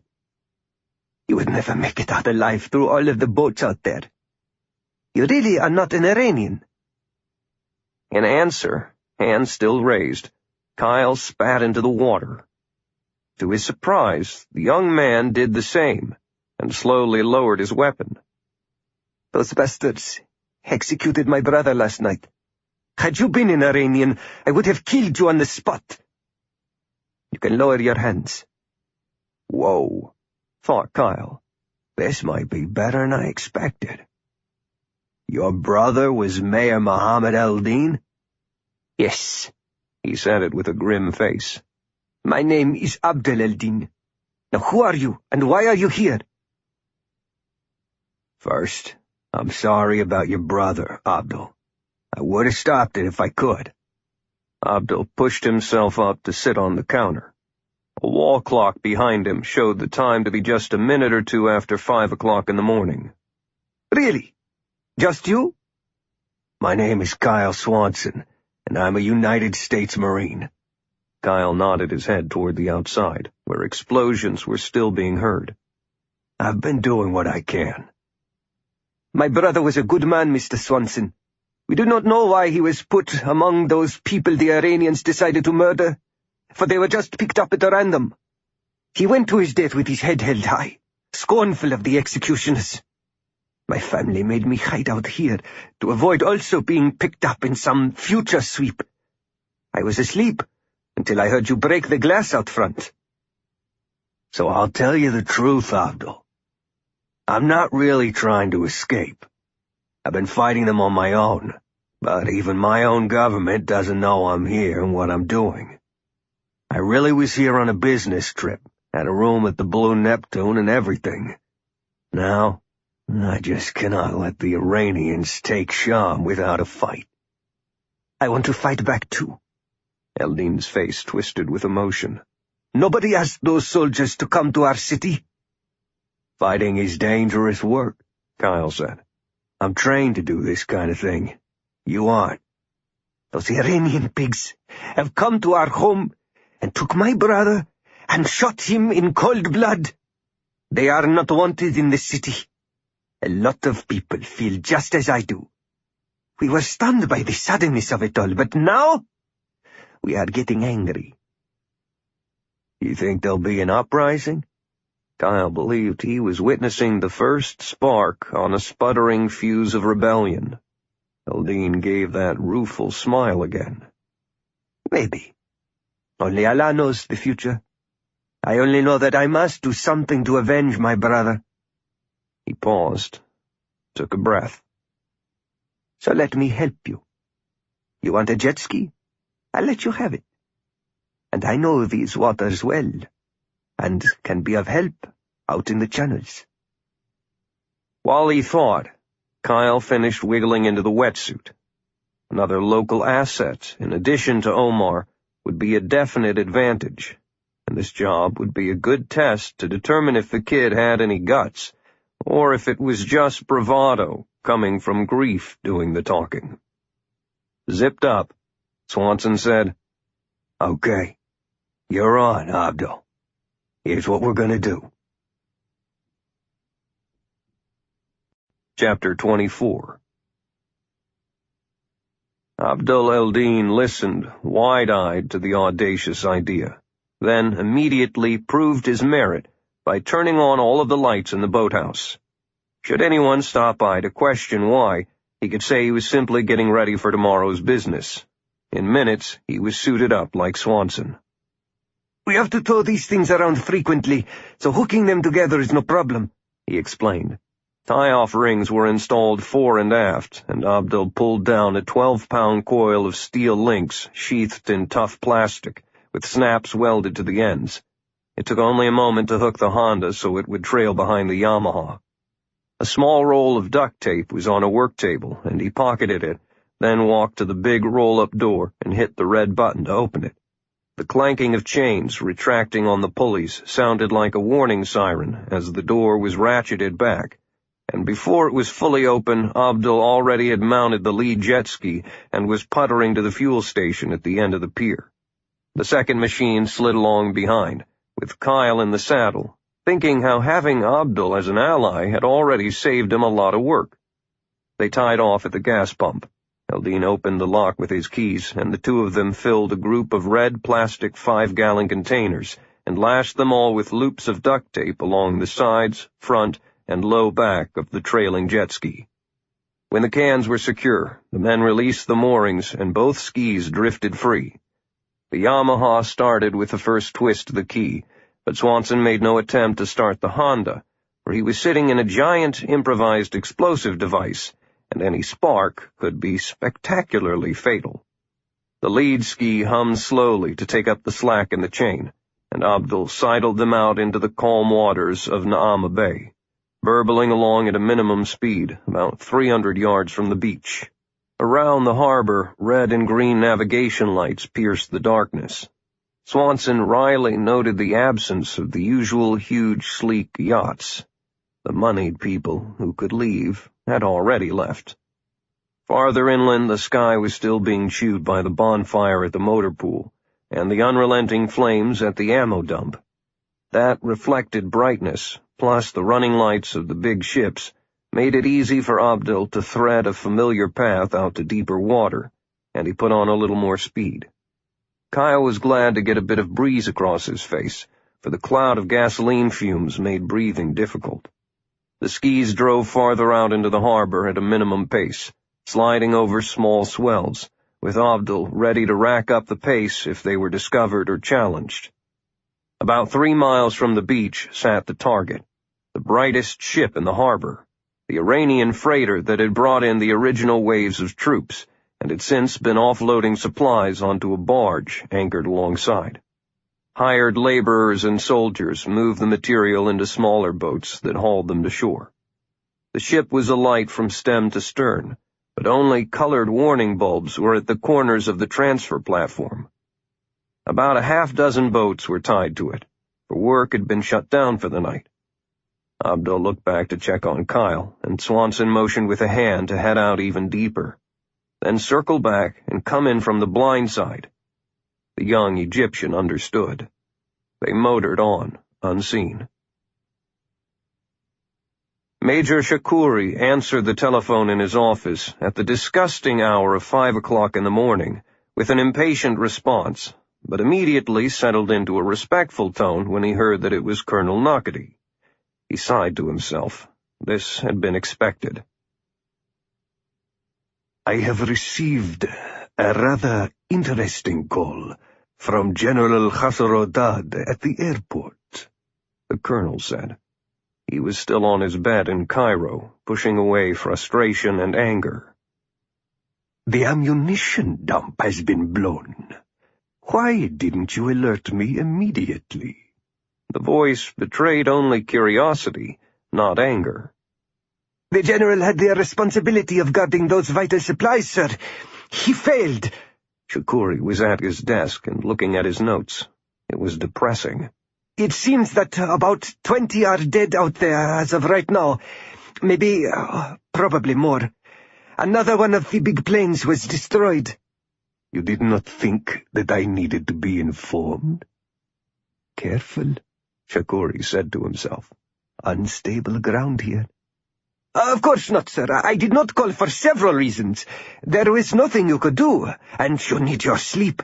Allah, praise be unto him, knows how much I need sleep too, and you work harder and longer than I do. I was planning to call you after daybreak when we will have more facts, and possibly even have captured the saboteurs. I know, Major. General Khasrodad is given to panic when under stress. As you say, he had several thousand top soldiers at his disposal, and should have prevented that attack. Is it still going on? Yes, sir. It's quite a show. The grumble of explosions could still be heard downtown. Nakati steered the subject away from the airport. Then you are actively hunting saboteurs? Correct, sir. I have been forced to implement stern measures and requisition some soldiers from the general, who is resisting giving me any. He wants to pull his protection perimeter in tighter, while I want active patrols in the streets. What was this firing squad the general told me about?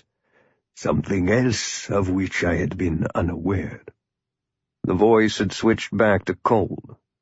It seems you are very busy with things of which I know nothing. Are you keeping things from me, Major Shakuri? Am I going to have to come down there? If you wish to come, of course, Colonel, but there is really no need. After the initial problems, again, the general's soldiers, I had 6 examples, including the mayor, shot in the public square to discourage any public uprising. We must be firm with this population. As the Americans said, when you have them by the balls, their hearts and minds will follow. The colonel stopped himself before laughing. Shakuri was really getting a grip on leadership. I agree. But please be careful with reprisals, Major. For killing somebody's husband or cousin might breed enemies. Absolutely, sir. Already, obviously, the one-for-one idea will no longer work. With more than 20 of our soldiers already dead tonight, we would have to execute 20 more residents of Sharm. Will the unarmed people of Sharm be willing to make such an exchange? You know the path around that. It was a declaration straight out of the occupation rules established in Tehran before the invasion. Mercy went only to a certain point. Then the iron glove was needed. Yes, sir. We must ruthlessly kill more, enough to instill fear and suppress their opposition. After the 20, I will increase the ratio to 2 of them for every one of us. Women and children will be included. Very well. There was a momentary stiff pause. I'll probably be down later today to see how things are going after all. But you seem to be doing the job as well as possible. The major felt the pleasure of the compliment override the lash of reprimand. He was doing a good job. Thank you, sir. Your visit might be the best way to settle the nerves of our general out at the airport. Now, let me give you some good news. I was saving it for the morning report, along with the other material, but you will like this. That British woman you wanted, Viali, has been located. Should we wait until you arrive to pick her up? A good point, Major. Go ahead and arrest her, so when I come down, she will be waiting for me. I will let you know my travel plan. Anything on the American, Kyle Swanson? Not yet, sir, but we will get him. Can I ask what your interest is in them? They are spies, Major. CIA and MI6. I want to personally interrogate them both. Shakuri decided to push a step further. Our intelligence people report she has been asking about someone with the codename of Pharaoh. Can you tell me what that is about, sir? A deep pause, while the colonel thought it over. Shakuri had done well so far, but he did not need to know this. The Pharaoh is a one-man show, the colonel's mask as a valuable counterintelligence source, and his ticket to freedom. That sounds like another enemy for us to track down, Major. Find Swanson, and if you uncover the Pharaoh, arrest him too. Absolutely, sir. Good. So why don't we both get a few hours of sleep? Good night, Major. I can't sleep, sir. The night isn't over yet. The major hung up, still chuckling, feeling that the razor had been removed from his throat. But Colonel Nakadi did not understand that his blade had 2 edges these days, for Shakuri knew all about the colonel's backdoor ruse as being the Pharaoh, and his contacts in London and within the Egyptian military. In his time as chief of staff, he had burrowed quietly into everything he could find in the colonel's private files and the office safe, and even had followed him to determine his contacts. He had enough to confirm, if the need ever arose, that the man was a traitor. The question was, who was using who? If Nakadi held a razor, Shakuri believed he held an axe. He, aware of his growing independence and ability, had not told Nakadi about the attack on the motor pool, and now he had been handed this report that a guard's outpost was wiped out.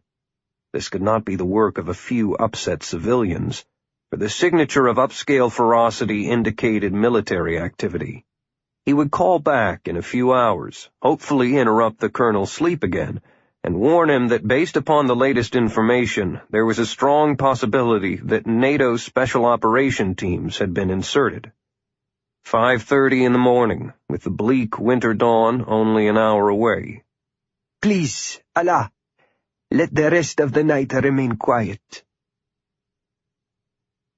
The two jet skis were side by side, bobbing together some 200 yards from the hulking mass of the Iranian freighter that separated them from the shoreline. Abdul was in the water, having unhooked the connecting chain and let it sink rather than chance having it make a sudden clatter if they tried to stow it in the compartment under the seat. He had other chains back at the shop. Then his attention turned to Kyle's ski. Tourists had a bad habit of thinking they were extreme sports athletes when they got a jet ski between their legs, and going too fast and making sharp turns was dangerous in a crowded water sports environment. Head-on collisions were not uncommon. Therefore, marine operators usually rigged governors to the jet ski throttles to limit the speeds, and Eldine was putting one in place on the accelerator that Kyle would use. It was a plastic wedge screwed onto the handlebar to prevent the throttle from being squeezed all the way back in an over-enthusiastic grip. When he tightened the bolt, he swam back to his Yamaha and climbed aboard. "Are you ready?" he whispered. "Have to crank it up sometime," Kyle responded. "Might as well be now." While Abdul had dealt with the chain and the throttle, Kyle had used duct tape to secure both ends of the handlebar to keep the ski pointed straight ahead. "You go ahead and drive out of danger range. If something goes wrong, get the hell out of here. If not, come and get me." "Or whatever is left of you."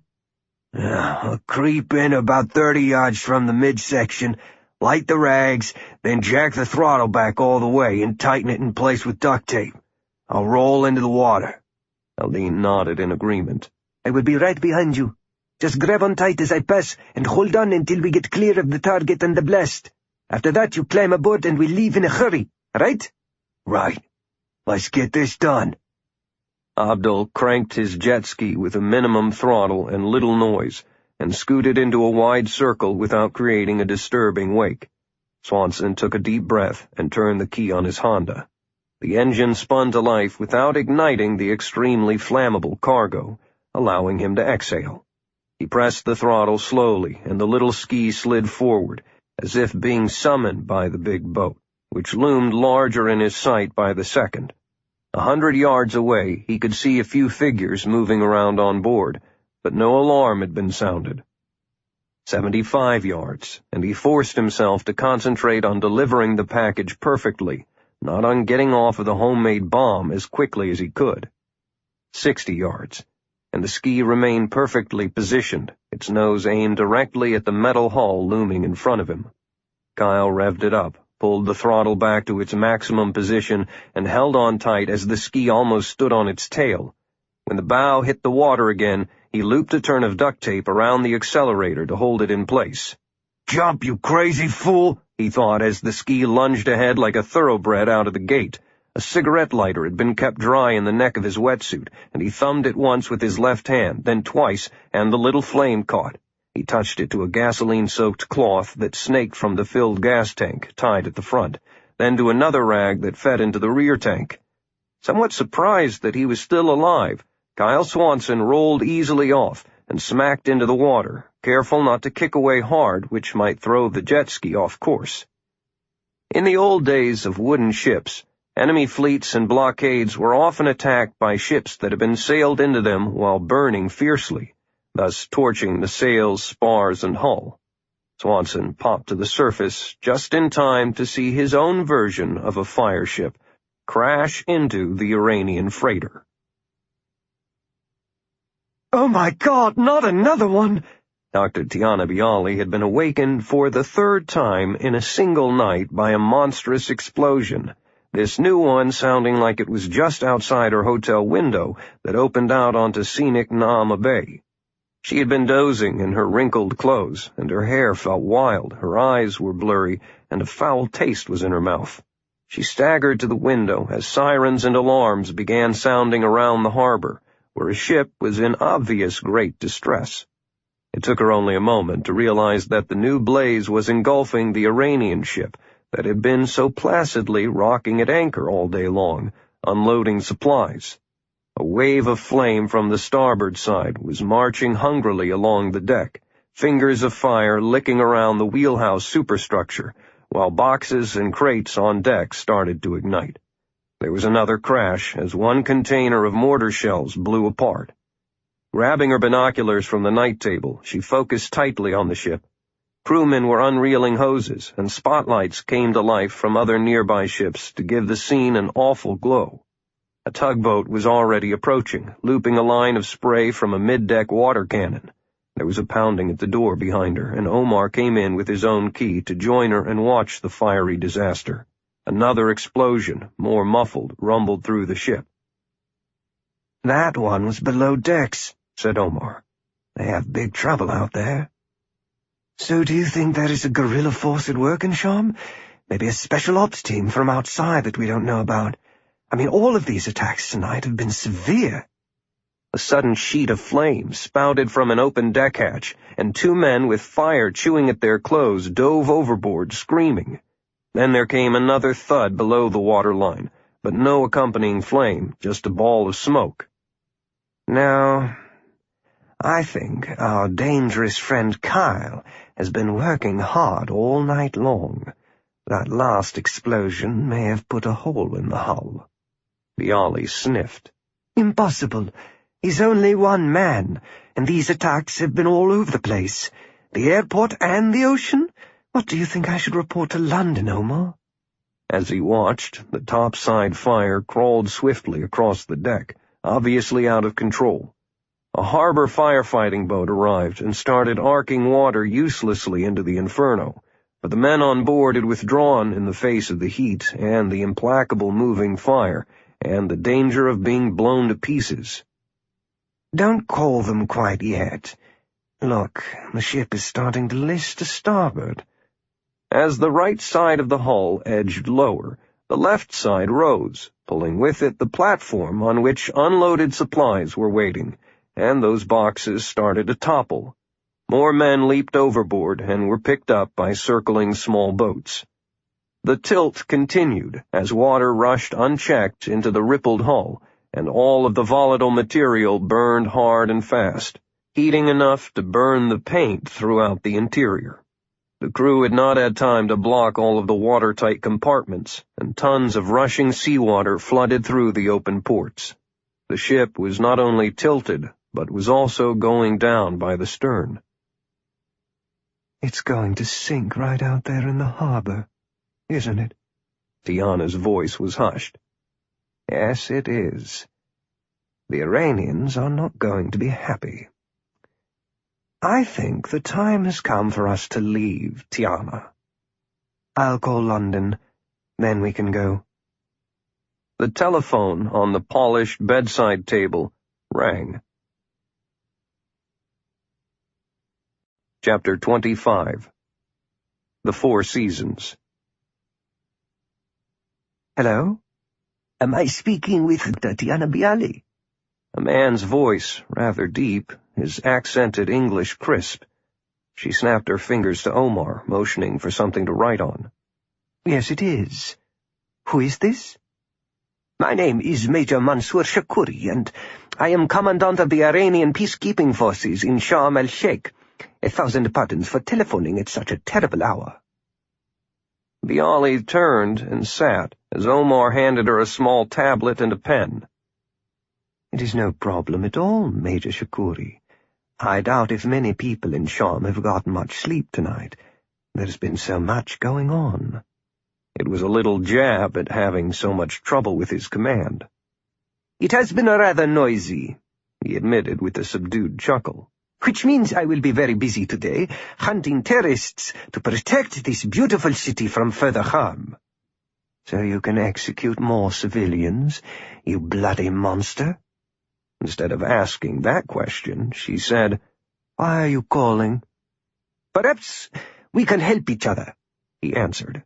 "It has come to my attention that you are trying to contact an intelligence agent who goes by the name of the Pharaoh. I can help you with that." "Do you know who it is?" "In fact, Dr. Bialy, I do, and I'm willing to share that information with your British intelligence service. Everyone knows you are with MI6. And what do you want in return for this man's name? You said we could help each other. I want your friend, Kyle Swanson, of the American CIA. Kyle Swanson is no friend of mine, Major. We had to work together on a financial project for a few days, but afterward he immediately left for England. The voice hardened. He did not get on a plane before the airport was closed. Therefore he's still around somewhere. I want to find him for a few questions. Then I'm sorry, Major. As I said, we were not friends, and I've not seen him since dinner before the hotel was attacked. He told me goodbye. I told him the same thing. I cannot tell you something I do not know. I am sorry too. The Pharaoh will not be disclosed unless Swanson is available. Tiana let the moment of silence extend. Major, give me a bit of time. Let me talk to some locals and make a few discreet inquiries back in London. He changed back to a command voice. I will arrive at the Four Seasons Hotel at exactly 10 o'clock this morning, Dr. Bialy. Whether our visit will be pleasant is entirely up to you. Don't think of trying to escape, because I have men watching you. Is that clear? Very clear, Major. Thank you for the courtesy of your call. I will see if we can work something out. She hung up, threw herself back onto the pillow, and rubbed her eyes with her palms. Her thoughts tumbled with images of explosions and treachery and an unknown future. One thing was clear. Her mission had always been to find the Pharaoh, and he was almost within her grasp. She explained the call to Omar, who lay beside her, keeping his pistol within reach on the table. He wants a straight swap, she said, explaining the call. Exchange Swanson to the Iranians for the Pharaoh. Then the Major believes he has you boxed in. If you don't give Kyle up, then you'll be arrested and never find the Pharaoh. It could be your death warrant, so in his view you have no choice, he said, nuzzling into her hair, and she reached out for him. They lay in silence for a while, thinking. Kyle's still at the safe house? She asked. He should be, but who knows what the man is up to. Then I suppose I let the Major take me prisoner and force me to cooperate. That would buy time for you to get over there and warn Swanson. That's much too dangerous for you, Tiana. Once he has you, Shakuri won't let you go. As an MI6 agent, you could be hauled off to Tehran for interrogation, then buried out in some Iranian desert. C would never approve, and I sure as hell don't want you committing suicide. I won't ask, C, she said, and gave him a soft kiss. You, my dear, will let me do it, because I want to, and because I'm ordering you to do so. No, Omar, the Major is coming up here with armed security. You are a wonderful bodyguard, but the numbers and weaponry are on his side. I don't want to see you killed either. The marina. Kyle Swanson clung to the waist of Abd el-Din as the young Egyptian piloted the jet ski in a mad zigzag dash back for the safety of the Gold Sun water equipment warehouse, careening wildly around buoys and boats to eat up the distance, finally slowing near the marina, where they scooted inside just as the darkness was giving way to another winter morning's light. Kyle had kept looking back over his shoulder toward the ship, which had become a ferocious inferno within 10 minutes. He had expected damage, but nothing like what was happening aboard that vessel. It had been filled with flammable material and was being gobbled by the fire. Then they were back at the little pier, tied up, and Abda lowered the outer door. Both men sat on the waterside pier in silence for a few minutes, just catching their breath after the tension-filled past hour. The strain of the continuing action during the night had left Kyle drained of energy, and he thought about how far he had pushed his luck by breaking almost every rule in the book on clandestine warfare. With daylight coming, he could get back to the safe house, get some food, and take a break. "I've got to go," he told his new accomplice. You did great tonight, kid. And you sure as hell drive a mean jet ski. Your family'll be proud that you exacted such a vengeance on those who murdered your brother. Do you have a place to stay? You can stay here if you wish. Eldine had not moved from his place on the pier. Kyle stripped off the dive suit and toweled down hard to restore some warmth to his skin before putting his dirty local clothes on again. I'm good. I can't tell you where I'm staying. You understand? Of course. What do you want me to do? You go to the police in about an hour. Report that your dive shop was broken into last night by thieves and 2 jet skis were stolen. He thumbed back at the office where the broken window attested to forced entry. I left plenty evidence to back up the claim. You found one ski drifting and abandoned about 100 yards away, but no sign of the other one. You took a quick look around and went for the cops. Abdel shook his head in amusement. That is almost the truth. So you are going to leave me out of any further action? I don't want to be left out. Guile stared at the earnest youngster, then picked up a loose business card from a rack on the counter. I need all of the friends and assets I can get, Abdel. So it is likely I'll be asking for more of your help. Meanwhile, stay in the background and don't tell anyone what really happened last night, not even your family. Just continue working here. I'll find you. This thing is not over. Eldine watched the strange American leave, heard the SUV engine boom to life, and saw the Forerunner drive away. His thoughts turned to food, and for some reason he wanted an enormous breakfast. After that, he would contact the police. He was just full of energy. Major Shakuri believed his overall situation was good. While being the on-site commander in Sharm, he could blame the Army general at the airport for the military mishaps. And now he saw a unique opportunity born of that rising confidence. Instead of being the whipping boy of Colonel Yahya Ali Nakadi, the major sensed that there might be a chance here to topple his vile boss, take his place, and leap forward in rank and privilege, maybe even become a general. All he had to do was inform Tehran that their man was selling secrets, almost on the open market, and the colonel would be gone forever. He was weary, but this entire operation was playing out much better than he could have imagined. Already he had the colonel dangling, and Nakadi's normal, confident voice was sounding strained. He had told his senior to get some sleep, and he had awakened the colonel a short time later with really bad news. The transport ship, that ship was sunk? Yes, sir.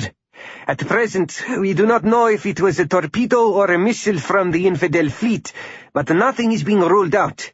It certainly had the look of a decisive military attack, and the resultant heavy loss of life. I have asked General Khasrodad for his explanation for still another military failure. And what do you care, you old dog?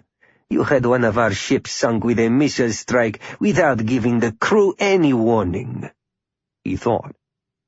The colonel had grown agitated. I sent you down there to run this operation, Major Shakuri, and most of the reports I receive are of new disasters. The voice was rising, and Shakuri could detect a little fear from the colonel at the sudden loss of control. Someone else was pulling the strings in Sharm el-Sheikh, while he was in Cairo trying to oversee the entire operation to put Egypt in Iran's military grasp. Even after the earlier attacks, our army commander failed to take adequate precautions, sir. Apparently, no one on the ship even saw the attack coming. The captain and his first officer are among the dead. Lucky for them, for I would otherwise have them shot for their negligence. I regretfully recommend that after his dismal performance of the past 24 hours, you consider relieving General Khasrodad of his post, and replace him with me. It was as if the colonel were no longer even listening. I must spend some time this morning finding out why the Muslim Brotherhood has been unable to come to our rescue down there, as they had promised. And then I must talk with our leaders in Tehran about the situation and what the diplomats are saying. That will not be pleasant. But I am definitely coming down today, Shakuri, and you had better have some adequate explanations by the time I arrive. Shakuri let the uncomfortable silence hang in the air, knowing the colonel would be feeling pressure from Tehran. Push him harder. Sir, I recommend that you consider placing Sharm under martial law. General Khasrodad simply must get his soldiers out of their holes and into the streets. I will be there this afternoon, Major. Carry on. The colonel abruptly hung up his phone. No new orders, no asking about the spies. The Pharaoh was falling apart. Major Shakuri snorted in disgust and brushed aside the call from his superior officer, who was too far away to change anything at all for a few more hours. Shakuri called aloud for the intelligence officer seated at his own desk outside of the main office and told him to bring in the lists, then ordered an aide to bring in a hearty breakfast. His intel officer spread out the sheets of names of candidates for the new round of public executions. Yesterday they had simply rounded up victims at random and treated them with respect before shooting them. The uneasy truce that followed evaporated with the overnight actions, so Shakuri wanted 20 more examples to be picked for death, men and women of substance whose names would be recognized by the people of the coastal city. The chief of police was the first on the list, a couple of large merchants, and a woman television reporter who had become too outspoken, fomenting resistance, a professor, a dock worker, a mother of 3. The 20 would get their final visit to the park at 9 o'clock that night, after a day of severe questioning. Having done all that he could for the moment, he instructed the intel officer to carry out the arrests. The spy business intrigued him. What would the rewards be if he could capture both the CIA agent and the MI6 woman? Meanwhile, the major had time for a nap before going to the Four Seasons at 10. Once he had pried himself from beneath the thumb of the colonel, Shakuri had enjoyed the freedom of thinking for himself, and this whole spy business had intrigued him. All in all, this might turn out to be a fine day. London. Bad business, this. The normally placid face of Sir Gordon Fitzgerald, the chief of MI6, was wrinkled with lines of tension. The man had been protecting England from foreign threats since the bitter years of the Cold War, and his office was filled with glass cases containing rare weapons and souvenirs from his long career. Soft leather chairs, a big desk, and tall dark cases of books in several languages served to emphasize his old-school manner. He did not have, nor wish to have, a computer, for he had others to deal with the details, and the material he wanted would never be on the Internet.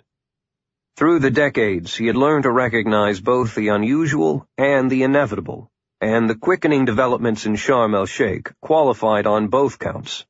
A small war was blazing within a bigger one. How much do you trust your American? Sir Geoffrey Cornwell snorted.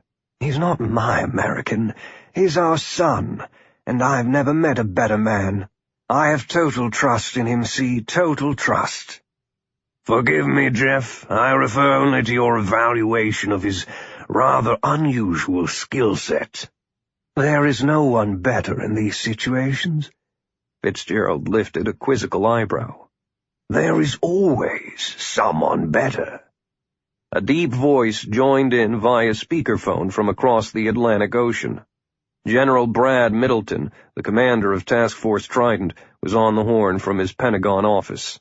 Actually, with all due respect, sir, I agree with Sir Jeff. There isn't anyone better at this sort of action. From what we've been able to piece together on this end, Gunnery Swanson is raising hell in Sharm, and he's still on the loose. The MI6 man had come to the same conclusion based on a different set of facts. C cleared his throat. General, I must apologize for not letting you know directly that we've been using Swanson as an unsuspecting plant to draw the attention of a potentially valuable secret source of information. I had assumed, wrongly, that the CIA, which was involved all the way, was passing along the plan. It was a massive mistake on my part, but I thought that everybody was on the same page over there since 9/11. Sharing all information, you know. Sir Jeff gripped the arms of his wheelchair. "You dangled him on the hook without knowing he was bait. That was inexcusable, see? I have extended my apologies to you both. Now we must move on." "Not until Kyle is alerted to the situation." Jeff was showing his stubborn streak. "Just in the past night, he's caused extraordinary damage to the Iranians. If they think he's a CIA agent, they are definitely coming after him." "That is probably happening even as we speak, which is why we must depend on his ability to react quickly and correctly to totally unexpected situations. I told our agent, Dr. Bialy, to give him a full brief, but she said it may be too late. They are not in regular contact. She hasn't heard from him in hours." The MI6 chief put both palms flat on his desk and rubbed the old wood as if giving it a good polish. To those who knew him, it was a habit that expressed great alarm. "After last night's exploits, he must be holed up somewhere alone, thinking he's safe. He is most assuredly not." Middleton joined in. "An operator like Swanson is only as good as his last fight, sir. If I was talking directly to him as his commanding officer, I would ask, 'Gunny, what have you done for me lately?' Swanson may be holed up for a few hours, out of ammo, with no fresh intelligence about what we're thinking, and tired beyond normal endurance. But he'll be ready for whatever comes his way." "Let us hope so, General. The plan was thrown together rapidly. It is complex, and the time is short. At this point, our governments are protesting to the United Nations and threatening military options if the Iranians do not withdraw from Egypt. Only his continued success in this one-man war is holding back the decision to send in special ops teams. We're willing to give it another 24 hours. Chapter 26. Sharm el-Sheikh. Swanson made it back to the safe house, locked the door, went to the bedroom, and fell backward onto the mattress, fully clothed. He fell asleep with his hand on the Colt 45 that rested on his stomach, and the nightmare snatched him so hard that his body shuddered in physical response. An endless, ghostly line of dead men shuffled toward the small pier at the jet ski marina, and were being packed into a narrow black boat that could only seat perhaps a maximum of 10, but somehow there was always room for one more. Leaning on the steering oar at the stern was the boatman, who grinned with stumps of rotten teeth and oozing black gums. "You are doing well. I knew you would. I told you this would be your largest harvest ever. I can always count on you, Gunnery Swanson," said the spectral image, spreading an arm to help another zombie-like passenger lurch aboard. "Go away," Kyle replied in his dream. "I cannot. You are killing too many to ignore. Hundreds." "They're not men. They are my enemies. If I don't kill them, they could kill my fellow Marines." The boatman hissed a cackle of amused laughter. "A dissembling response. They pose no threat to your fellow Marines, who are not even here, and you killed them anyway. Fellow humans are dead or dying by your hand. Men who happen to wear a different uniform, that's all." "Each is my enemy, you evil bastard. You know that. Quit busting my balls." Behind the fluttering, sheer silhouette of the boatman was an entire sea of licking low fire. "I think this is enough for me to transport for one load now. You keep up your good work, and we will visit again later."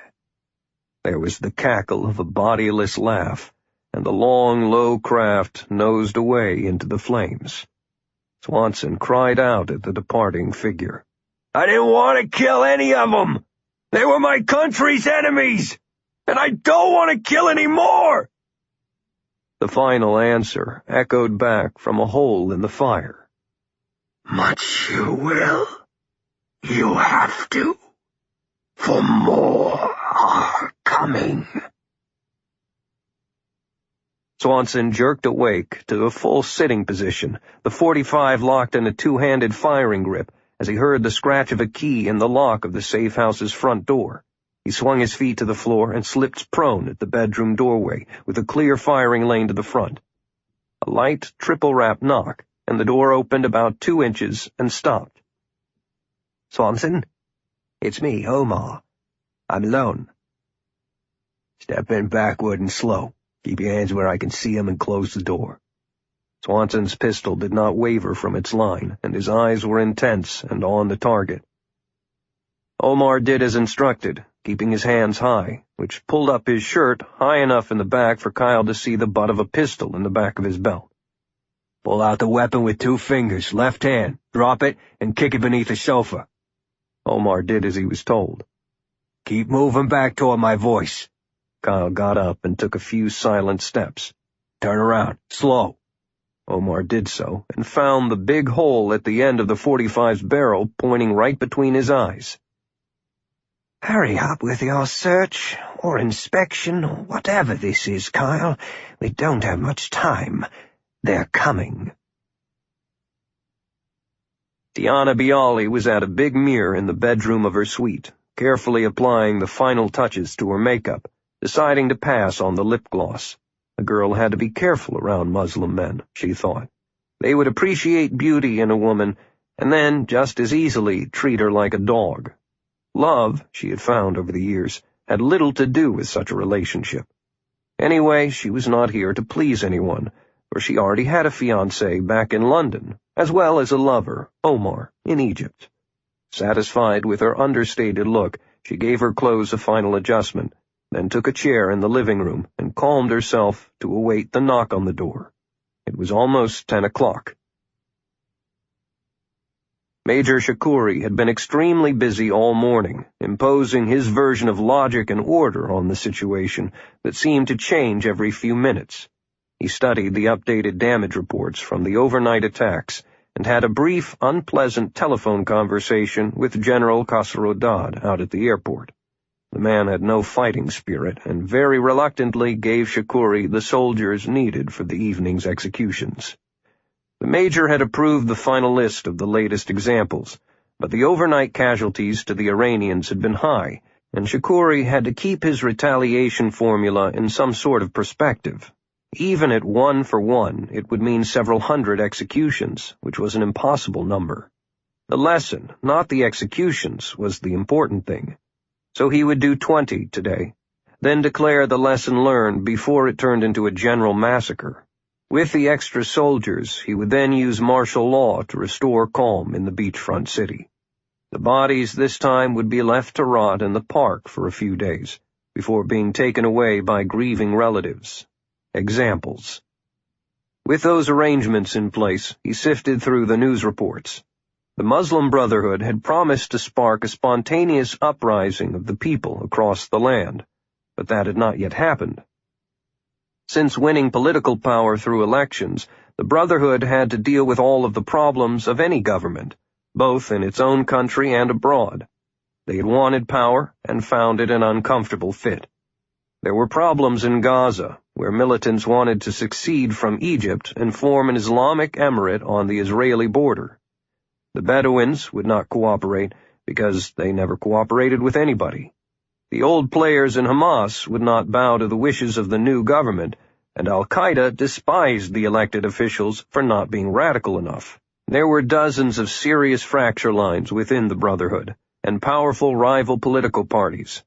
So when it came to stitching together a unified front with a separate rebel army, everyone wanted a slice of the pie.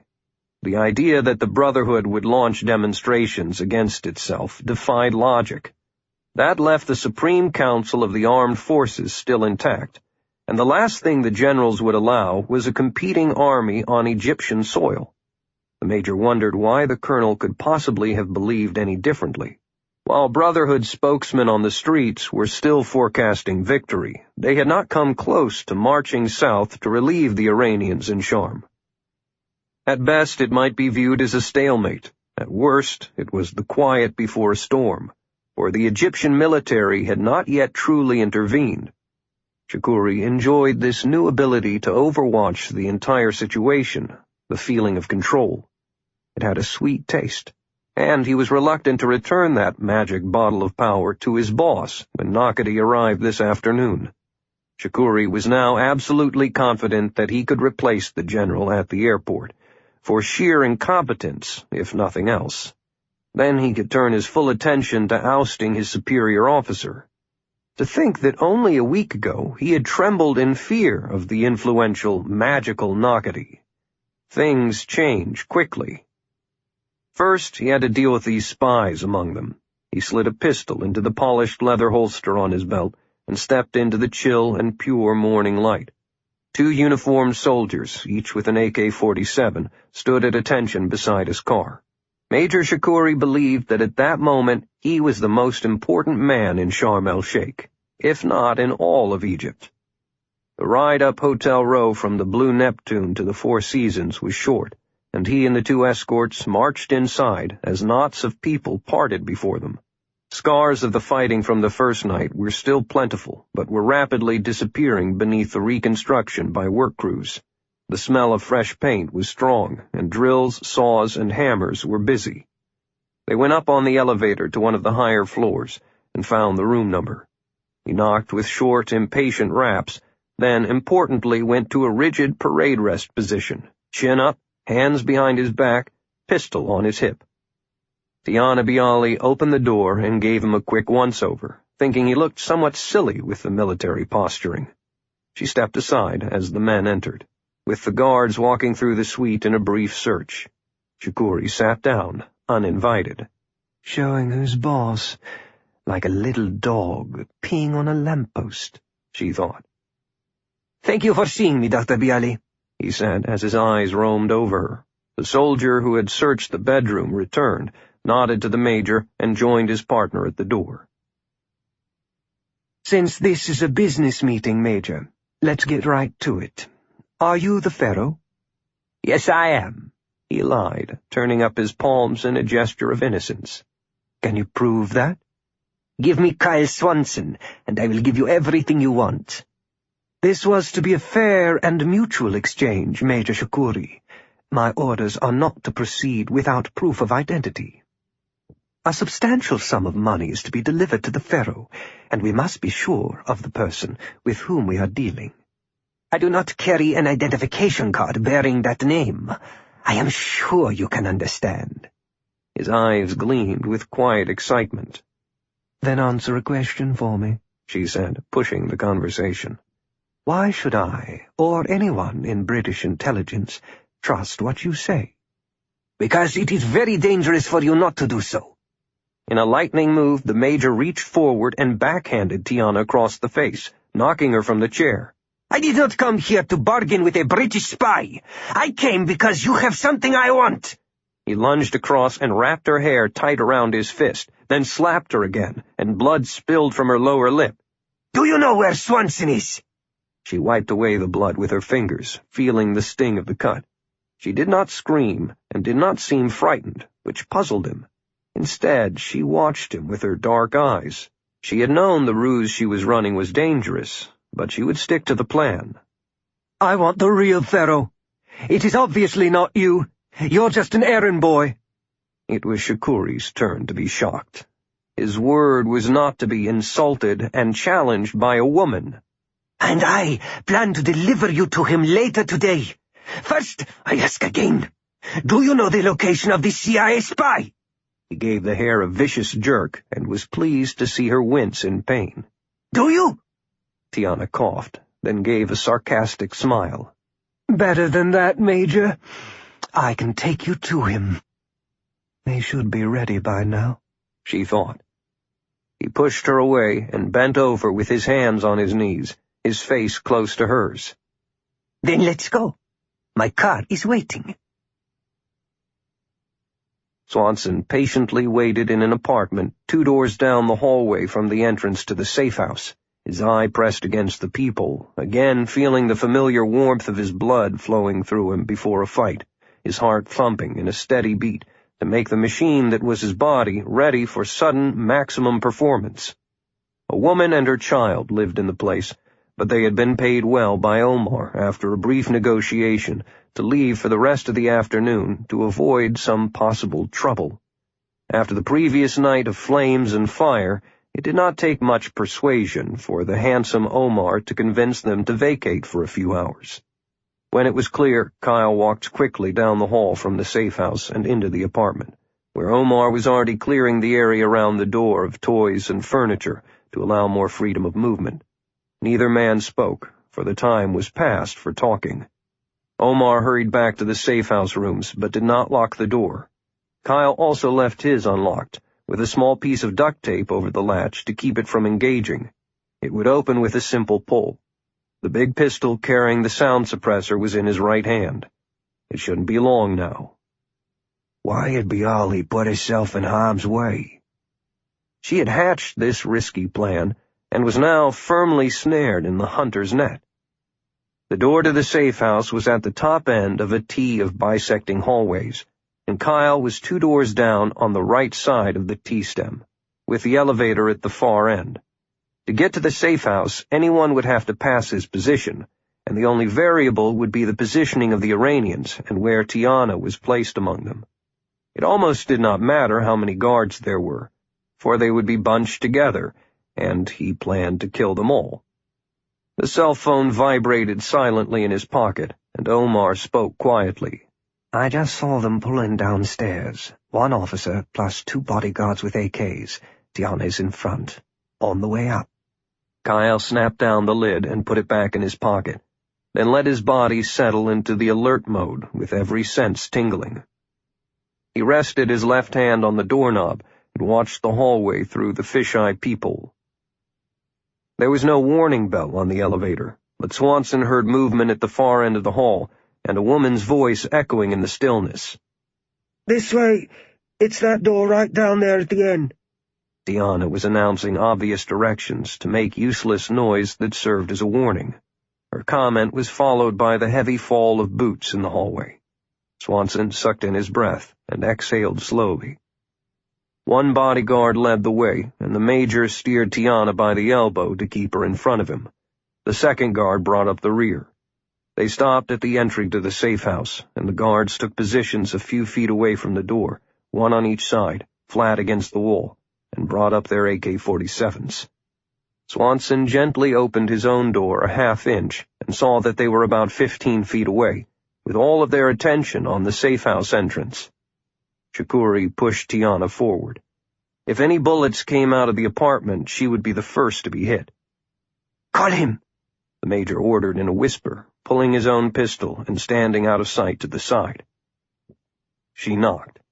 "Kyle, it's me, Tiana. Let me in." There was a pause and a shuffle of feet behind the door, as if someone were looking cautiously through the spy hole.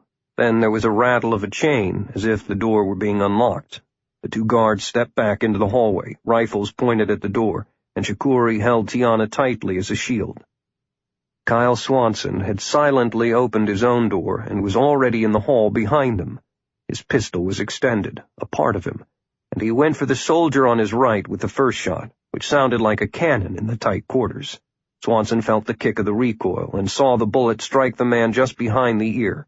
Kyle was already turning to the next target. The pistol crossed over the major and Tiana and steadied on the second guard, whose head also exploded before he could turn around. Bright red blood and pink and gray brain matter showered the walls, and Kyle moved in hard and fast. In 3 steps, he was at top speed and hurtled into the major, whose face was covered in gore and who still did not realize what was happening. Swanson hit with a body tackle that slammed the Iranian officer against the wall as the door opened, and Omar reached out and snatched Tiana inside to safety. Kyle pistol-whipped the officer back and forth across the face 3 times, letting the front sight gouge and tear at the flesh, then banged down hard on the skull with the butt of his gun and knocked Shakuri cold. 2 kill shots and a takedown in less than 10 seconds. His marksmanship and mixed martial arts coaches would have been proud. He shoved the weapon into his belt and helped Omar drag the 3 bodies inside and dump them in the living room. They had no time to wipe down the walls and mop the hall, but at least the corpses were out of sight. Tiana emerged from the bathroom with a stack of wet and dry towels and gave Shakuri a quick cleanup, pouring water into his face. "Wake up," she said. "You're going on a trip." The Major was hoisted into a chair and cuffed with plastic strips, then gagged with duct tape. His eyes blinked madly when he started understanding what had happened, and he stared at the slim man standing before him with arms crossed. It had to be the American. "So, you are the famous Major Mansour Shakuri, and I hear you've been looking for me," Swanson said.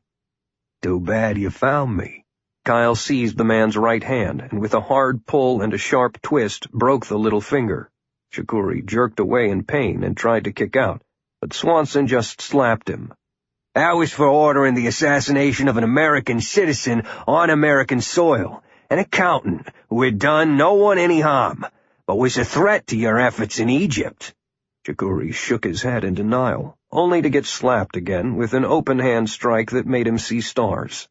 The bleeding on his face had resumed, and Tiana stepped in to towel him clean again. "We've got to go," she said. "Almost there," said Kyle. He took the left hand, stared into the Major's terrified eyes, and broke the pinky finger on that one, too, watching as Shakuri recoiled with the new slash of pain. "And that is for sending a team out to kidnap Lady Patricia Cornwell in London." He gave Shakuri the look of a wolf checking out a rabbit. "This next one's gonna hurt," he said, and tore away the duct tape gag. "I want to hear you scream on this one." "But—" the Major sputtered as Kyle flipped the pistol around, and the excuse turned into ear-splitting screams when Swanson hammered Shakuri in the stomach, breaking a couple of ribs, then once more in the balls, and threw a final punch that broke 2 upper front teeth. The screams came with every breath for a few seconds, then lapsed into moans of despair and pain. "That's my mother, you asshole," Swanson snarled. Omar put a hand gently on Kyle's shoulder and was surprised to discover that Swanson's muscles were not even tense. "That's enough of the torture. Save something for the intelligence types." Kyle stepped back. "That wasn't torture, Omar. It was just plain old ass-kicking payback. I'm done with this piece of shit." Chapter 27. "Let's do it quickly," Omar said, his voice flat and under control. "This safe house burned. Even with the bodies out of sight, the blood trail out there be a big flashing sign when someone comes looking for them." There was no time to waste, with scrub brushes and buckets of water to wipe up the blood, the goo of brain matter, and the white bits of bone that stuck to the walls and spread on the floor. Tiana had watched in shock as Kyle had attacked the Major, for it had been so quick and continual, one violent act after another. "You must have steel bands around your heart," she said when it was over. Kyle dropped the used magazine out of his pistol and slid home a new one, then lifted his backpack, which was already on the kitchen table. The anger that he had displayed only a few minutes earlier had evaporated like a blowing fog as he adjusted to the developing situation, preparing for whatever came next. He did not answer her observations. "I'm ready. Let's move out." Omar hauled the Major to his feet, and Tiana slid a pillowcase over the prisoner's head for a hood. The thin cotton immediately soaked up the ribbons of blood from the facial wounds, and Shakuri groaned against the stabbing pain of the broken ribs and fingers. He was wobbling on his feet when he heard the American hiss close to his ear, "You call out for help, I'll rip your throat open. Now move." Kyle did not have a knife in his hand, but the Major did not know that. Tiana opened the door, and the 4 of them went into the hallway and down the emergency stairwell, with Omar and Swanson dragging the reeling Major between them. Within 10 minutes they were in the garage, and the moaning Major Mansour Shakuri had been bundled into the windowless cabin of a scarred van. "Come with us," Tiana said to Kyle, looking him in the face and noticing the exhausted eyes and the cheeks sunken from weariness. We rendezvous with a Saudi Air Force helicopter about 20 miles to the north, and will be across the border in no time. Then we fly this package straight back to London. Let's go." Kyle reached into the bag and found the computer flash drive that had been given to him. No bigger than a domino, it was packed with vital inside information about the government of Egypt, the armed forces, and the Muslim Brotherhood. He pressed it into her hand. "Here's the digitized material the Egyptians gave us during our meeting. It never made it out of the country, but our bosses can still use it." "You're not coming, are you?" She dropped the flash drive into her pocket. MI6 has set up the extraction with the Saudis. Our agents will be aboard, and we have a quiet place waiting in the desert where the Major will be interrogated. Everything will be safe. We can clear out of this place, Kyle. Our job is done." "Can't do it," Swanson replied. It was a Marine thing. First in, last out. "I still have some unfinished business here." He did not consider telling her about the earlier disaster with the American Special Ops chopper. Keep things upbeat. "You and Omar go ahead. You have an intelligence coup with these documents and your own personal observations, plus my debrief with Omar this morning, and a prisoner who's been getting headlines as the man in charge of the Iranian operation. If that Major isn't your so-called pharaoh, then he knows who is, and he knows a hell of a lot of other things. You did a good job when crunch time came, Bialy, and organized a great snatch